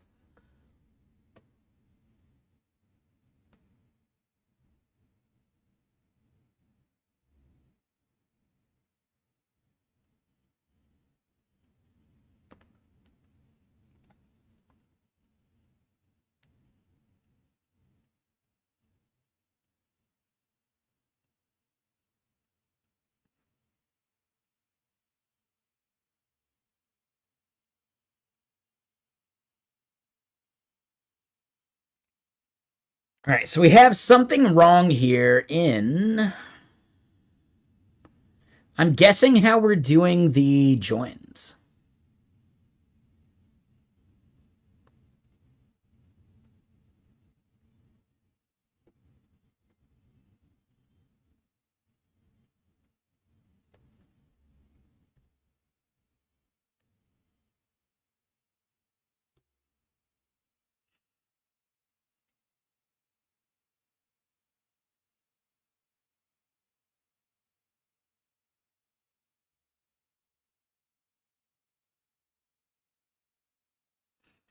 4889 rows in keyword events.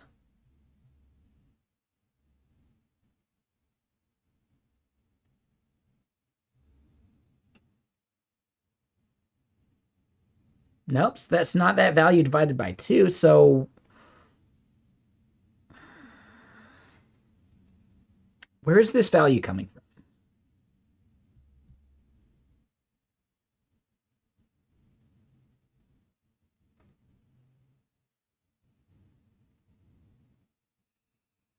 So KWE, it's a left join on KWE in keyword event. Keyword ID being able, like, equal to keyword.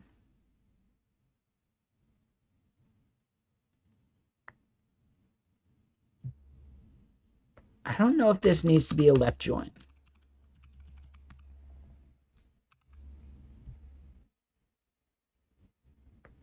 I think those just need to be a regular join.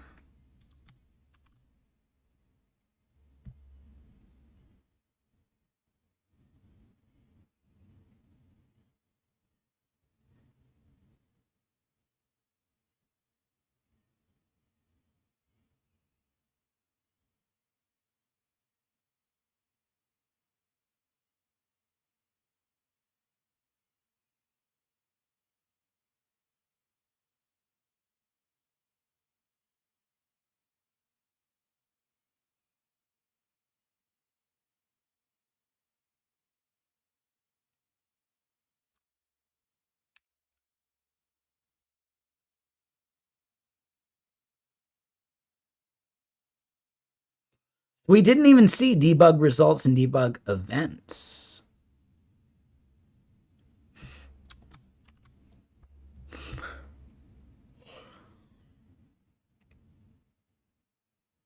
No, there it is. All right, so still 2568. So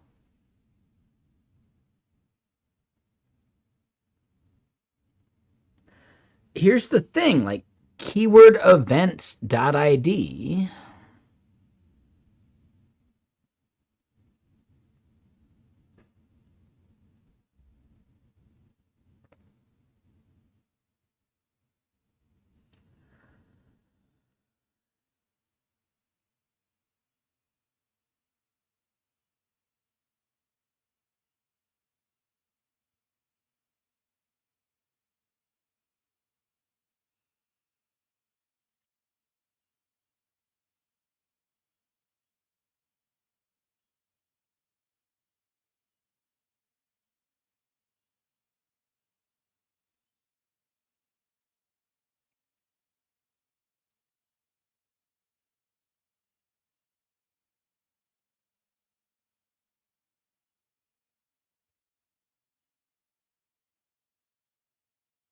There's no way it's the group by, right?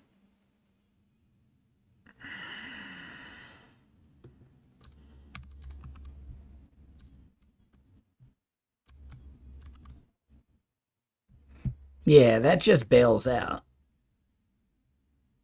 Yeah, that ends up just being an error, right? Must be in group by or used in aggregate function.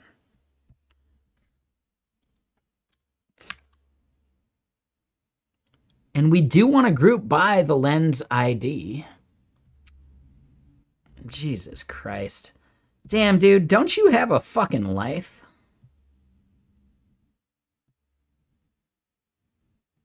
Account created December 8th. Yeah, we know he's fucked when you got to start spamming on his behalf, right?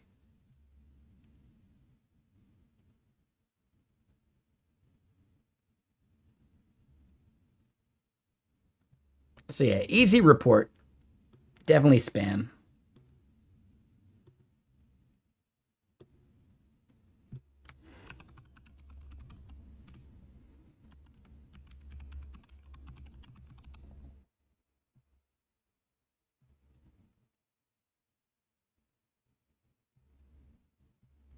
And yeah, not legal. No such thing as a third term. Welcome to America.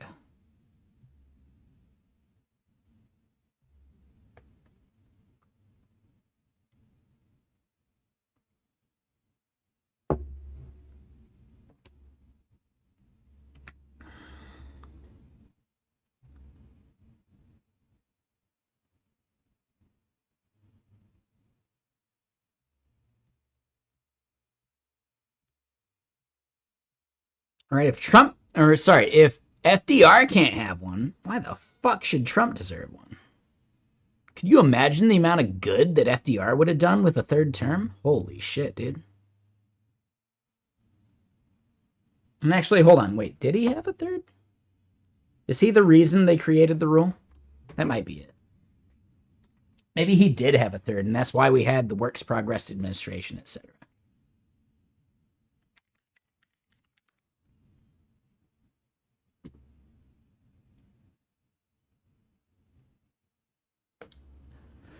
Yeah. So FDR created, or basically forced people to create this 22nd Amendment because, yeah, he was just too good.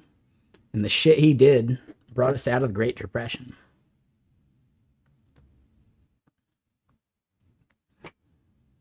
So I guess, yeah, sure. Our best president having 3 terms, maybe our worst president deserves a third too, just to equal things out. I get it. Sure. Why not?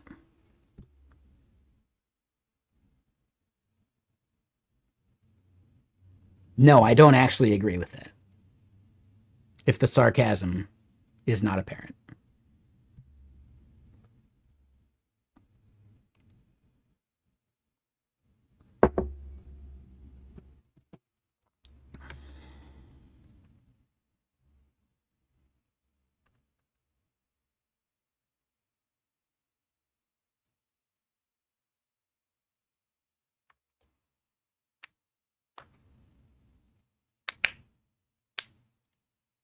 But yeah. Technically, they win because they got me distracted. Shit. I should be better about ignoring obvious trolls. But yeah, so we do the group by. I think the group by is still not... Like, it's not our issue. But there's something in here that is giving us a count value that is not fucking accurate. So here's another thought.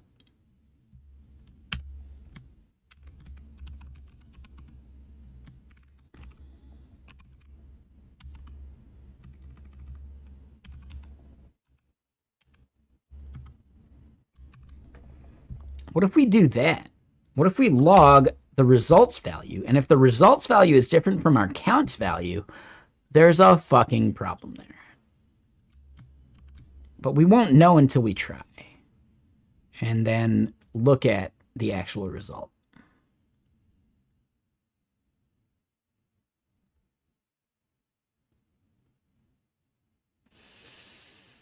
No, that's actually accurate because we only have one lens in the application. So no, that wouldn't even be close to it.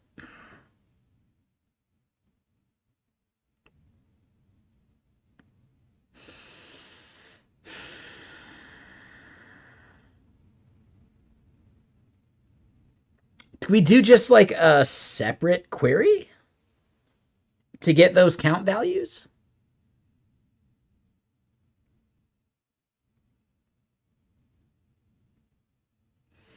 I wouldn't be opposed to doing a separate query and then just joining things if I had to. But yeah, what's up there, scripted syntax, Mr. Sir? How you doing? Yeah, we're debugging why our SQL query here, right? It's technically not direct SQL, it's via Ecto's like query builder. We're trying to figure out why we're getting invalid count values for these things because that count value should be like somewhere around 400, but we're getting like 2,500 back from it. But yeah, what's up, Code Girl? Cheers. Yeah, we got some bugs, man. We got some bugs.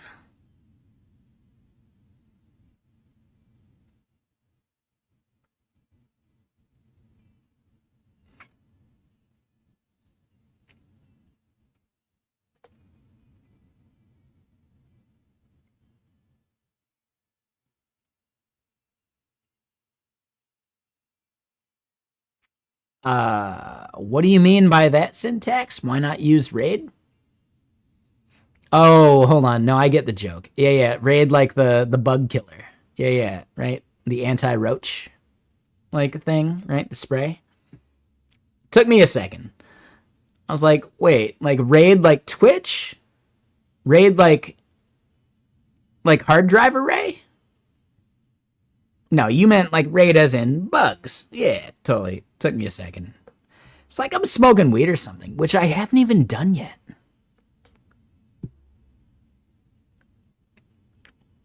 It is 6 p.m.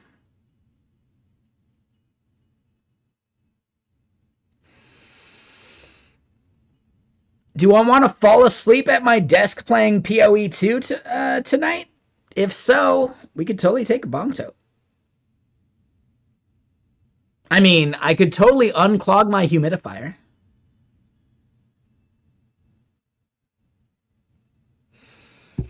What's for dinner? I'm thinking Indian food because I have not actually done enough dishes. I'm gonna have to like wash and sanitize like a spoon because I'm out of fucking spoons. So yeah, I got to do dishes tonight. I also got to wash some laundry. But I'm thinking Indian food tonight just because I don't have any like clean enough stuff to cook things at the moment. I could use my wok. The wok's always clean because I clean it after every session, right? Yeah, I was thinking butter chicken. I could also just cook some scrambled eggs or something. Scrambled eggs, sprinkle in some chia seeds, call it good. That's a meal.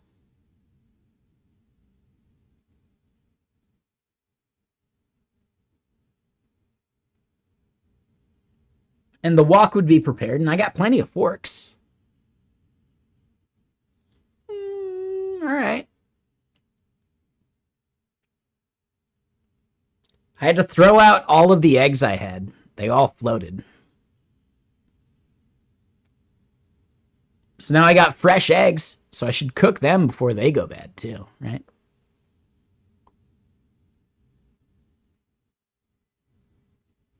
Now, I'm not a big fan of like boiled eggs. Unless it's in ramen and it's soft boiled and it's like properly runny on the inside. Okay. Nah, I'm not a fan of boiled eggs. Yeah, I'd rather cook eggs. Like, I could do scrambled with some fucking chia seeds. I don't do over easy. I do like a good fried egg, right? I want like the edges of the egg crispy, if that makes sense. And then I'll just pluck out the yolks because they're like overcooked. I would like to do a fried egg in which like the egg is still like runny enough that I can like break it up and spread it around and then pluck out the hard part. And that's a solid egg meal for me. Chia seeds and eggs, never tried that. I mean, it's a thing. I'm not saying you should, but I've done it and it's kind of delicious. So then you're getting like the vitamins and stuff that are in a chia seed, and then you're getting like the good, like the good egg nutrition as well, but it's actually like a low calorie meal-ish. It's not bad. It's actually kind of good.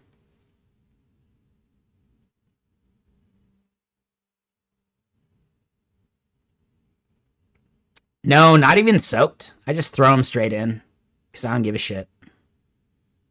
Soaked would probably be a better move, if I'm being honest. Soaked is not a bad idea. I kind of like the crunch, though. Why are you paranoid of dry chia seeds?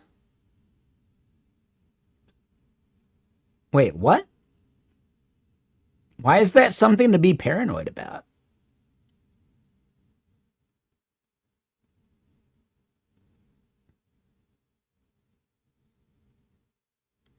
They get lodged in your gut?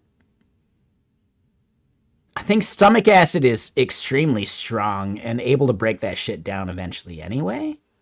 I'm so curious about that. Is that really a thing?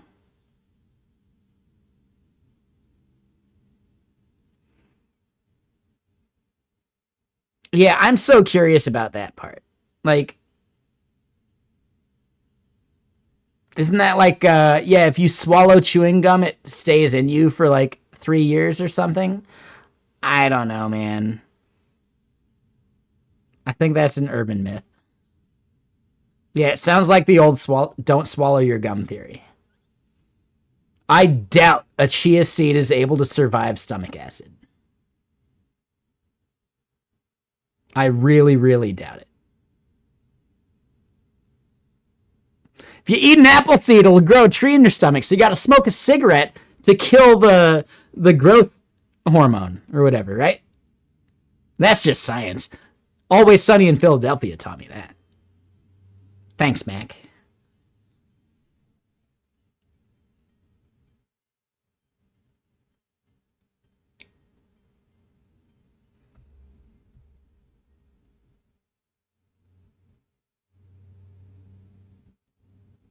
But yeah, just saying there, scripted, if you do have a reference to any case of that actually happening, I'd be really curious about that. Just let me know before you paste the link because Nightbot might slap you. But if you let me know ahead of time, I can make sure Nightbot doesn't. Okay, so that's a separate thing. If you don't have any evidence and you just don't like it, I get that. For sure, I hate the fucking texture of tapioca. Fuck that shit. Ugh, gross.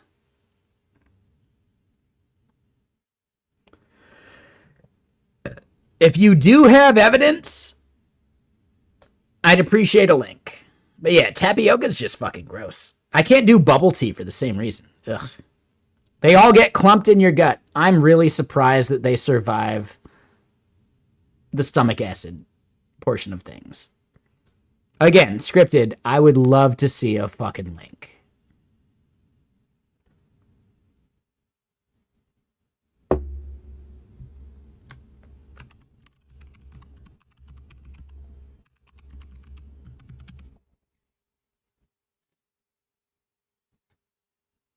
Yeah, corn doesn't get broken down and you just poop it out.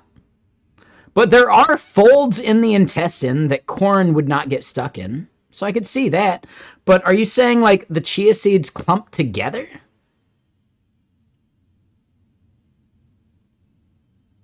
No, that fights like the folds in the intestine portion of things. I don't know. Yeah, I'm not sure. Your stomach acid is stronger than the acid in your intestines, so I can understand that if it survives past it.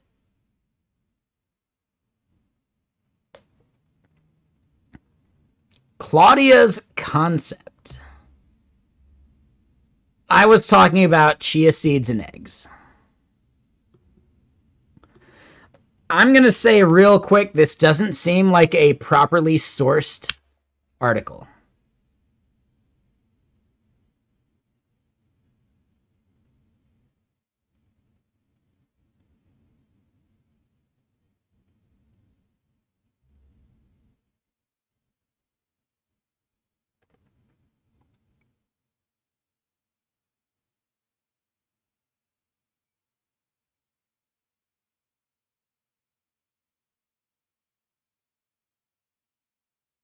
It's when they enter your throat and rapidly expand.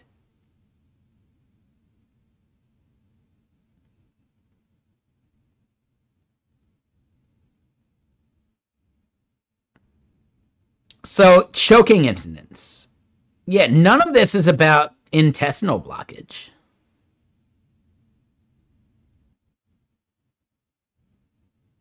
No, this is a shit article. This article is fucking bullshit, dude. Yeah, right? Like, don't eat chia seeds straight. Even then, I think it's fine if you chew them.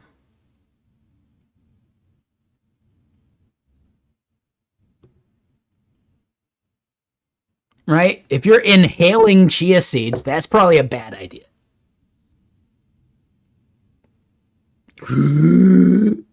Yeah, chia seeds in like the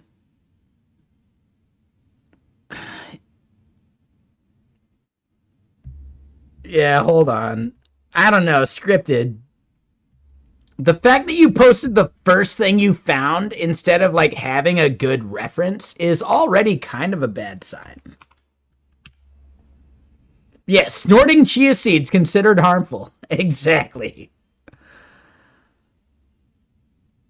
Choking hazard. Choking hazard is the only thing I'm seeing here, dude. Nothing about digestion.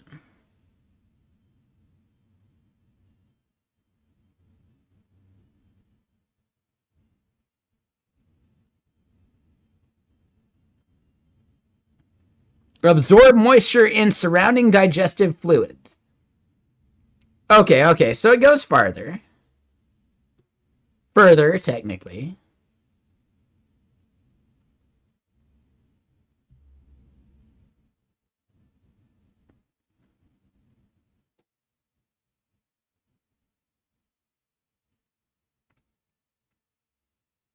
So it's about a high fiber diet. So it's about bloating? Dude, fuck it. Dude, I don't mind being bloated. Does it finish itself off eventually? I bet it does. Bloating? Bloating is the least of my fucking concerns. I'm already bloated. Do you see how thick I am? Do you see how, like, chunky this double chin is? No, I'm already bloated. I get that part.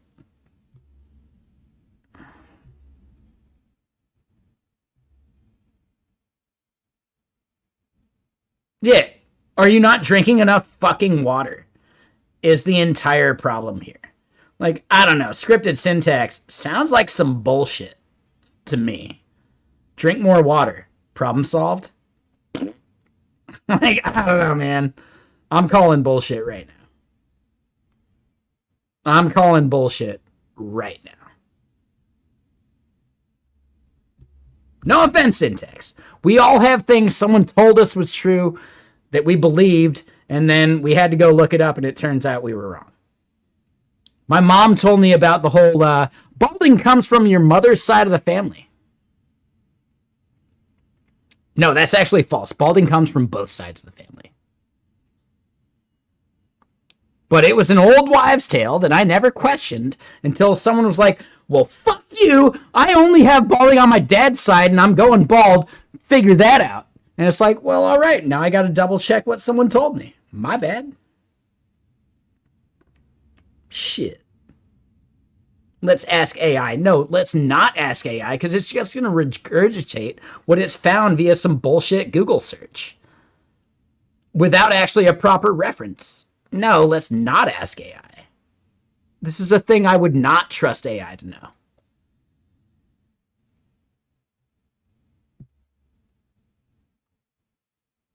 You've only ever soaked yours in milk since. Big Milk gotcha. Dude, you've been buying more milk than you ever bought before because of that, huh? Big Milk for the win.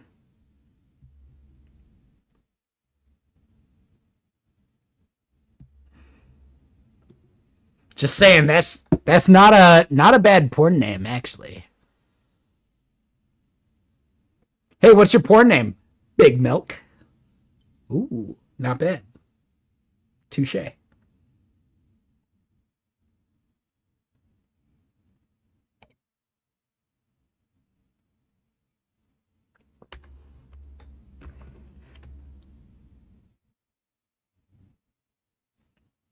Big Milk doesn't care about how long you've been doing it or how often you do it. They only care about the fact that they got you.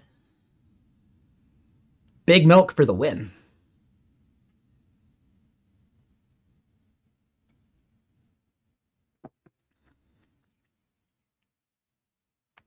But no, I really, really, really, really doubt the ability of a chia seed to survive the literal hydrochloric acid in your stomach.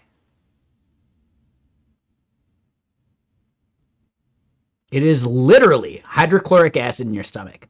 I said this in a group of people that I thought were like really well educated, and they doubted me. It is literally hydrochloric acid in your stomach. How do you not know this? Your education failed you, and these are tech people.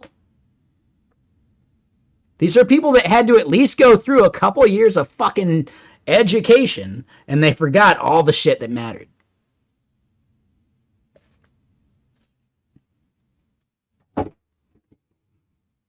It does blow my mind when there are some things that I considered common knowledge to not actually be known.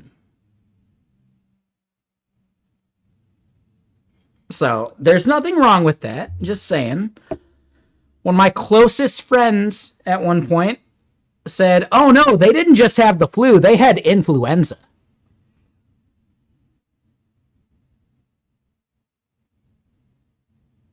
What? What? I'm like, no, it wasn't just the flu, it was full-on influenza. Oh my God. What the fuck? Hey, dude, what the fuck?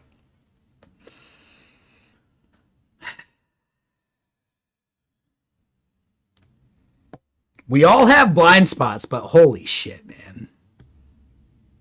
And this is a person that was seemingly educated.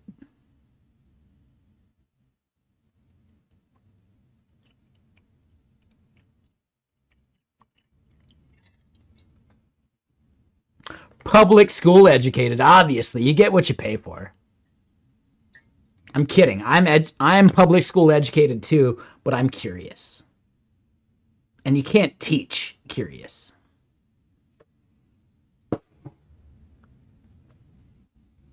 I also have curious parents too. So yes, I have a leg up in a lot of ways that definitely makes me scratch my head from time to time when I see other educated, curious people say something so fundamentally wrong.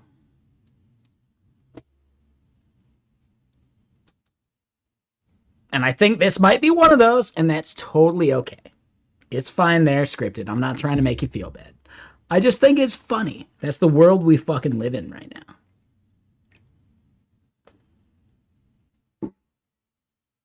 Everybody's voice can be heard. Not everybody's voice should be heard.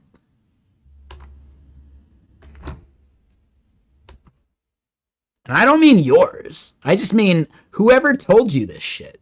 Wherever you learned this fact. Damn, man. Was it someone trying to sell you a cleanse? Yeah, cleanses are bullshit. Cleanses are absolutely fucking bullshit.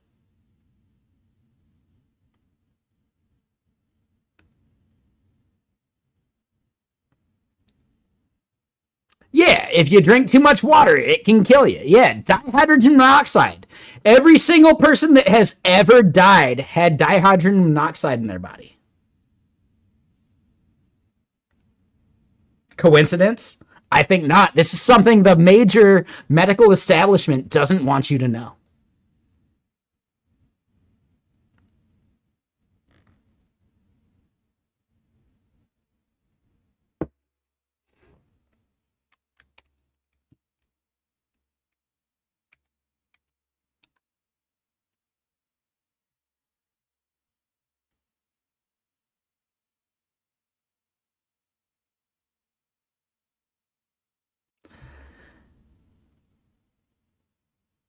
No, sorry. So I don't like that word. I apologize, syntax. I don't want to glorify the republicizing of that word. I think you could describe what you were saying just a little better. Don't feel bad. There are plenty of people that are okay with it, and somehow it's had a resurgence. I still don't like the word. And does that mean I've never said it? Fuck no. I was a teenager in the 90s. I've absolutely said that word. But it doesn't make it okay. And I think it's wrong these days. And I'm not okay with people trying to reclaim that word for some weird anti-woke bullshit reasons. I don't like the reason that that word has come back. Because the entire reason that word has come back is anti-woke. Just ask Joe Rogan.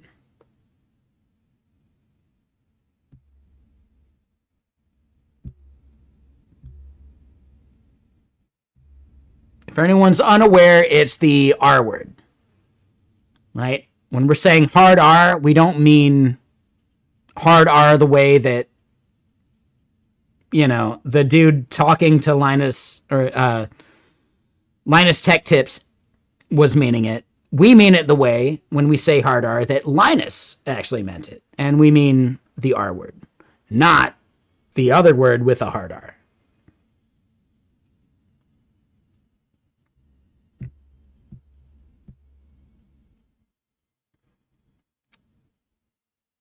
If you haven't seen that clip, okay, well, maybe I'm just too terminally online. It's like 10 years old at this point.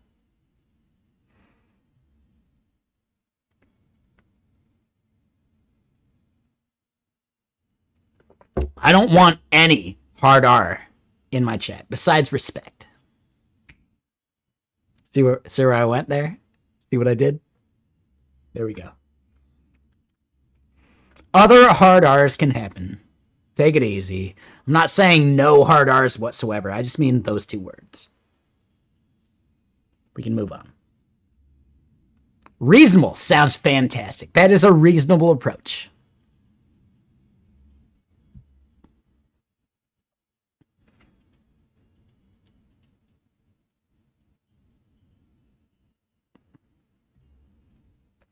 But no, we're having a fun stream. I'm trying to like make light of stuff. I'm trying to like be conversational. I got bugs to solve. Honestly, this one is breaking my brain a bit. Like a bit. I don't know how to solve this.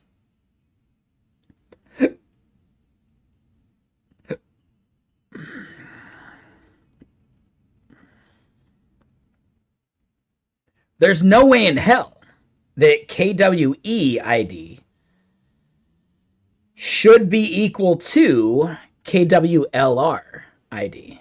Like, that's not even close. Like, dude, these things should not have the same count whatsoever. I'm fucking up somewhere in how I'm doing my joins, I think. I don't know.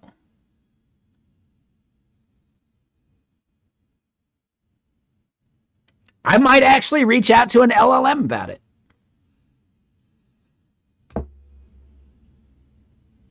But anyone else got a thought? Like, why would these values be totally fucking inaccurate based upon the query that I've created?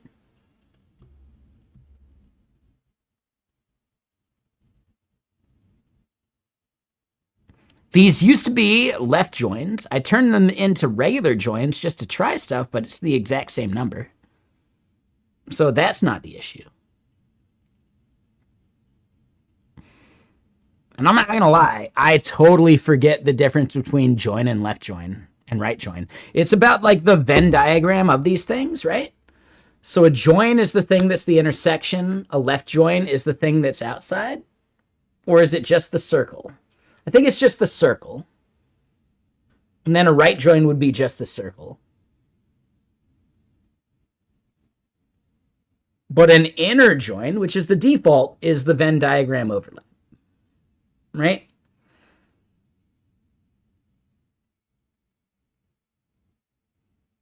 I don't understand how I'm getting the exact same values from these things.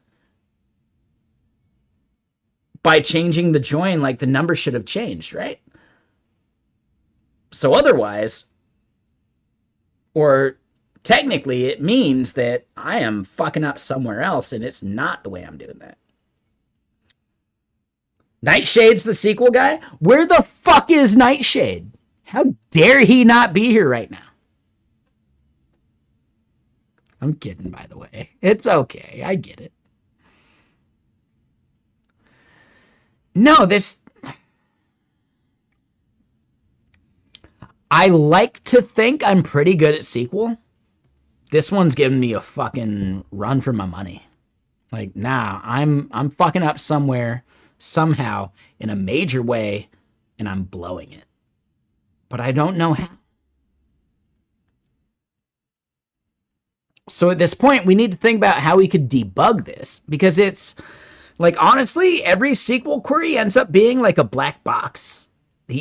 Like, the ability to inspect the process as it's happening doesn't fucking exist. So instead, we got to like make smaller queries and break them up. And that might be a way to do it. But even then, like, it's not the same thing as doing just one big query. So yeah, that's the part we're at. That's the problem we're dealing with.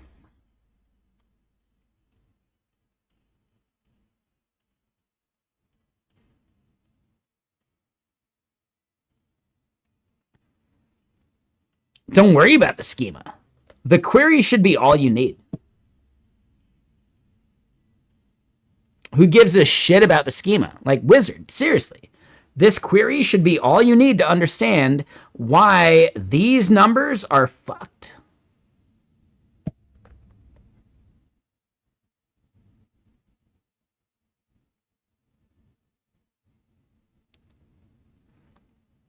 Like, honestly, I'm not even kidding. And I really, truly believe this. The only context you should need... Am I missing a distinct tag? Oh, maybe. Am I missing distinct? Ooh, Krasner. Look at the big old brain on Krasner. The metric system. Ooh, yeah, Royale with cheese. Fuck yeah, Krasner. All right. I think you're onto something.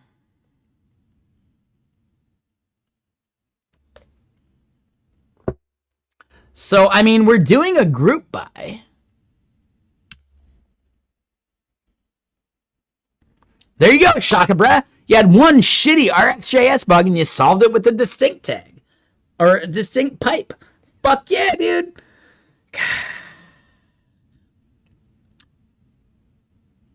Shit. Is that it? We just make it distinct by the keyword lens itself? No, not quite. All right. So it didn't get us there entirely. I'm not saying like, oh, how dare you? But no, that was a good like hint into the process. That's kind of nice. So let's look at what values we're getting, etc. We do still get debug results and debug events as 2568, and that's just fucking wrong. Right? We don't even have that many events. Like if we go and look at our database and we look at the event table, right?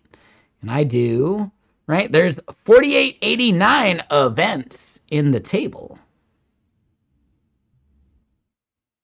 So something's wrong there.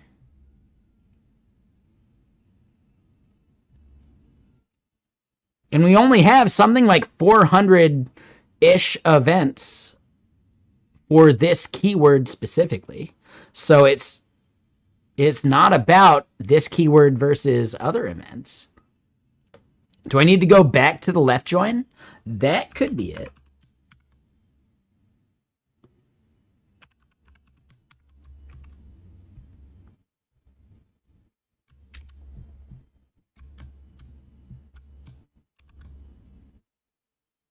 Now, we're still not getting that 428.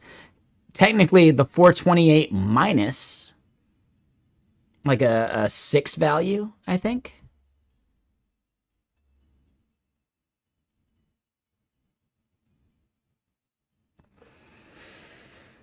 So, Krasner, not a bad comment. I just don't think it was correct. But honestly, keep it coming with that shit. You might be onto something, man.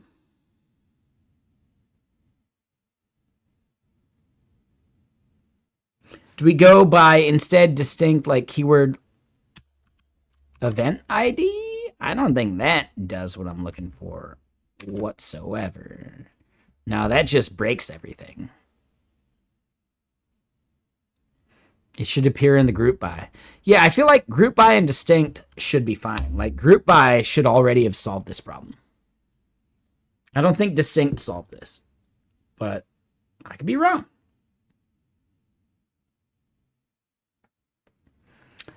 I know, we could pass it to an LLM.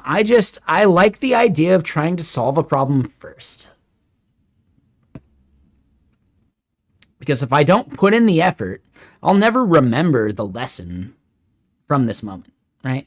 Now, granted, with the amount of whiskey in me, am I going to remember any of this lesson anyway? Only when I've had this much whiskey because of the whole, do something drunk, you can do it again kind of thing, right? Like drunk memory, how that works. Like in Beer Fest, right? Oh, how did we get back to that place? Oh, I don't know. Got to get just as shit-faced. There we go. All right, I found it. Stumble on in. Does that work? Usually you're too drunk to know if it worked or not. So fuck it.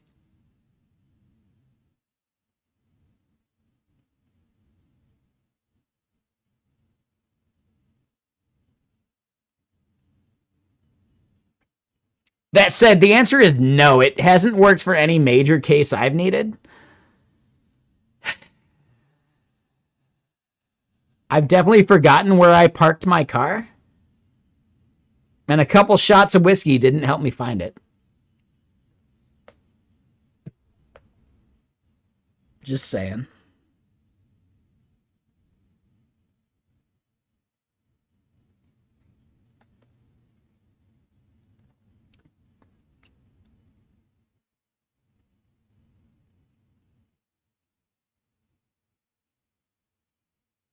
Keyword event count times keyword.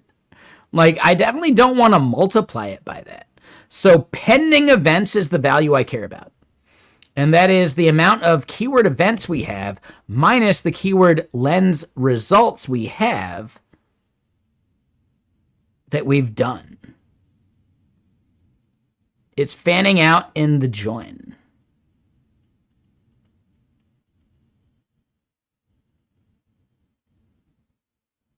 No, I would expect the framework not to be doing anything behind the scenes. And fuck you, Nightbot. I was trying to read that. How dare you, Nightbot? See, I need to turn off a bunch of Nightbot's like recurring messages because it's just noise at this point. Like that one too. Honestly, that one I'll leave, but other stuff needs to be cut out for sure. No, I would expect this is not doing magic behind the scenes. So you're saying with the left join that we're doing,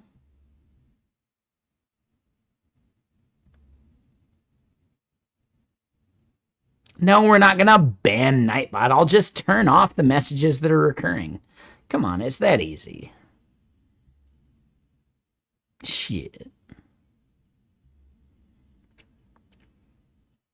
But okay, I think I see what you're saying. I feel like as a left join, though? No, that's fine, Krasner. I get it. I believe left join here should be joining on the keyword lens. And then we left join on the keyword for itself. That's just to do some bullshit. But then we left join on keyword event. Like, so... maybe this should just be a join?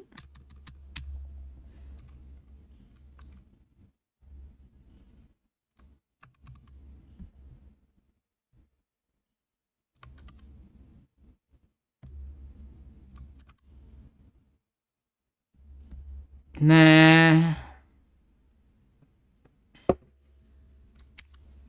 Nah, that wasn't it.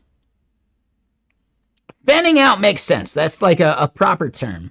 I just don't think it's actually the bug that we have right now.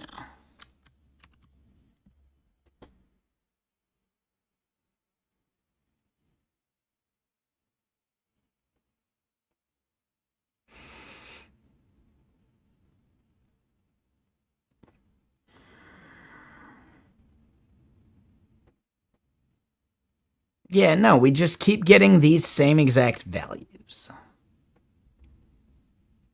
Could we cut out more logs? Yeah, we could do that, but that's not our problem right now. And honestly, I can find what I need as we do it.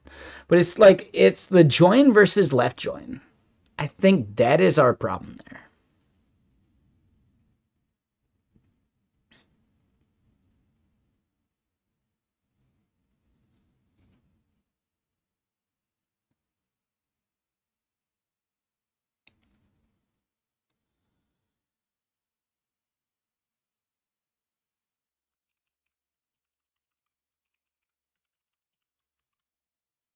And I don't think doing this changes any of the numbers. Yeah, no, it's the same exact shit. Same exact shit. So join versus left join here doesn't change it.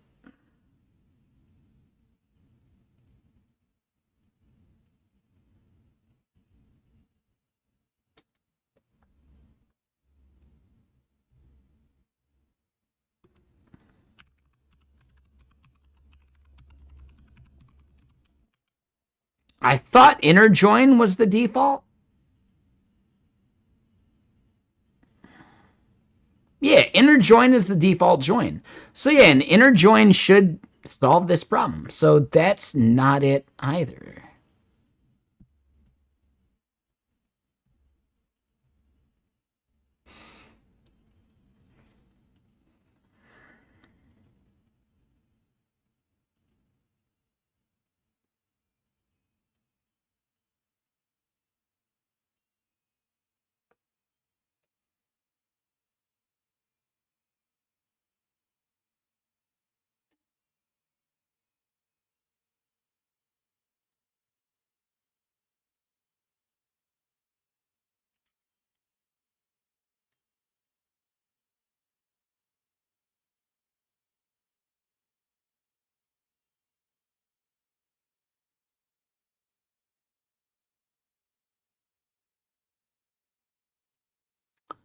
Yeah, so we're going for the lenses first.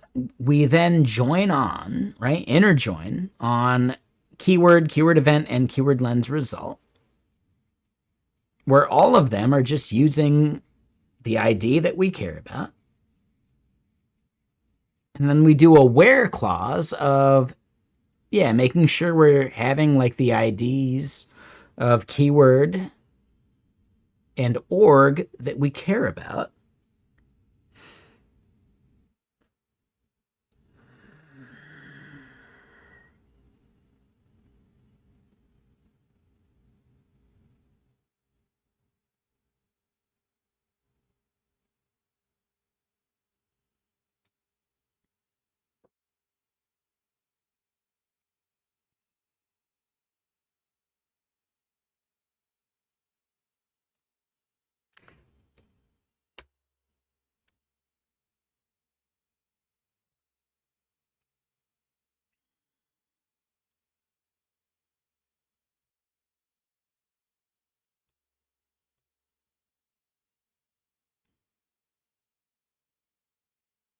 Account created June 14th, 2025. I get it. That's an opinion you have, but do you actually want to be able to chat here in the future? That's up to you.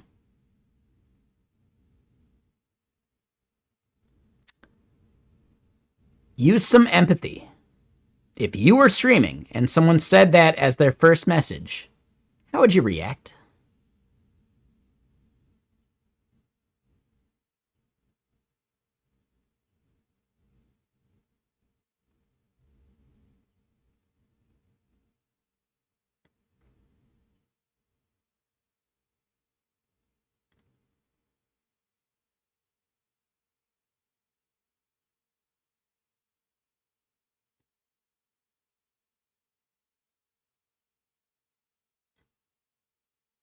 It's just a font, Mr. Mister. Don't engage the troll. They're already trolling.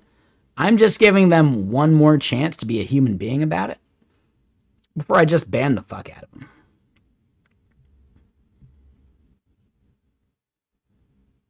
I believe they're just looking for engagement.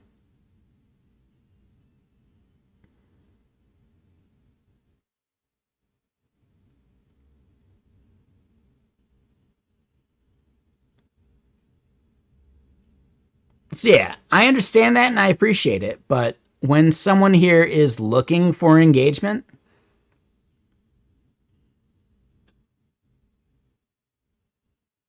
yeah, no, it's an easy ban. Fuck right off. Get out of here, troll. And I will report you as well. Right? That is absolutely harassment. So yeah, fuck off, dude.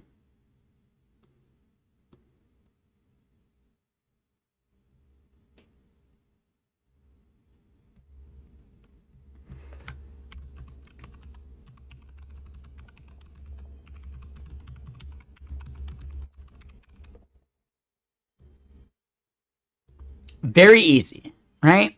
So, Mr. Yeah, that's my biggest thing. Just, I'm the only one that should engage these trolls.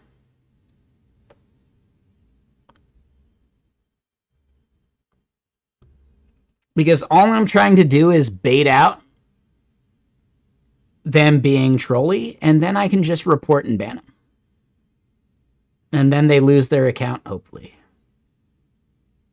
They don't need someone else, like, chiming in. It's not worth it. It's a waste of your time and effort. If you want to do it, sure, I get it. But, like, nah, man.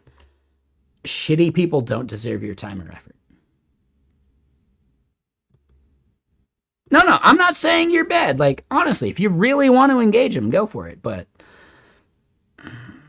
it's really not worth your time or effort. This is Twitch. There are so many goddamn trolls on this platform. Because creating an account is free and costs someone nothing other than maybe 20 seconds via automation.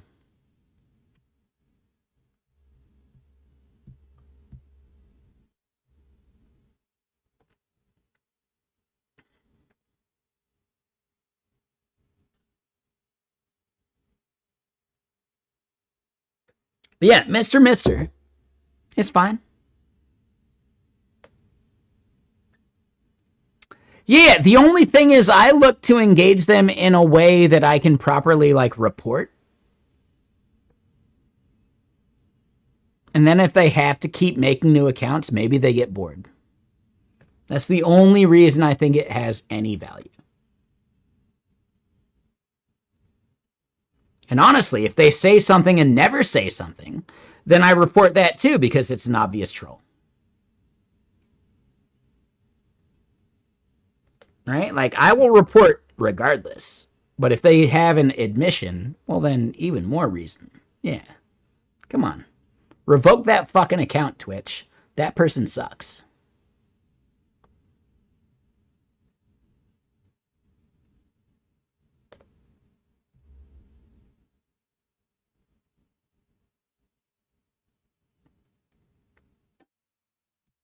If enough streamers speak up and understand and start reporting these assholes, enough mods start doing so too, Twitch will be a better place.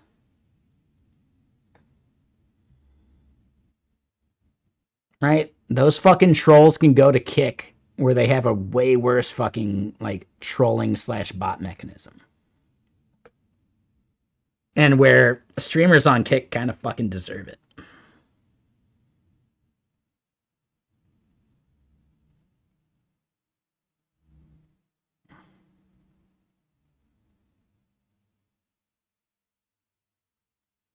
I don't think we're at margarita time there, ACM. I will say, like, please, ACM, could you pick and choose when these emotes are valuable?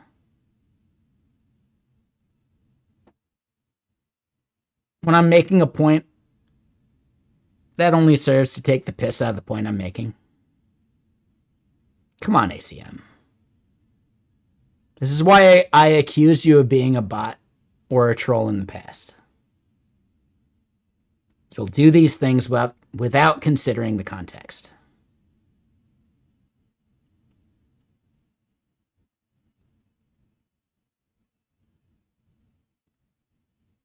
Just because I'm holding a beverage? Come on, man.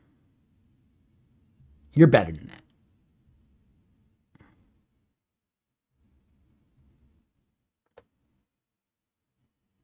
You're going to use the excuse, well, you just got here. Well, take some time to catch the vibe. It's not my fault you just got here. Yeah, exactly. I preempted and knew exactly what you were going to say.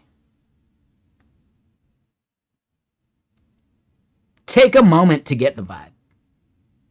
All right? I knew exactly what you were going to say. That's how good I am, man. Could you just be a better person? Could you just be a better viewer? You can. I believe in you.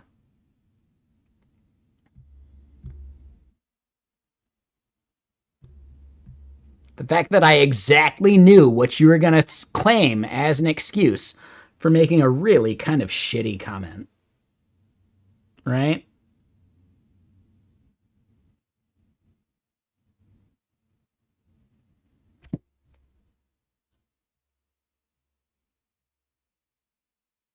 It's why I've accused you of in the past of being either a bot or a troll. Right? So ACM, all I expect of you is just be better.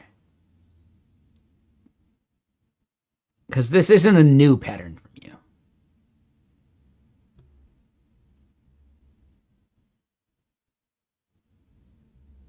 You show up with no context and spam an emote.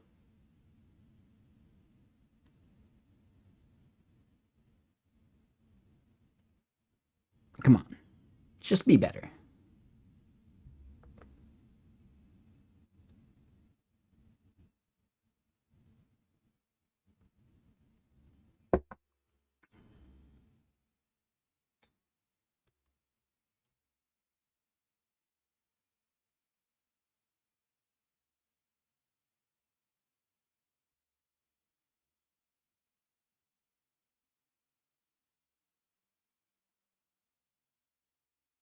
Is it wrong of me to expect viewers to be better? I don't think so.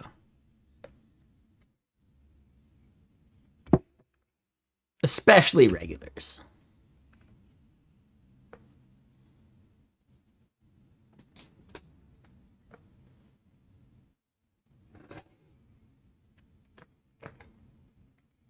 There you go. A Mr. Sir would have been way fucking better in context.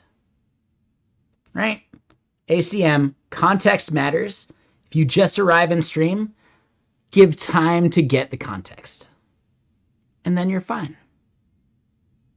I feel like this is an education that every single Twitch viewer actually needs. Join a stream, gather the context.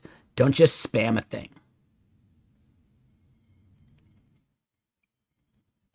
It does kind of boggle my mind that I have to tell people these things that I thought was fucking common sense. But common sense just isn't really that common at this point.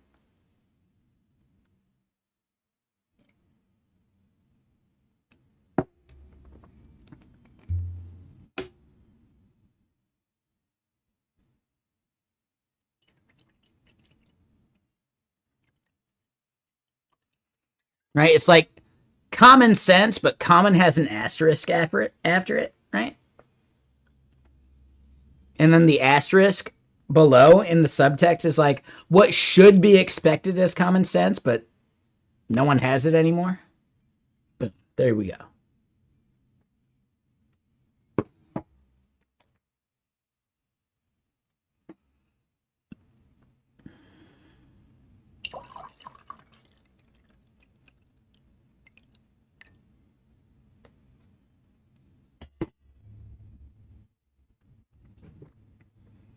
I know, I got the whiskey in me. I'm kind of a jerk.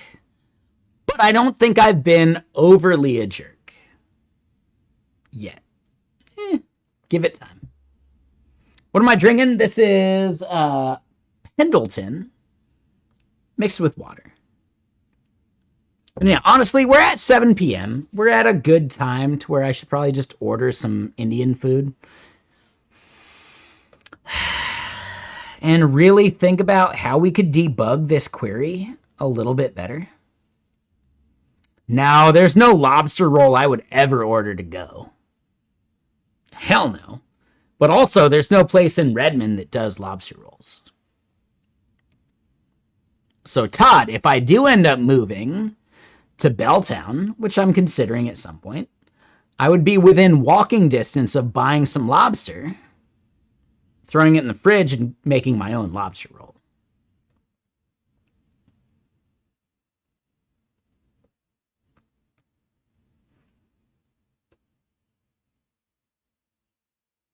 You're having Taco Bell.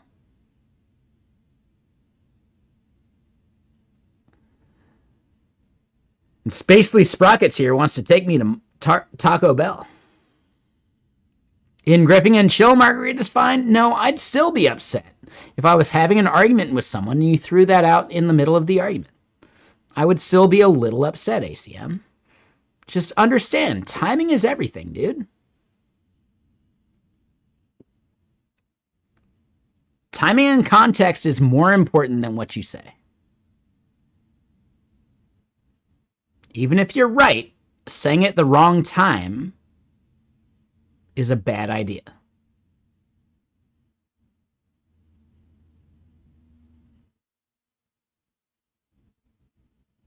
Like, come on, ACM. Even if you're right, saying it at the wrong time is still a problem.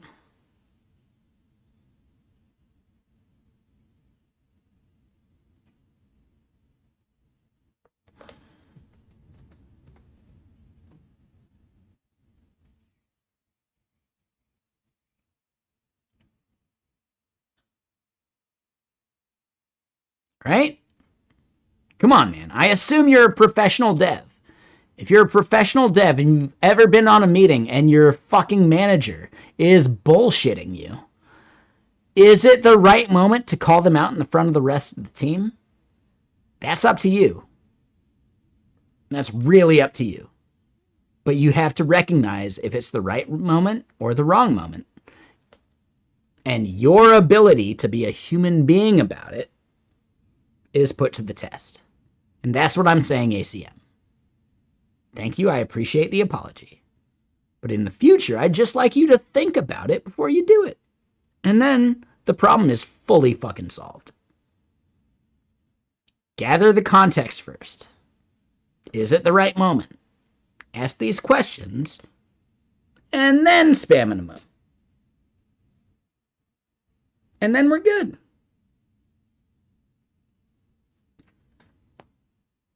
Honestly, margarita's fine on this channel too, given the right context.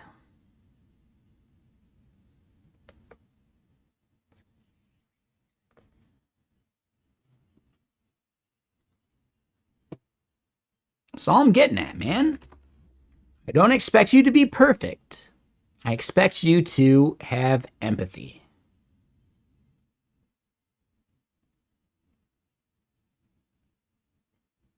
And I believe from that okay, sorry, you do have empathy. So I appreciate that. Thank you.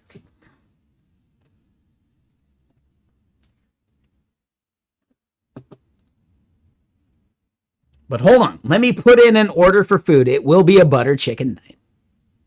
Right? You can do that emote. For sure, ACM. Come on. I'm okay with that one.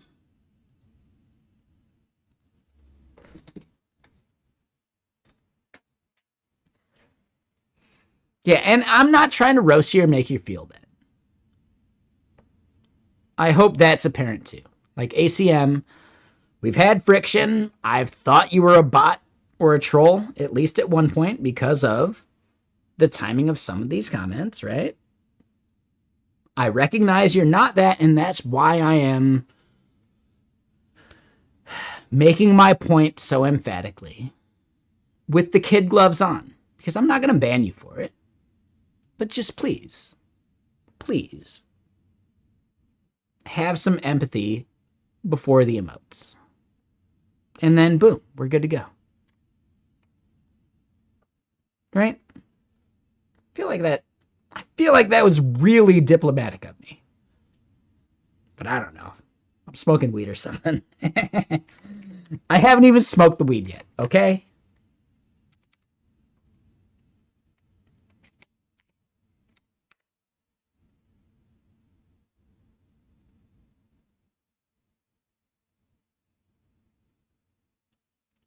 Counting on distinct. So here's the thing. No, the values we're getting, right? This value is equal to this value, and that's why we're getting 0.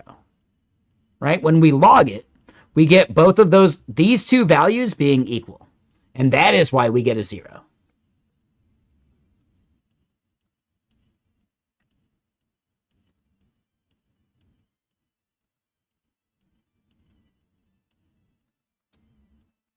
Does that make sense, Brainless?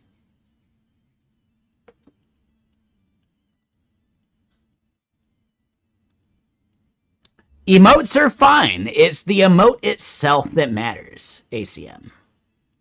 In some cases, the wrong emote feels like you're talking shit. And if it feels that way to me, there's a likely chance that someone else might feel the same thing.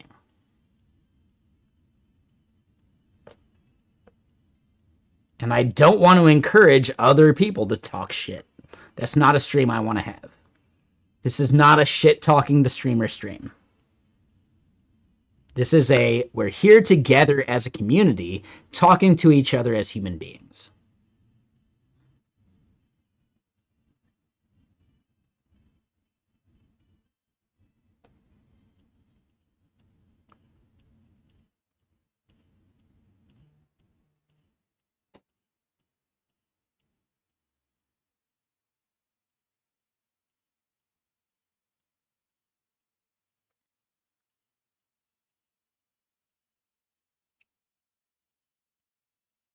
So we did a distinct Brainless, but maybe I did distinct on the wrong thing. But distinct typically needs the value that we're calling out to be in the group by.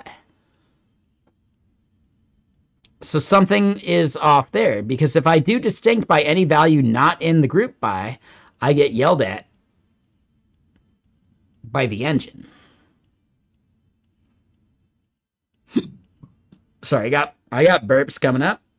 I got Indian food coming too. I'm going to have to probably take an antacid later, not lady, due to the shit bubbling up, but that's fine. But yeah, I think there is definitely something to solve in this query. I don't know what it is right now. We're getting a bad number for these things.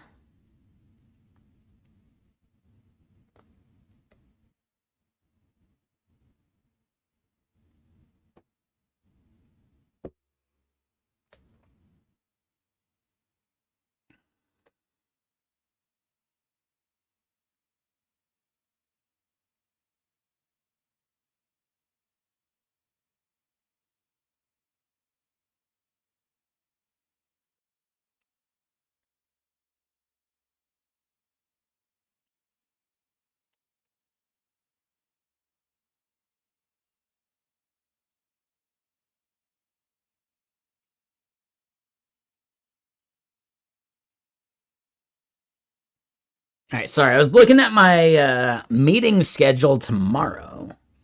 I got some stuff I need to have done by 9 a.m. So that's like a work thing I got to do either tonight or early tomorrow. That's on me. But, yeah. Other than that, now tomorrow I could actually probably start earlier than normal. And I'm thinking this week I might even do a Wednesday stream.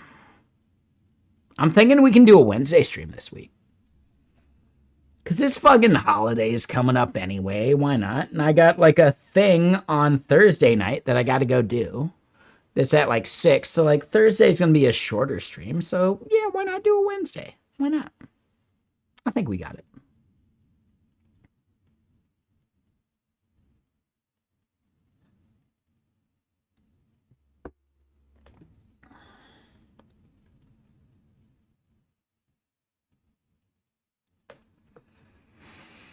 But yeah, anyway, food will be delivered, I don't know, sometime in the next hour. Yeah, like really sometime in the next hour. It might be here within like 40 minutes, but unlikely to be sooner. But yeah, so we can keep thinking about and debugging what we're doing here. Because, yeah, this pending event value. Like, dude, something isn't right.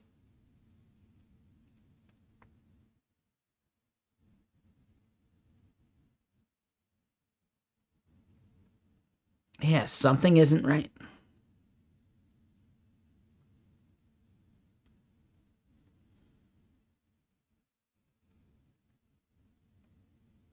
Also, real quick, hold on. Everyone, Stevens Pass, right? The resort that I ski at this winter. A bunch of the parts of the highway fucking slid out because of like flooding and bullshit. I believe someone said, oh, they're going to fix shit by the 19th. I doubt that one. But they might fix it by the end of the month. But if they haven't fixed it by the end of the month, where should I travel to go snowboard this winter?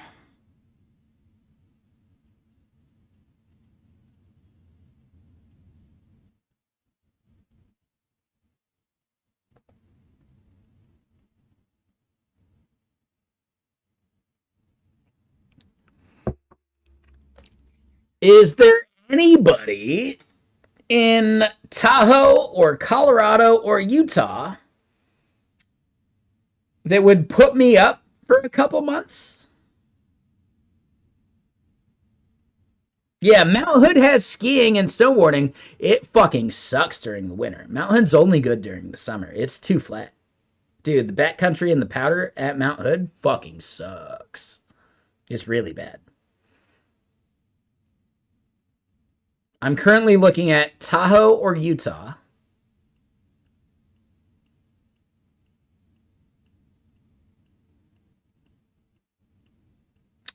Ooh, snowy. This is a good guess. Hold on. When you say select counts on the joined tables, what do you mean by that? And you might be recommending a thing that I'm not even aware is possible in a SQL query. Can you run a select after a join and it's actually selecting on just the join?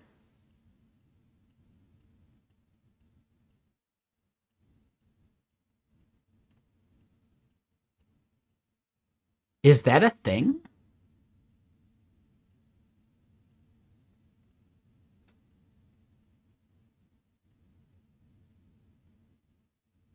I thought select was a top level, like only once part of a query.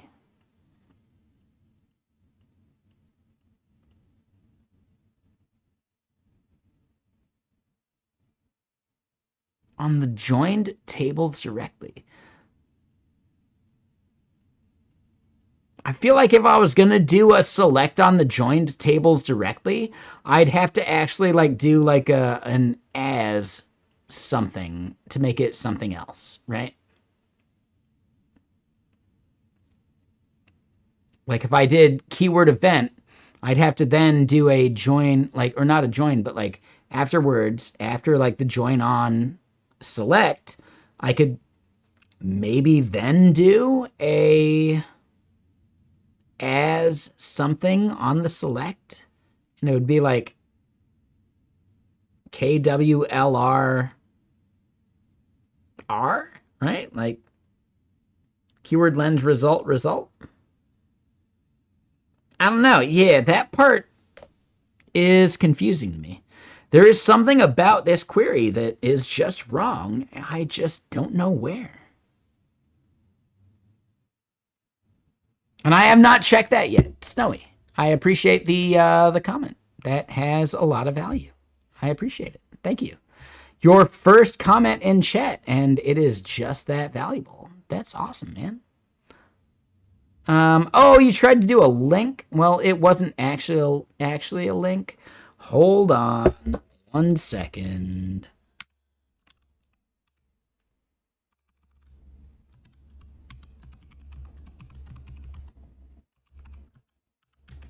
There you go, Snowy. Time to eat butter chicken and come back strong tomorrow. I mean, that's definitely the thing, but the butter chicken's just not here yet. They're still like preparing it. So we got time to just like bullshit and chat. So yeah, just from a debugging perspective, instead of the more complex query, running something simple like select count. Got it. Okay, yeah. So just run another query just cuz and see what the result is just to debug it. That's not a bad idea. And in the future, Snowy, you can do links. Because, yeah, you weren't trying to do a link. It just was perceived as a link because of some fucking bullshit. Why are you thanking Mr. Mister? Mr. Mister didn't allow you to do links. Oh, they gifted you a sub. Oh, so Mr. Mister, it wasn't the sub that allowed them to do links. That's on me just, like, allowing links in general. So I appreciate it, but you didn't have to do that. If you do appreciate them for just trying to help, well, that's cool. And I appreciate that. But later, Todd codes. Yeah, Mr. Sir. Today is the 15th. I have some talks I need to propose for React Miami. And that is ending on 12/18. So yeah, React Miami's CFP ends on Thursday. So Todd codes, if you're trying to do it, just saying, you got 3 days. So you just give random gift subs to people. And I appreciate that. Thank you, Mr. Mister. Take these broken wings and learn to fly again. I appreciate that. Thank you.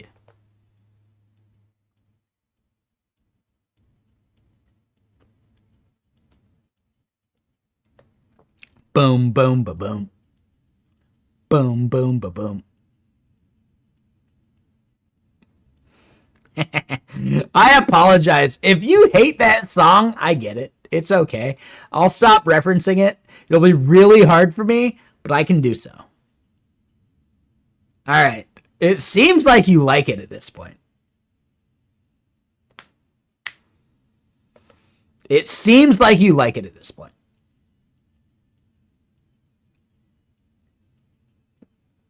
You definitely should. Like, Todd, React Miami is one of those conferences where they cover your flight and your hotel.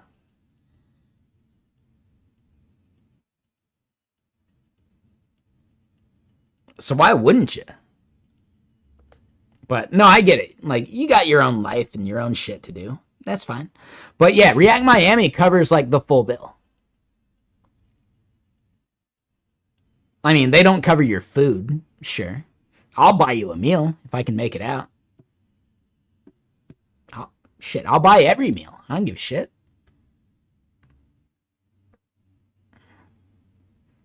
But that actually does rely on me getting accepted too. So that's a tougher thing.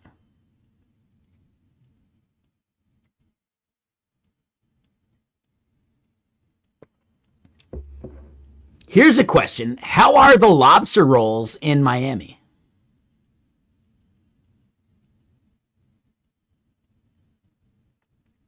I got it. You got some stuff going on. No, and yeah, dude. Yeah, do your thing. I get it.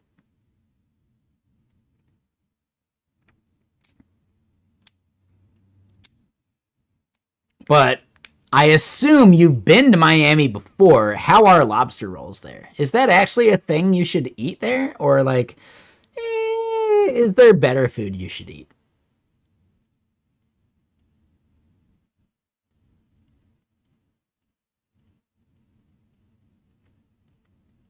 They're okay if they're not Maine lobsters. If it's a Maine lobster, it's been shipped too far and it's not worth it.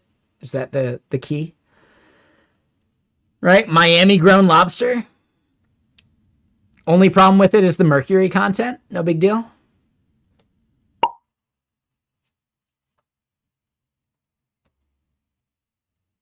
It's like a Jersey lobster.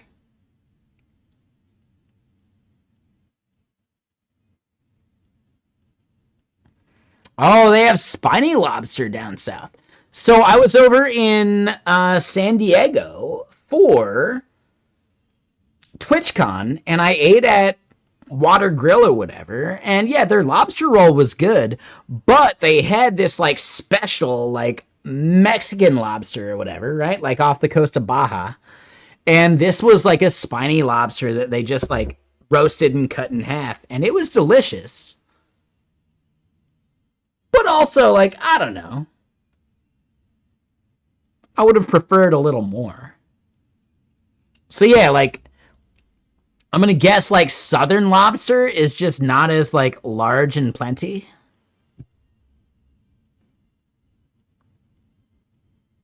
Whereas like northern lobster like grows bigger. Is that a thing? I have no idea. I'm guessing. Warmer waters are where the spiny ones hang out. I mean, northern Pacific coast is not warm.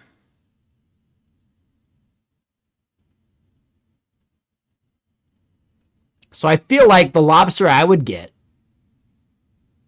here in Seattle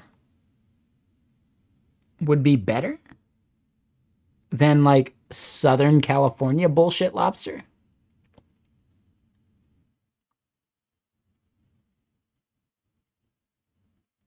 Hmm.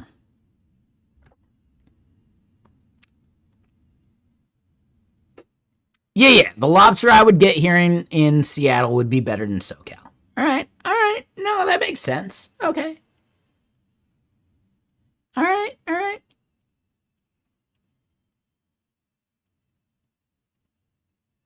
When I went and saw, hold on, what's the band I went and saw? The singer is Patrick Armbruster.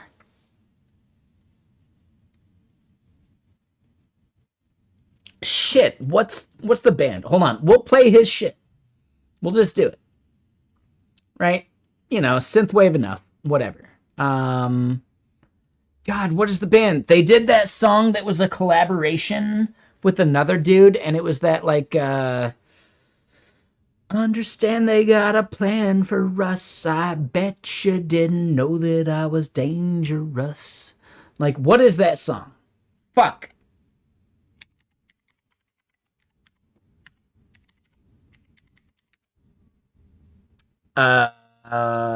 What's his fucking band?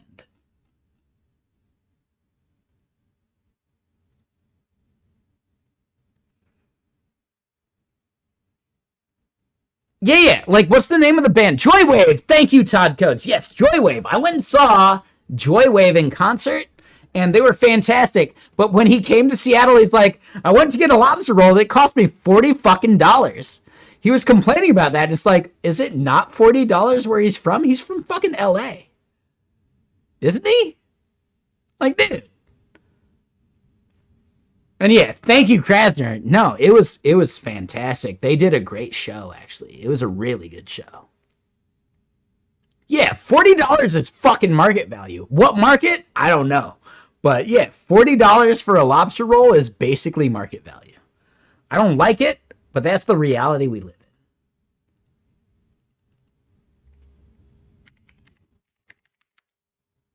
in. And yeah, thank you, Krasner. I feel like I did that okay. Yeah, like Joywave is good, man.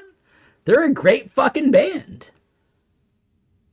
I will say the concert was a little lackluster. It was a little too just like, eh.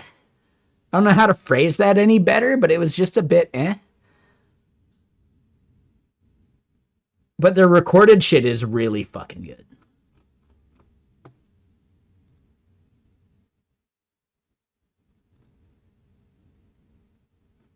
Hold on. Hold on. We should play Dangerous. Honestly, like, what am I doing? We should play Dangerous. Yeah, yeah. All right, all right. Big Data Dangerous. And then other people can judge how well I did with my impression. I thought I nailed it, actually. I didn't even try and hit falsetto, even though they do. But it worked. So thank you, Krasner. Appreciate that.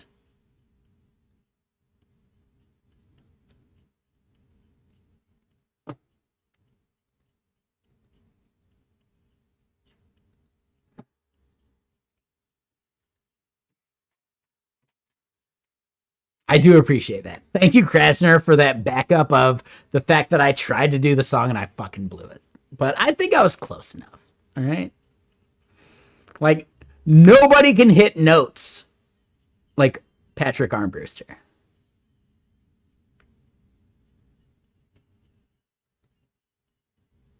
He can hit notes that I'll never be able to hit. And that's fine.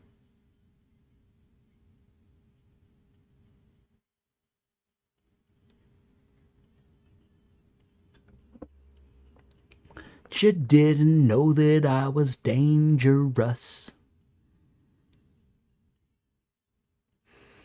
Inspiration from the Messijo palette and design. Oh, McCory, it's just that easy. I just use neo-brutalism. It's just bullshit. I'm not a designer. I can do layout. I can't do anything else. But okay, so J.A. Kimball.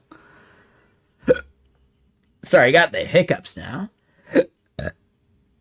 Motherfucker.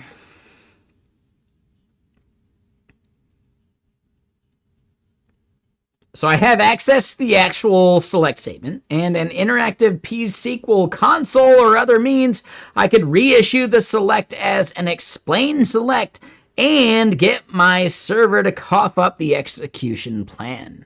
You're not wrong. I think that's a little harder to do with what I'm doing, but you're not wrong. Like, there is definitely a way in which I could probably grab some kind of explain statement.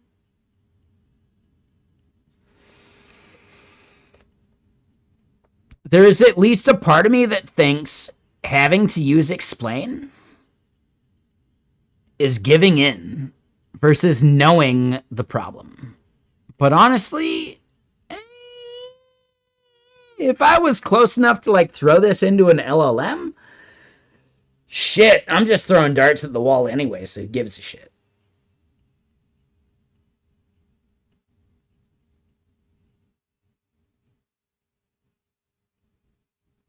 Right? Like, I'm just dart throwing.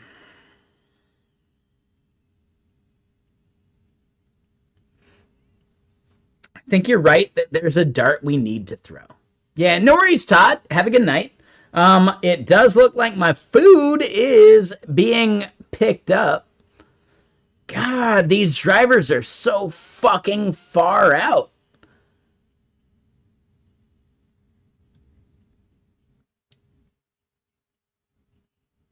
Yeah, zero remorse on the explain. Yes, I think that's our main thing. I should at least, at the bare minimum, leave myself a comment like, to do, use explain. Oh, and hold on. Shit. Oh, god damn it. Wrong thing. God. There we go.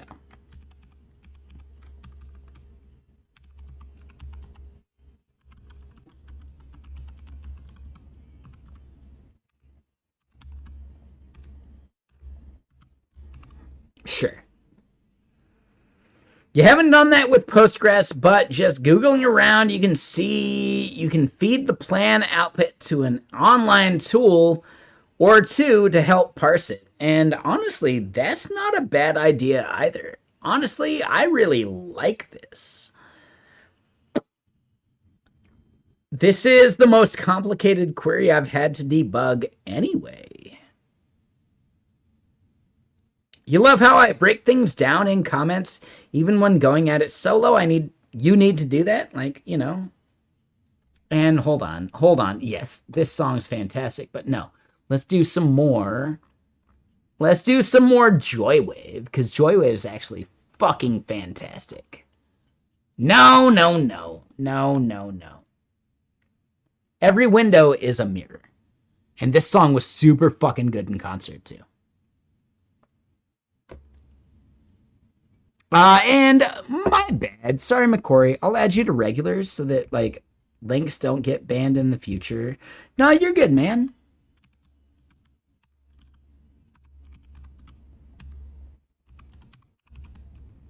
No, you're good, McQuarrie. I'm sorry that you got hit by that. It's actually the wrong command.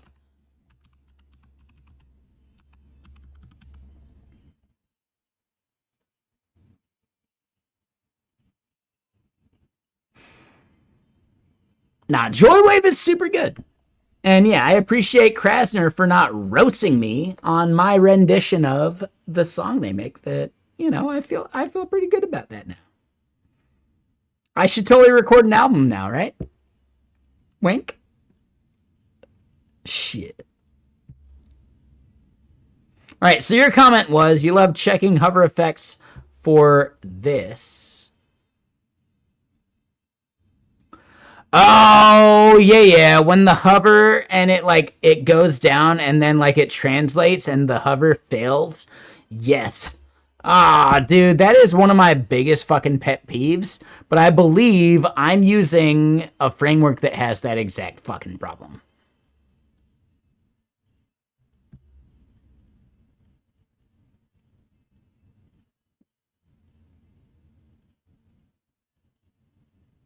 So it doesn't go endlessly, but it does allow a flicker.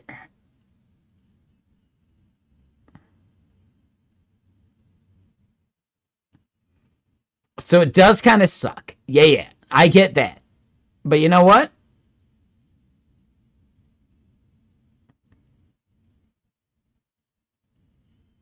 I'll take it. Could be worse. Nair, do I write tests during streams? The answer is no, because I don't write tests.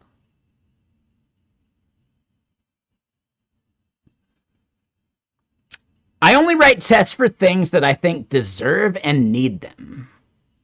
And I believe that there are certain things that do deserve and need tests.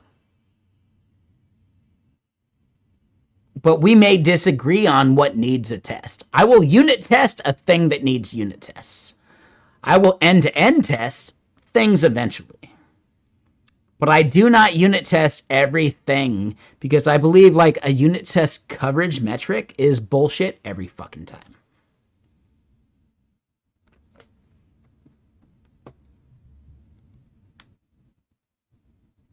Let me at least point out how I feel about testing. I think there are absolute reasons for unit testing. But the thing we're doing is not a unit. It is this amalgamation of things working together, and that's just a bad unit test. You know, if you're trying to write a unit test that does that.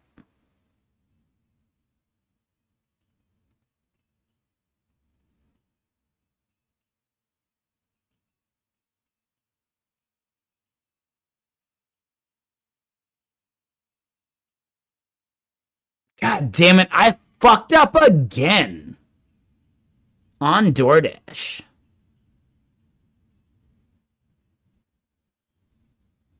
Dude, I keep fucking up and I forget to click it toward the only deliver to me. I don't want my driver to go anywhere else. I keep fucking that up. Dude, if I get cold food, I'm complaining about it. Motherfucker.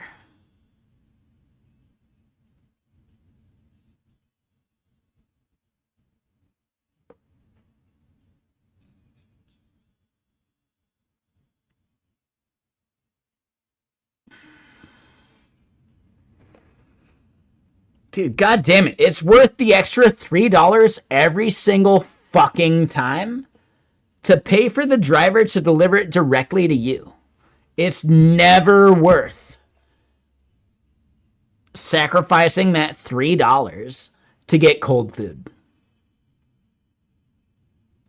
It's fucking bullshit every fucking time.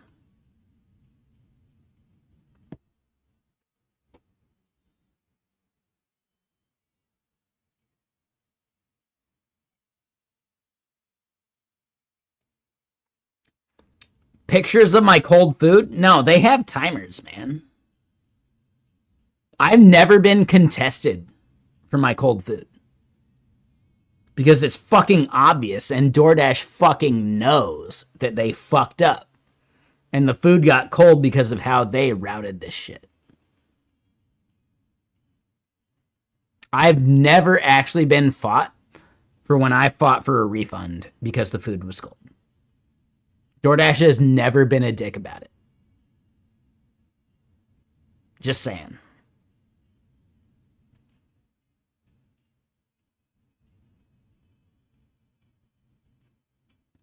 They know they routed someone the wrong fucking direction, and it let my cold food get cold at the fucking venue.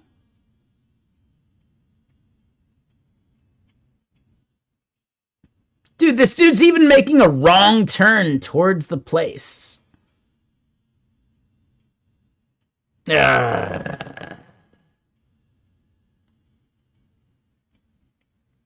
and I get that, man. I'm paying $50, like 40 something. It's actually like equal to 40 for butter chicken. No. Like, dude.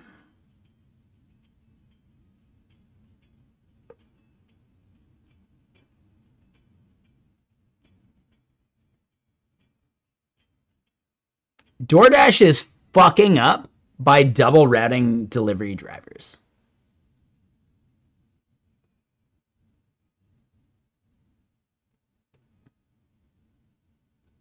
Someone ordered from a Mexican place, Los Chilangos. I'm sure it's delicious Mexican food. Why the fuck is my driver being diverted 7 blocks for that shit? No, so here's the thing, Mr. Mister. They're not going the wrong way based upon my order. They're going the wrong way based upon someone else's order, and they're actually going the right way for that. But it's just fucking bullshit. Because I forgot to check a fucking box in the UI to make sure that I didn't get a driver that was doing that shit. And that is the biggest problem I have with DoorDash. Check that box for me automatically, because I will happily pay an extra $3 to not do that. But I sometimes miss that box, and that's my problem for some reason. Dude, fuck DoorDash for that user experience. Like, seriously, fuck DoorDash for that experience. If the place I'm ordering from just had their own delivery driver, I'd just do that. Like, seriously, Kanishka, just pay your own fucking delivery driver. That sounds way better. Then you don't have to pay DoorDash their bullshit fucking fees.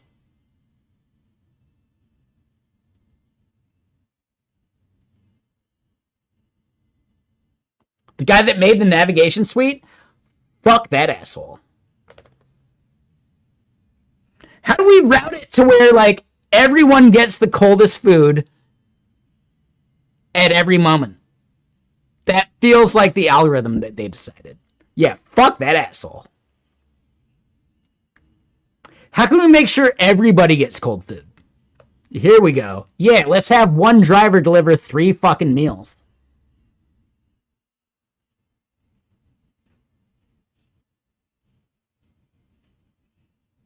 Just because people forgot to check a fucking checkbox. Can I opt into having that checkbox always checked? I haven't seen it in the experience. Prompt me for that and make it always the thing. I'm giving them a $5 tip. And I hope they keep that tip, because DoorDash sent them on a really bad fucking wild goose chase to solve 3 fucking people's problems at once instead of just one person.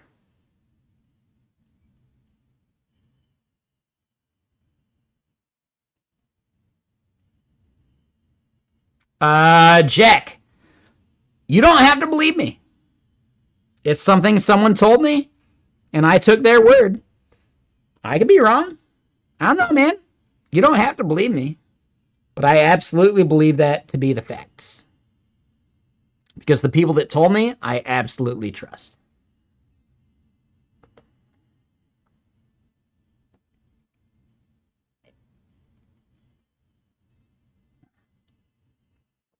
I can't say who said that, and I can't dox that.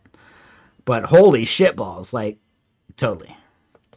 So Brainless, this should solve my issue. I have not seen it. I probably missed it because it's like I'm just some dude smoking weed or something. And I haven't even smoked the weed yet. Oh, fuck.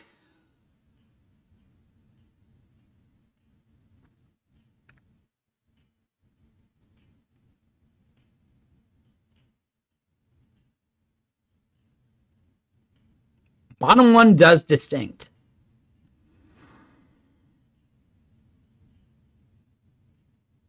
Oh, they're doing count as a fragment. Oh.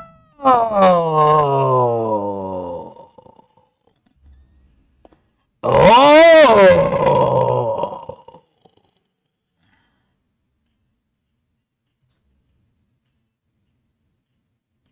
Huh. Okay, so it's distinct, but it's not distinct where I thought it was. Interesting.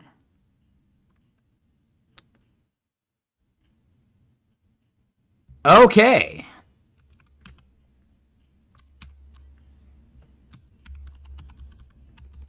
So hold on, we're going to do a leaving off because I don't want to be at all delayed for this slow food I'm getting. And if this food is cold when I get it, I want to complain about it, but I don't want to get someone being like, well, he left me chilling down by where I was delivering the food for like a minute.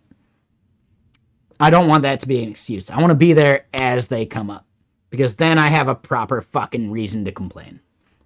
So yeah, leaving off, I think we need to fragment and distinct these things.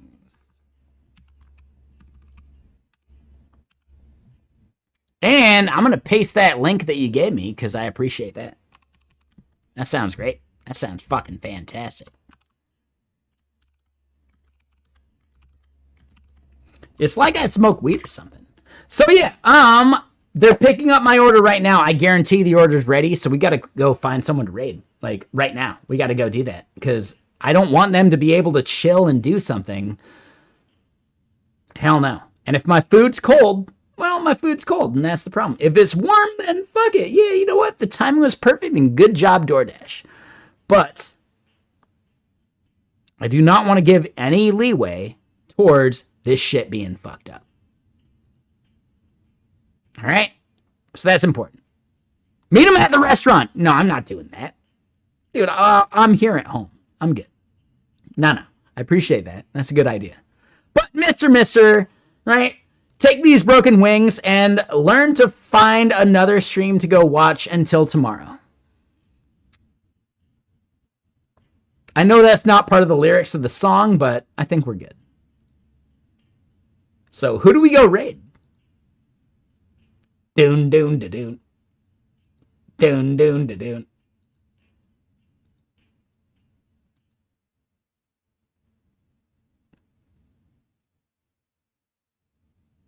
No, and I get it. Thank you, Brainless. I actually really appreciate that. I think you fucking nailed it. I think you fully fucking nailed it, dude. I think you're totally fucking right. But it'll be a problem that we have to solve tomorrow, and tonight I'll just play some video games and eat some Indian food. Oh, bummer. Woe is me. I mean, Brainless, you'll be here tomorrow. It'll be okay. We'll figure it out together.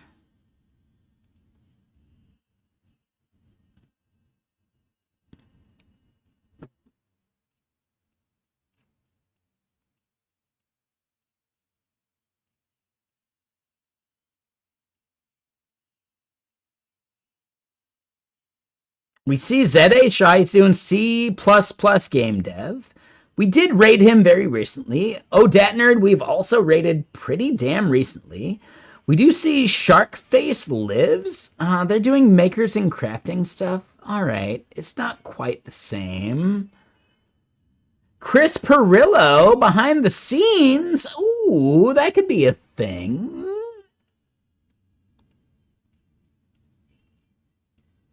We do have to raid someone. Slyborg? We can go raid Slyborg.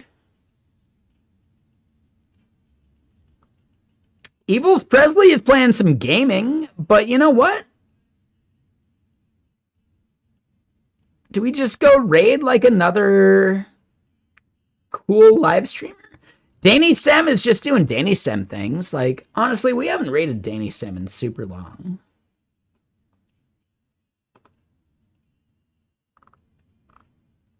All right, here it is. Danny Sem doing whatever Danny Sem does. It's probably some like hardware design, 3D printing stuff. Evils Presley is playing some gaming. Slyborg is doing Advent of Cyber. Honestly, I think Advent of Cyber is the best option. I'm going to do that regardless of votes. We're going to go raid Slyborg.